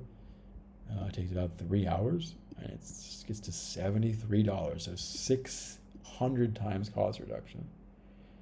I mean, it's just unbelievable, right? And so this was a journey with many, many things, and he lists rope, RMS norm, KQ normalization, Rayleigh squared, optimizer, training script, flash attention theory, blah, blah, blah, sliding window attention. Here's what worked, here's what didn't. And this is my dream for world models at home. It's like right now, World Labs can train a world model, and they have $100 million plus in funding. And that's awesome and like great for them. But I don't think it needs to cost that much. I think we can drive the cost of that like radically down, just like this went from 43,000 to 73. Like, what can we do for $100 as a community? And so, you know, I can imagine a world where anyone can spin up this repo, and it's going. We got our alpha aware 32, but I just imagine a world where anyone can spin up world models at home, and they can try and beat the baseline, and they can drive it down. And so the cool thing is, like, if you run your repo and you make it 2% faster, and so say it costs 10 grand, now it only costs 98,000 grand. It's not a huge amount, it doesn't feel like it. But since these gains are percentage based, when you multiply 102% gains together, what do you get? I don't know, because it's kind of complicated math, but let's see. 7.2x, right? And so a 2% gain is all. And then that ends up compounding, where you find tons and tons and tons of 2% gains. By finding, if we can, as a community, if everyone can find a 2% gain, we drop that at 7/7. So it goes from 10 grand to, what would 10 grand divided by 7 be? About 2.5 grand or something. If those look more like 15% speed ups, the numbers just get ridiculous. So someone finds a 15%, someone finds a 2%. These are all multiplicative. And that curve just starts to bend at this rapid rate, and you can start to really say, in percentage and efficiency gains, wow, we can train world models really, really cheap now. And if we combine this with, scaling up compute is good too, so we're not gonna ignore that. And I'll say, let's take the best video-based model we can, that it's been scaled up, use its features to bootstrap off of it and do transfer learning, and also drive this efficiency up. Like, how good of a world model can we get with a low budget in a community? And you know, I think in a year it's going to be shockingly low. And to me, that's exciting. That's why I'm doing this. That's why I'm going to stream this a bunch. That's why my code is open source. And I want world models at home.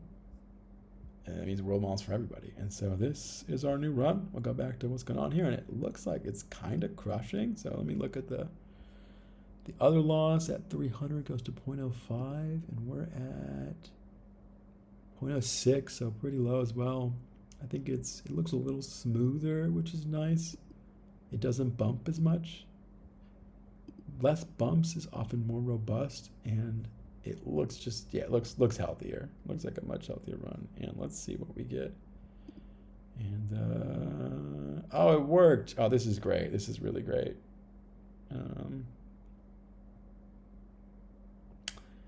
I can see a bit of an issue with the alpha mask. I think it has black in the middle. And so I think it's actually masking where the dog is white, which is a problem. So there's always a new bug to hammer out. But our predictions are much better. We fixed the bug. If you look, the outside is now getting colored, and it's getting colored in detailed ways. It's still a little more blurry, so I think we do want to fix the initialization to actually cover that area as well. But it's not cheating in the same way. We're like, the gradient's propagating, the splats are spreading, and we are modeling our dog now.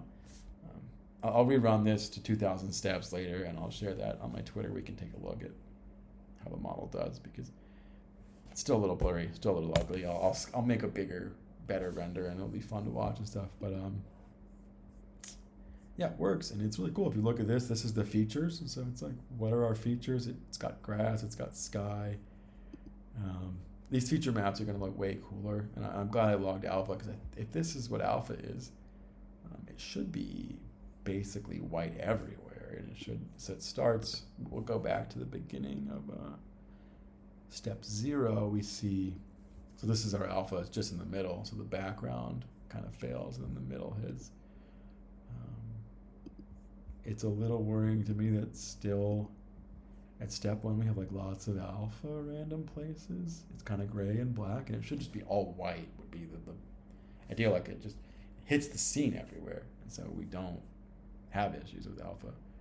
I think it's doing a weird thing where it's like cheating and like using the white background as alpha, and so we shouldn't be passing that to color is my guess. We should probably like, I think instead of using background white, it should be like background negative basically, and just like harsh penalized background. So I'll do that later. This has been an awesome stream, and it works is the main takeaway. There's another subtle bug to record down.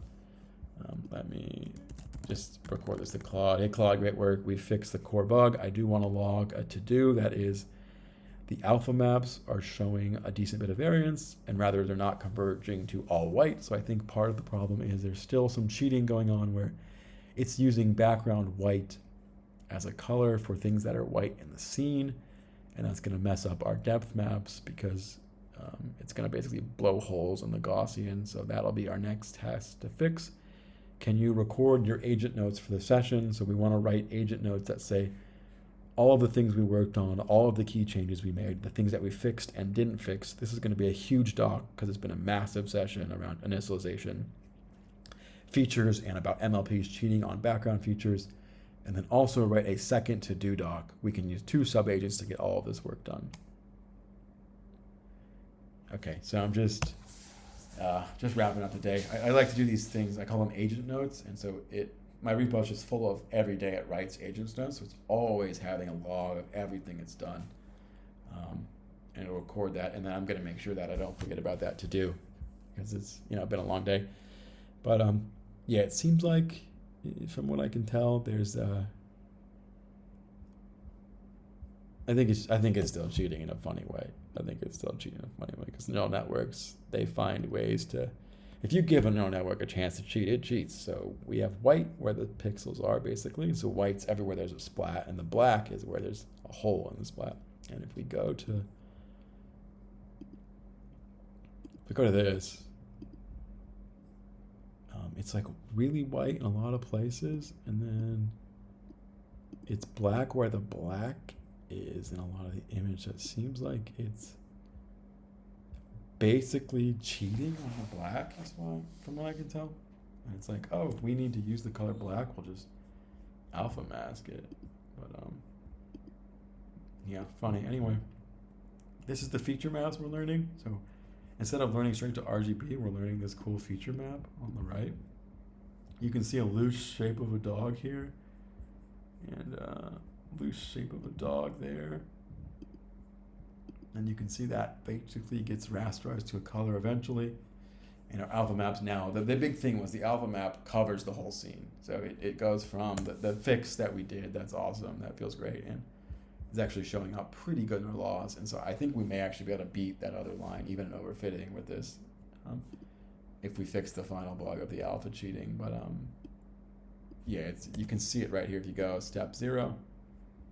Our alpha mask is in the middle, and our points are in the middle, and then boom, the alpha mask spreads out, which means our points have spread out, and it's not coloring the background by featureizing cheating. It is actually spreading the points out. So our threshold works. We've spread things out. We have a new subtle alpha masking bug. Turns out the interactions between alpha and features and colors provides a lot of weird little opportunities to make Gaussians cheat, and that's going to be a key thing for us to fix in the next round. But yeah, this was awesome. I had a really good time doing the stream, and weirdly, this bug may have taken me 2 or 3 days if I wasn't streaming, because I was just like, God damn, I'm not giving up. I'm getting embarrassed. So it was some fucking motivation. Great. Let's jump on, and I'll wrap up to the paper then, and we can wrap this stream. So here we go. This is World R1, reinforcing 3D constraints for text to video generation. I'm gonna grab a glass of water before I kick into this one.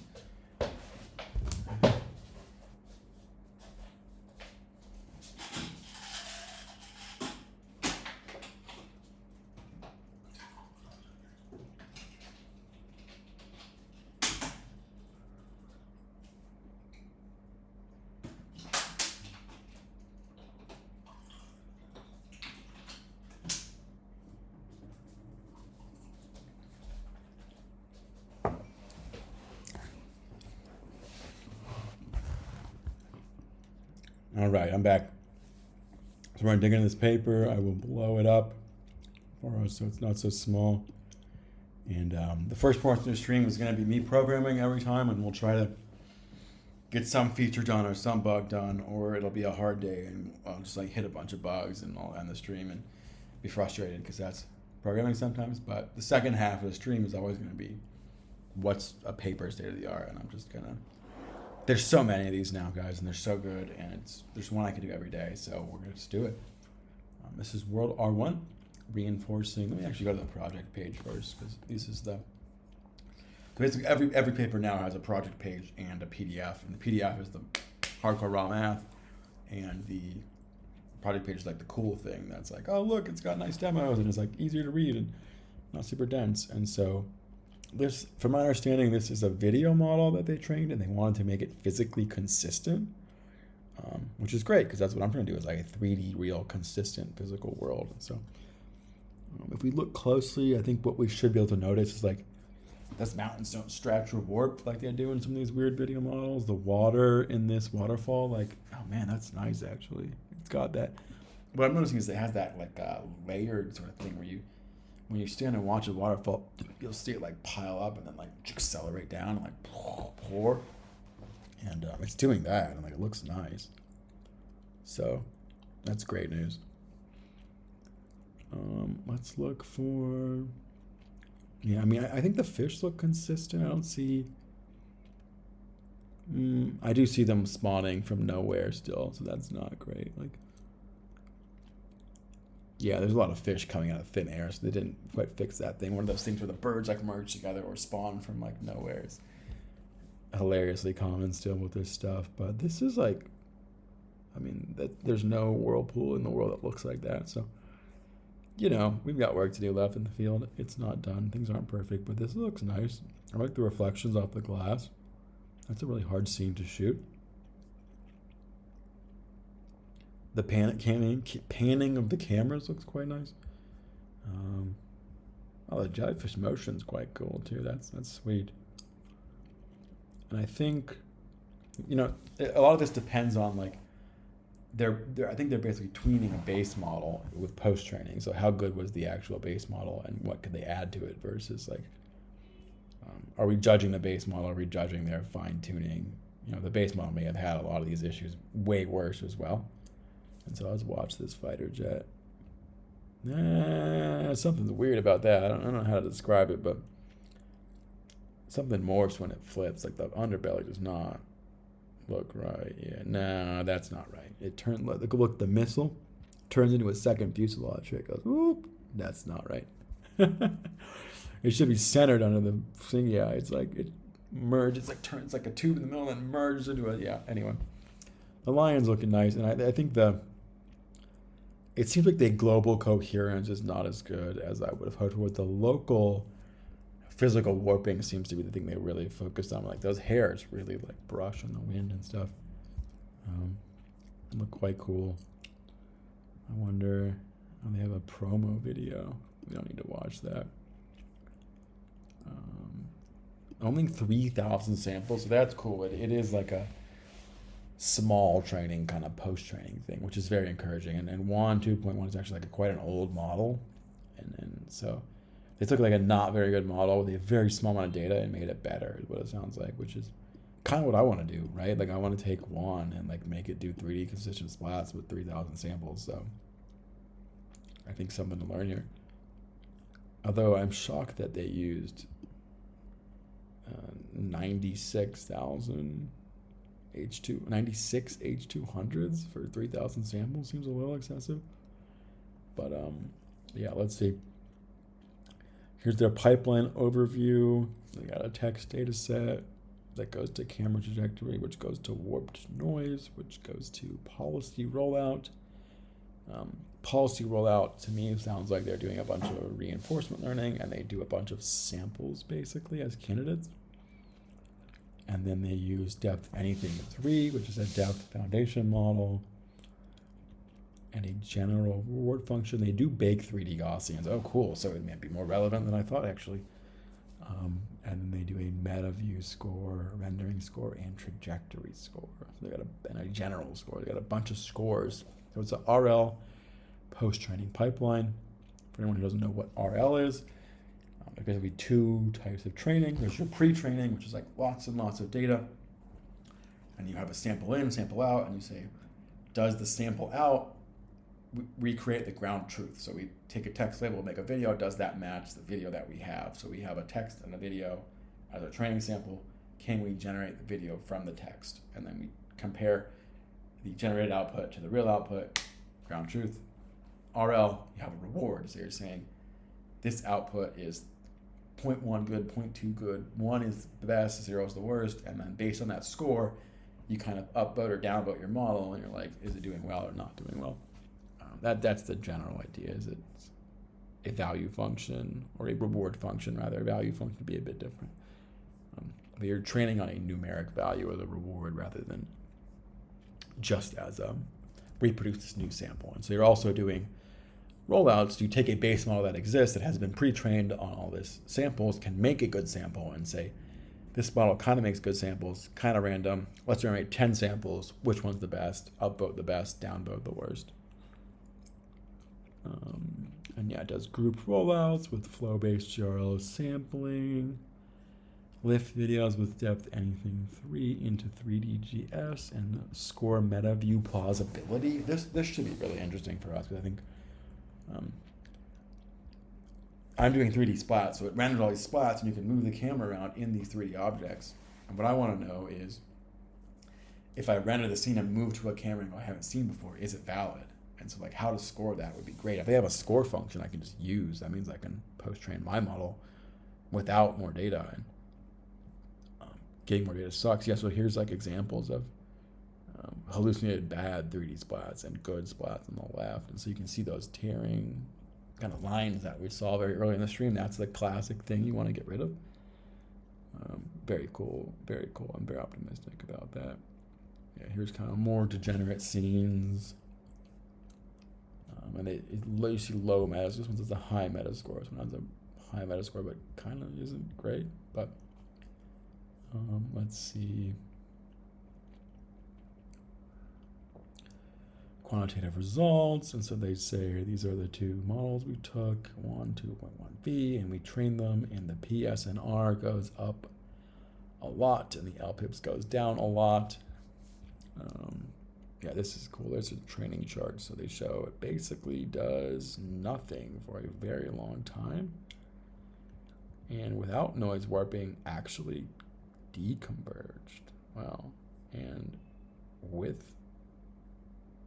3D wear reward and full goes up. It's unfortunate how many hours they had to take to see anything, because this is the hard part about RL is it just goes sideways forever on a lot of these lines, and then goes up. And the red one went a while, but that's probably like $4,000 of going sideways, and you're just like, I hope it goes up. It might not, but and like if you look here, it's like it goes up and then down and then back up, and so it's like you just gotta like burn money and pray it goes back up at some point. A lot easier to do if you have a bunch of GPUs at Microsoft. A lot less easy to do if you don't. Let's see. Yeah, these are cool side by side. So they show world model R1, 1, T2, 1B, and they show their model and camera push in. Yeah, I guess it actually does the thing the camera says, where I was like, this does not camera push in. That's a pan sideways. And this one is similar, where it says camera orbit left, then push in. Seems to line up a little better with camera motion. This one, way better. Yeah, camera move left, modernist class, skyscrapers, ring golden rush hour. So yeah, they did a good job. The results line up with what they tried. And not a ton of data. Let's see, team, Microsoft Asia, Shanghai, Zip Lab. Okay, we got a lot of people. That's why I need a team. That's why I need you guys to help. We're all at home. This can't just be me. Someone contribute to my repo, please. There can be 12 of us as well. All right, let's look through what they did here. So this is just like standard text to image, and they show, yeah, we'll go ahead and look at it's always good to scan through this introductions first too. Blah, blah, blah, blah, blah, blah, blah, blah, blah. A lot of times they're just, I say blah, blah, blah, blah, because like they repeat what is the state of the field. And so like people are training video models, and it's like, okay, cool. They focus on image space generation. They lack understanding of 3D geometry that governs the real world. Okay, great. Attempted to bridge video generation with 3D representations. That's exactly what I'm doing. And yeah, you can kind of see it generates a video and it generates a 3D model of the video with it as well. And they visualize the reconstructed results alongside the video frame.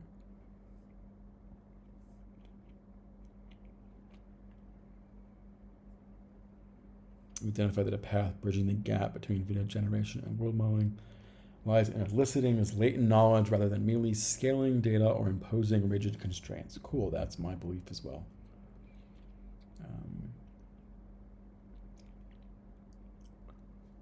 Enforce rigid geometric fidelity through reconstruction and trajectory alignment. Construct a synthetic pure text dataset to dissociate physical learning from visual bias. That's a little wordy. Some of the stuff is, I'm just going to skim, and because it's like wordy, introductory nonsense, it doesn't really mean anything until they define it later. But they design a reward system for integrating 3D foundation models and VLMs. And RL uses to align video generation models with 3D foundation models. So they align, looks like they're aligning Depth Anything 3, which was a video model that turns videos into splats, with this model. I think Depth Anything 3 disappointed me when I tested it because it outputted very bad splats, and also it is aligned to pixels, so it outputs a splat per pixel, which is like a really, it's not a 3D bias, it's a 2D bias, because you have a projected plane, so it cheats the splats to fit to the window rather than generating like a scene dynamic. So that's one of the things I really liked about this TokenGS paper that I showed earlier. from NVIDIA. I can click back here again, but they just do a list of tokens that become 3D splats that get rendered. But it's not a splat per pixel, because if you're just making all of your splats small dots, that's not real 3D structure. That's just like 3D blobs pasted onto a 2D image. So it's like you're just dying for it to cheat. So anyway, unfortunate they are doing that approach, but there's still probably something to learn. Visual reinforcement learning has shown immense potential in aligning generative models with human preferences. That they're basically saying this happened in the diffusion world, where you can generate images, and people used gRPO and flow gRPO to align video diffusion models with human preferences in reinforcement learning training. And they're like, we can do the same thing. And I'm like, cool, probably, but it's gonna cost. It's sample inefficient is what I'm thinking.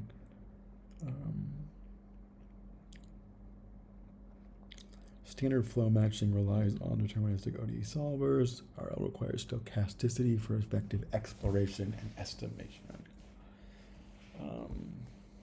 Address this by reformulating. So they basically say we need random samples to do reinforcement learning, because you need like a bunch of samples from the same thing. So they just add randomness to the sampling. Not that interesting. And this is kind of all been done in prior work. Here's what they show. This is that 3D depth model, depth anything 3. I'll go ahead and pull up that paper real quick. Because it was cool. When it came out, I was excited, and I was like, oh, I don't maybe have to train my own world model because someone else did it. And then I tried it, and I was like, I need to train my own world model. This thing is trash. Yeah, sorry to pan you guys, but they take a bunch of images and they turn it into a bunch of splats, and yeah. And so it's cool. Like you can see it works, you know, but these are actually points. The point model works okay. And if you take the depth projection and turn that into points, you can fake splats, but that has that 2D bias thing for sure. And so you can see like it's blurry edges and stuff and overfit. And the splat heads were like very undertrained, because when I did it, like half of them were just alpha empty. And so I was like, what the heck? It's like a bunch of empty frames. How am I supposed to use this? And so they mostly tested on points and point splatting and not, yeah.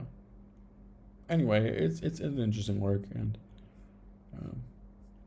you know, we're getting there. People are starting to do things, and that only helps me, because you push the field forward a little bit, I can benefit off of any of that.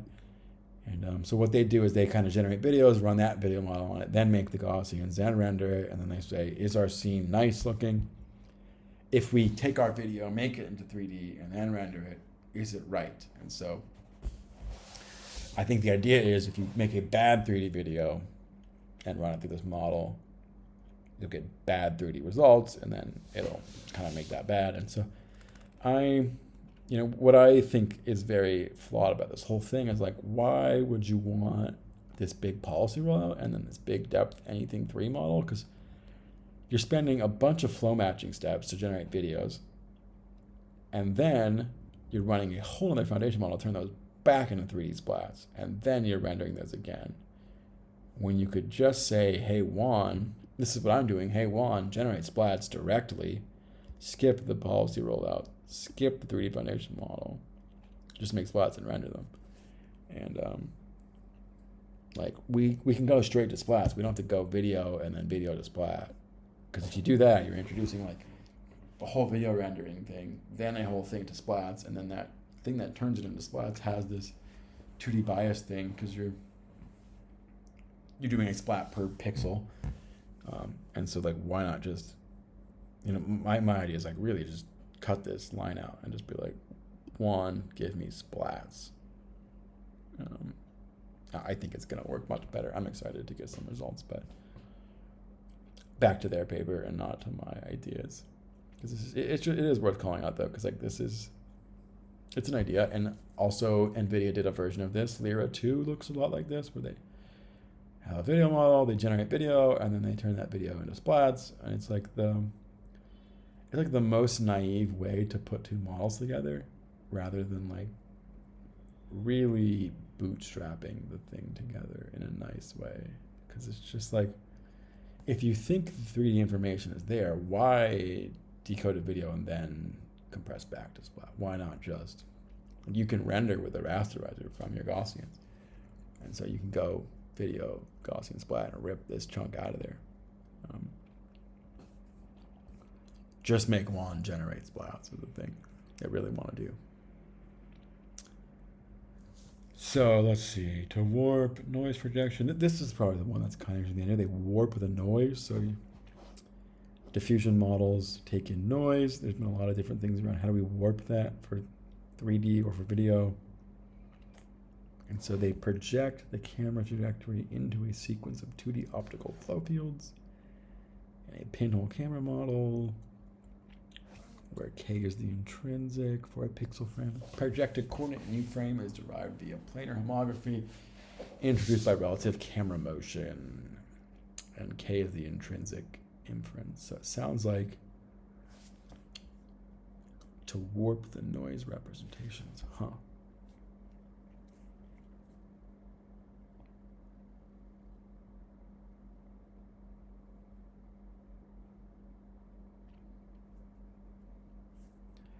Parameters generator.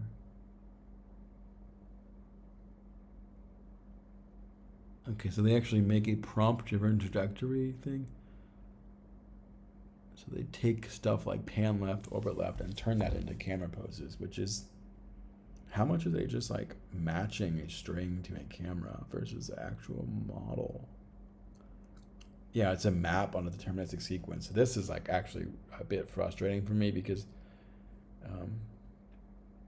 you're getting rid of the nice text conditioning of the model, which is making these things adaptive because you want to be able to combine multiple of them and in ways that are intrinsic to the scene itself. Because if you just say every time we do what they're doing is just saying every time a push in appears in the prompt, we'll take that out and move the camera's element out from its starting pose. But like, how do you control the scale of that? The scale of that should be determined by the scene you're actually in. And like, does zoom in mean zoom exactly into the middle, or does it mean zoom into the subject that may be framed slightly off center?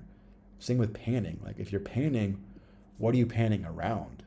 Because you need to pick a point in the scene to pan, and that's determined by the scene itself. So you don't really want to fix your camera paths like that. So it's nice they get strong alignment now. I see how they do it, but they're cheating, and it'll never be the kind of beauty cinematical panning that when a person says pan, they don't just mean like this exact equation every time. They mean like, oh, an equation that is relative to the scene in a very subtle way that is kind of non-deterministic. And the whole point of deep learning is you can map kind of loose text to like complicated high dynamics and like high dimensional motion rather than this fixed motion. So silly choice by them with that one. I think this is kind of interesting. They're using the camera motion to warp the noise, it sounds like, and then they do a flow field.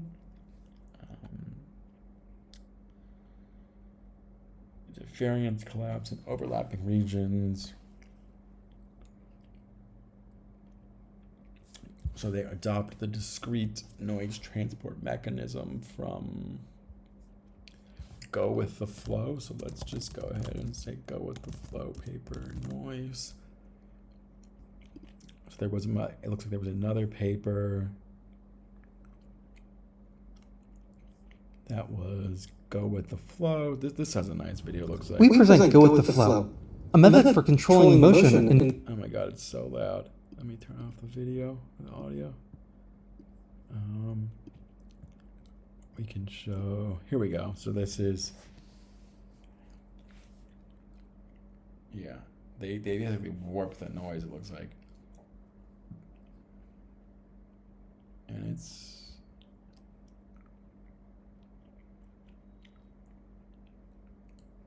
yeah, I guess allows them to reanimate movies. And they kind of show, they do this like flow-based warping around the position of the subjects. Anyway, it looks like Microsoft's paper has found that if you do something similar, it helps.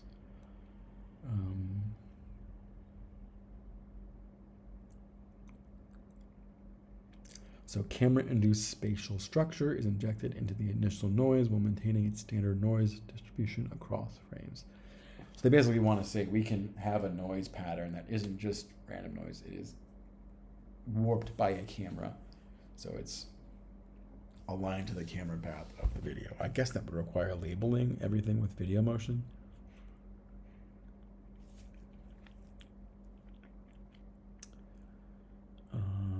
Okay, so they have a physics grounded 3D consistency term and a general quality assessment term.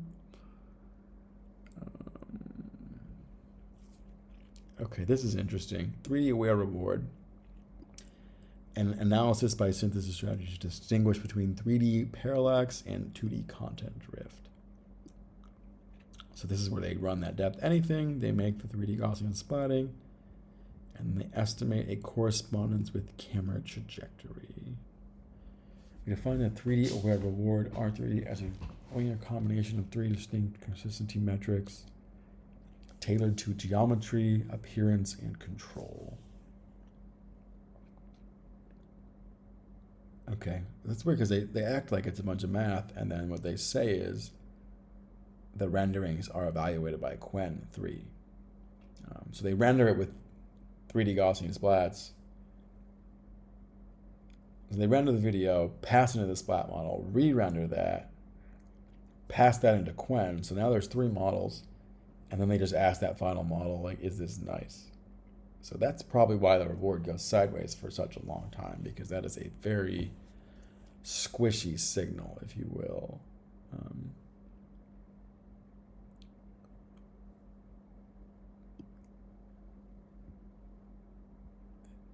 Okay, what's this other one? To ensure visual consistency, SCON measures pixel level fidelity by comparing the generated video X against its re-rendered counterpart from the 3D Gaussian representation. So yeah, it's funny because they keep doing this, like, make a video and then re-render with splats and then see if it's consistent. And so it's like, damn, you could have made the splats yourself and then rendered it, and then it would just be more consistent because it's in 3D. So they're checking the consistency of it, of the original video with the splat video, but the splat video also is going to have issues because that thing can be hacked to be angle based as well. Like, it's not going to be, that's not like ground truth 3D, right? Like, that's a weird corrupted version as well, so it's going to be inconsistent in also hacky ways.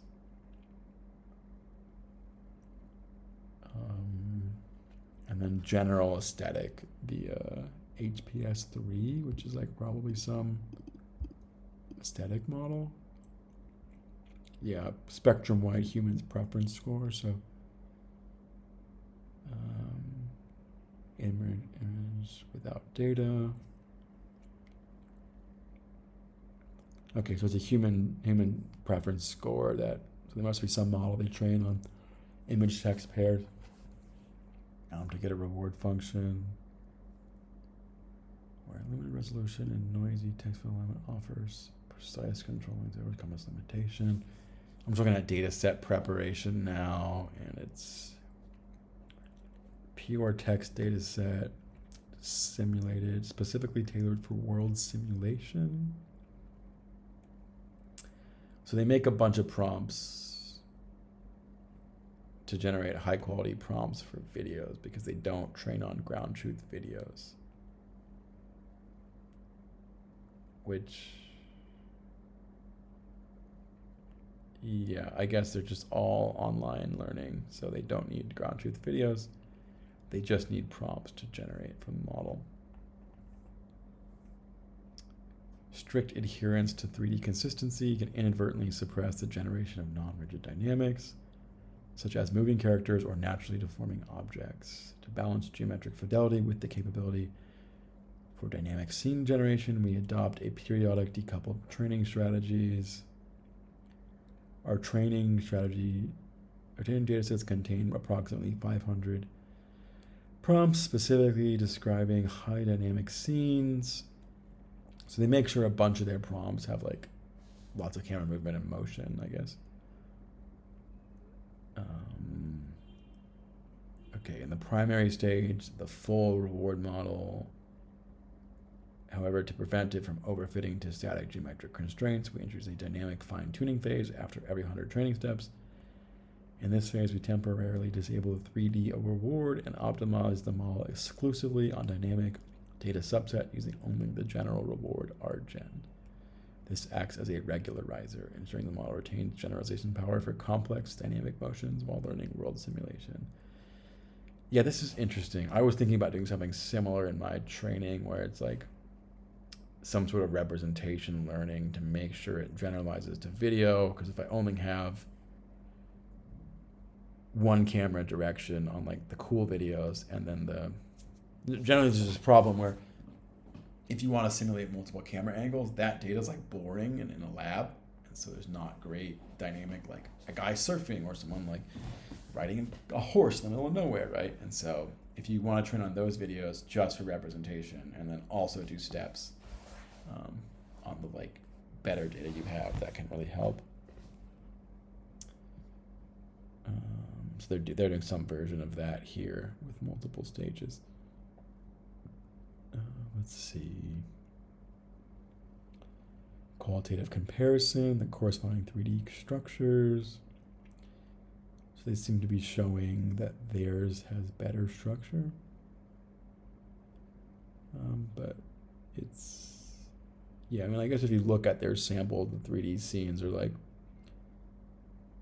a little more believable, a little better structured.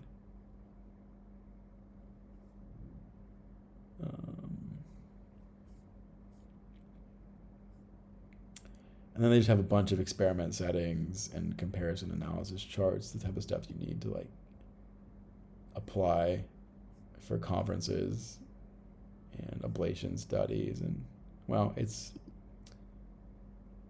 implementation details below here. Yeah, I think I'm not a little disappointed in this paper. I'll be honest, I'm a lot disappointed in this paper. I think it's not, yeah, it's like got into ICLR and has like a huge demo reel and made a big buzz on Twitter. But I don't know. It's like it makes the videos line up with camera motion, but they look about the same as 1:1. I think some of this local motion is nice, but I think it's pretty weak that all they did was line up a vision language model with a pre-trained 3D foundation model on top of a video model, and they just spent like a bunch of compute to get like a pretty weak score to then train as a reward function, which is like now not surprising that it took them a lot of training sideways to finally go up. And so I guess it's nice that they showed you can make the 3D foundation model kind of line up with the video model, and you can make them work together. So they're like, the main contribution, if I'm being generous, is like we help these two models work jointly to do better together. But yeah, like they didn't really 3D regularize the depth metrics or something. Like they could have done, is the depth consistent via this foundation model, would have been interesting. They could have like found a linear probe to see like, is this valid or not on that foundation model depth data that comes out. But they just like render video, pass into the depth model, re-render via depth, and then pass that render into a vision language model. And so it's just like a lot of squishy full model passes in between all that to get like a squishy score. And like, yeah, Lyra 2 was like a way more principled way to make a world model that lines up Gaussians with video models, like is my kind of take around that. And yeah, there's like a weird section where they claim a bunch of physicsy mathy things, and then they're like, but actually it was like a prompt with Quen. And it's like, I mean, I think this is a cool approach that I wish people would do more actually, is like just use vision language models as reward. But not like this, you know. Maybe I should look at the prompts they use. Maybe there's some interesting prompts if we go back.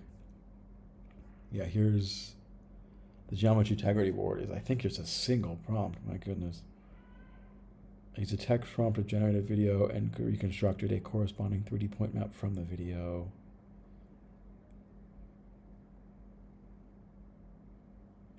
A good video creates a good point map. A bad video creates a bad point map. Please provide a 0 to 9 based on these criteria. Excellent, dense, clean, complete 3D model.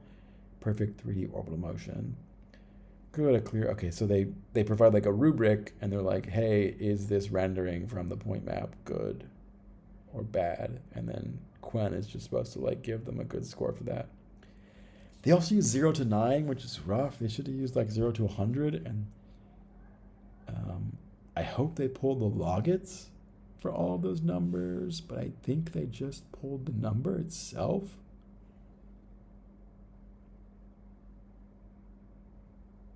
Yeah. And I think like you're also very bounded by the quality of that point model because that's not being trained here and it's going to just have its own issues. So it's like the best case you can do is learn to only output videos that are friendly to that model, which I guess is an interesting regularization thing where it's like this model works well on certain types of clips and we will learn to overfit to the types of clips that satisfy this model well. And if that model is a 3D depth model, you do get some more consistent thing out of that. But it's not like you're gonna make, like that model is gonna struggle to make consistent points on all sorts of other videos, and those are just gonna never be rendered now. So you're gonna like introduce mode collapse pretty strongly by just being like, we have a bad 3D model, and like I think you're learning more to avoid the bad parts of video depth anything than to make good 3D videos is my guess here.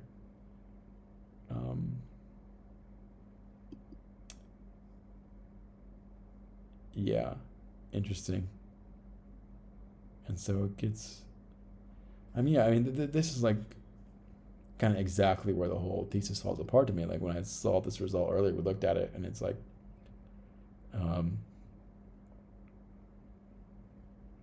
camera pushing on windmills on the grassy plain, and then you look at the result and you're like, wow, that result is really messy and bad.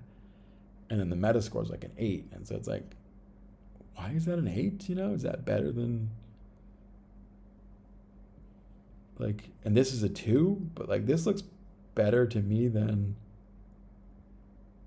this one. I guess the lake is good, but it's also very blurry. Like they all seem about the same to me. Like I don't think that's a particularly strong reward score.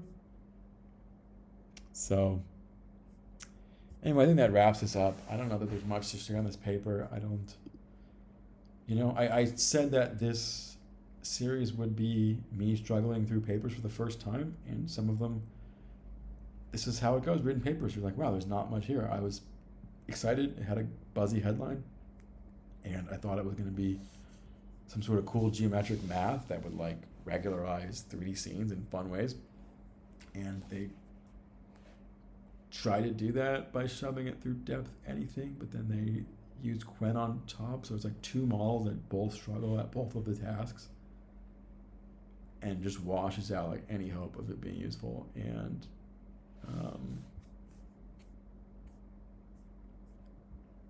yeah, I think they said they got into a conference on their GitHub, and I guess if you have 9 people and enough compute, you can make enough of anything to get yourself into some sort of conference, and your Microsoft marketing team will make sure the tweet does well or something. Yeah, sorry to the team that I'm panning right now, but if this is Dave's pizza review, I'm gonna give this like a 5.4 out of 10. And I'm pretty generous with papers. So like I think Depth Anything was a really cool paper. I think these guys did a good job. I wish the Gaussian splat heads were better well trained. I think they suffered from some actually similar alpha cheating that we saw earlier today on the stream. So you know, I understand that's a trouble, but this was a cool paper. Maybe I'll do this one later and we can walk through something that's a little more exciting. But anyway, that's world model of R1. And like I said, the point of this segment is not for me to present a well-polished report of the best papers I find. It is to show you what it's like reading a paper for the first time. And so that's what it was. And sometimes they're not worth it and you move on. Anyway, thanks for joining in. This is Simulate the World. I hope you enjoyed. Have a good day.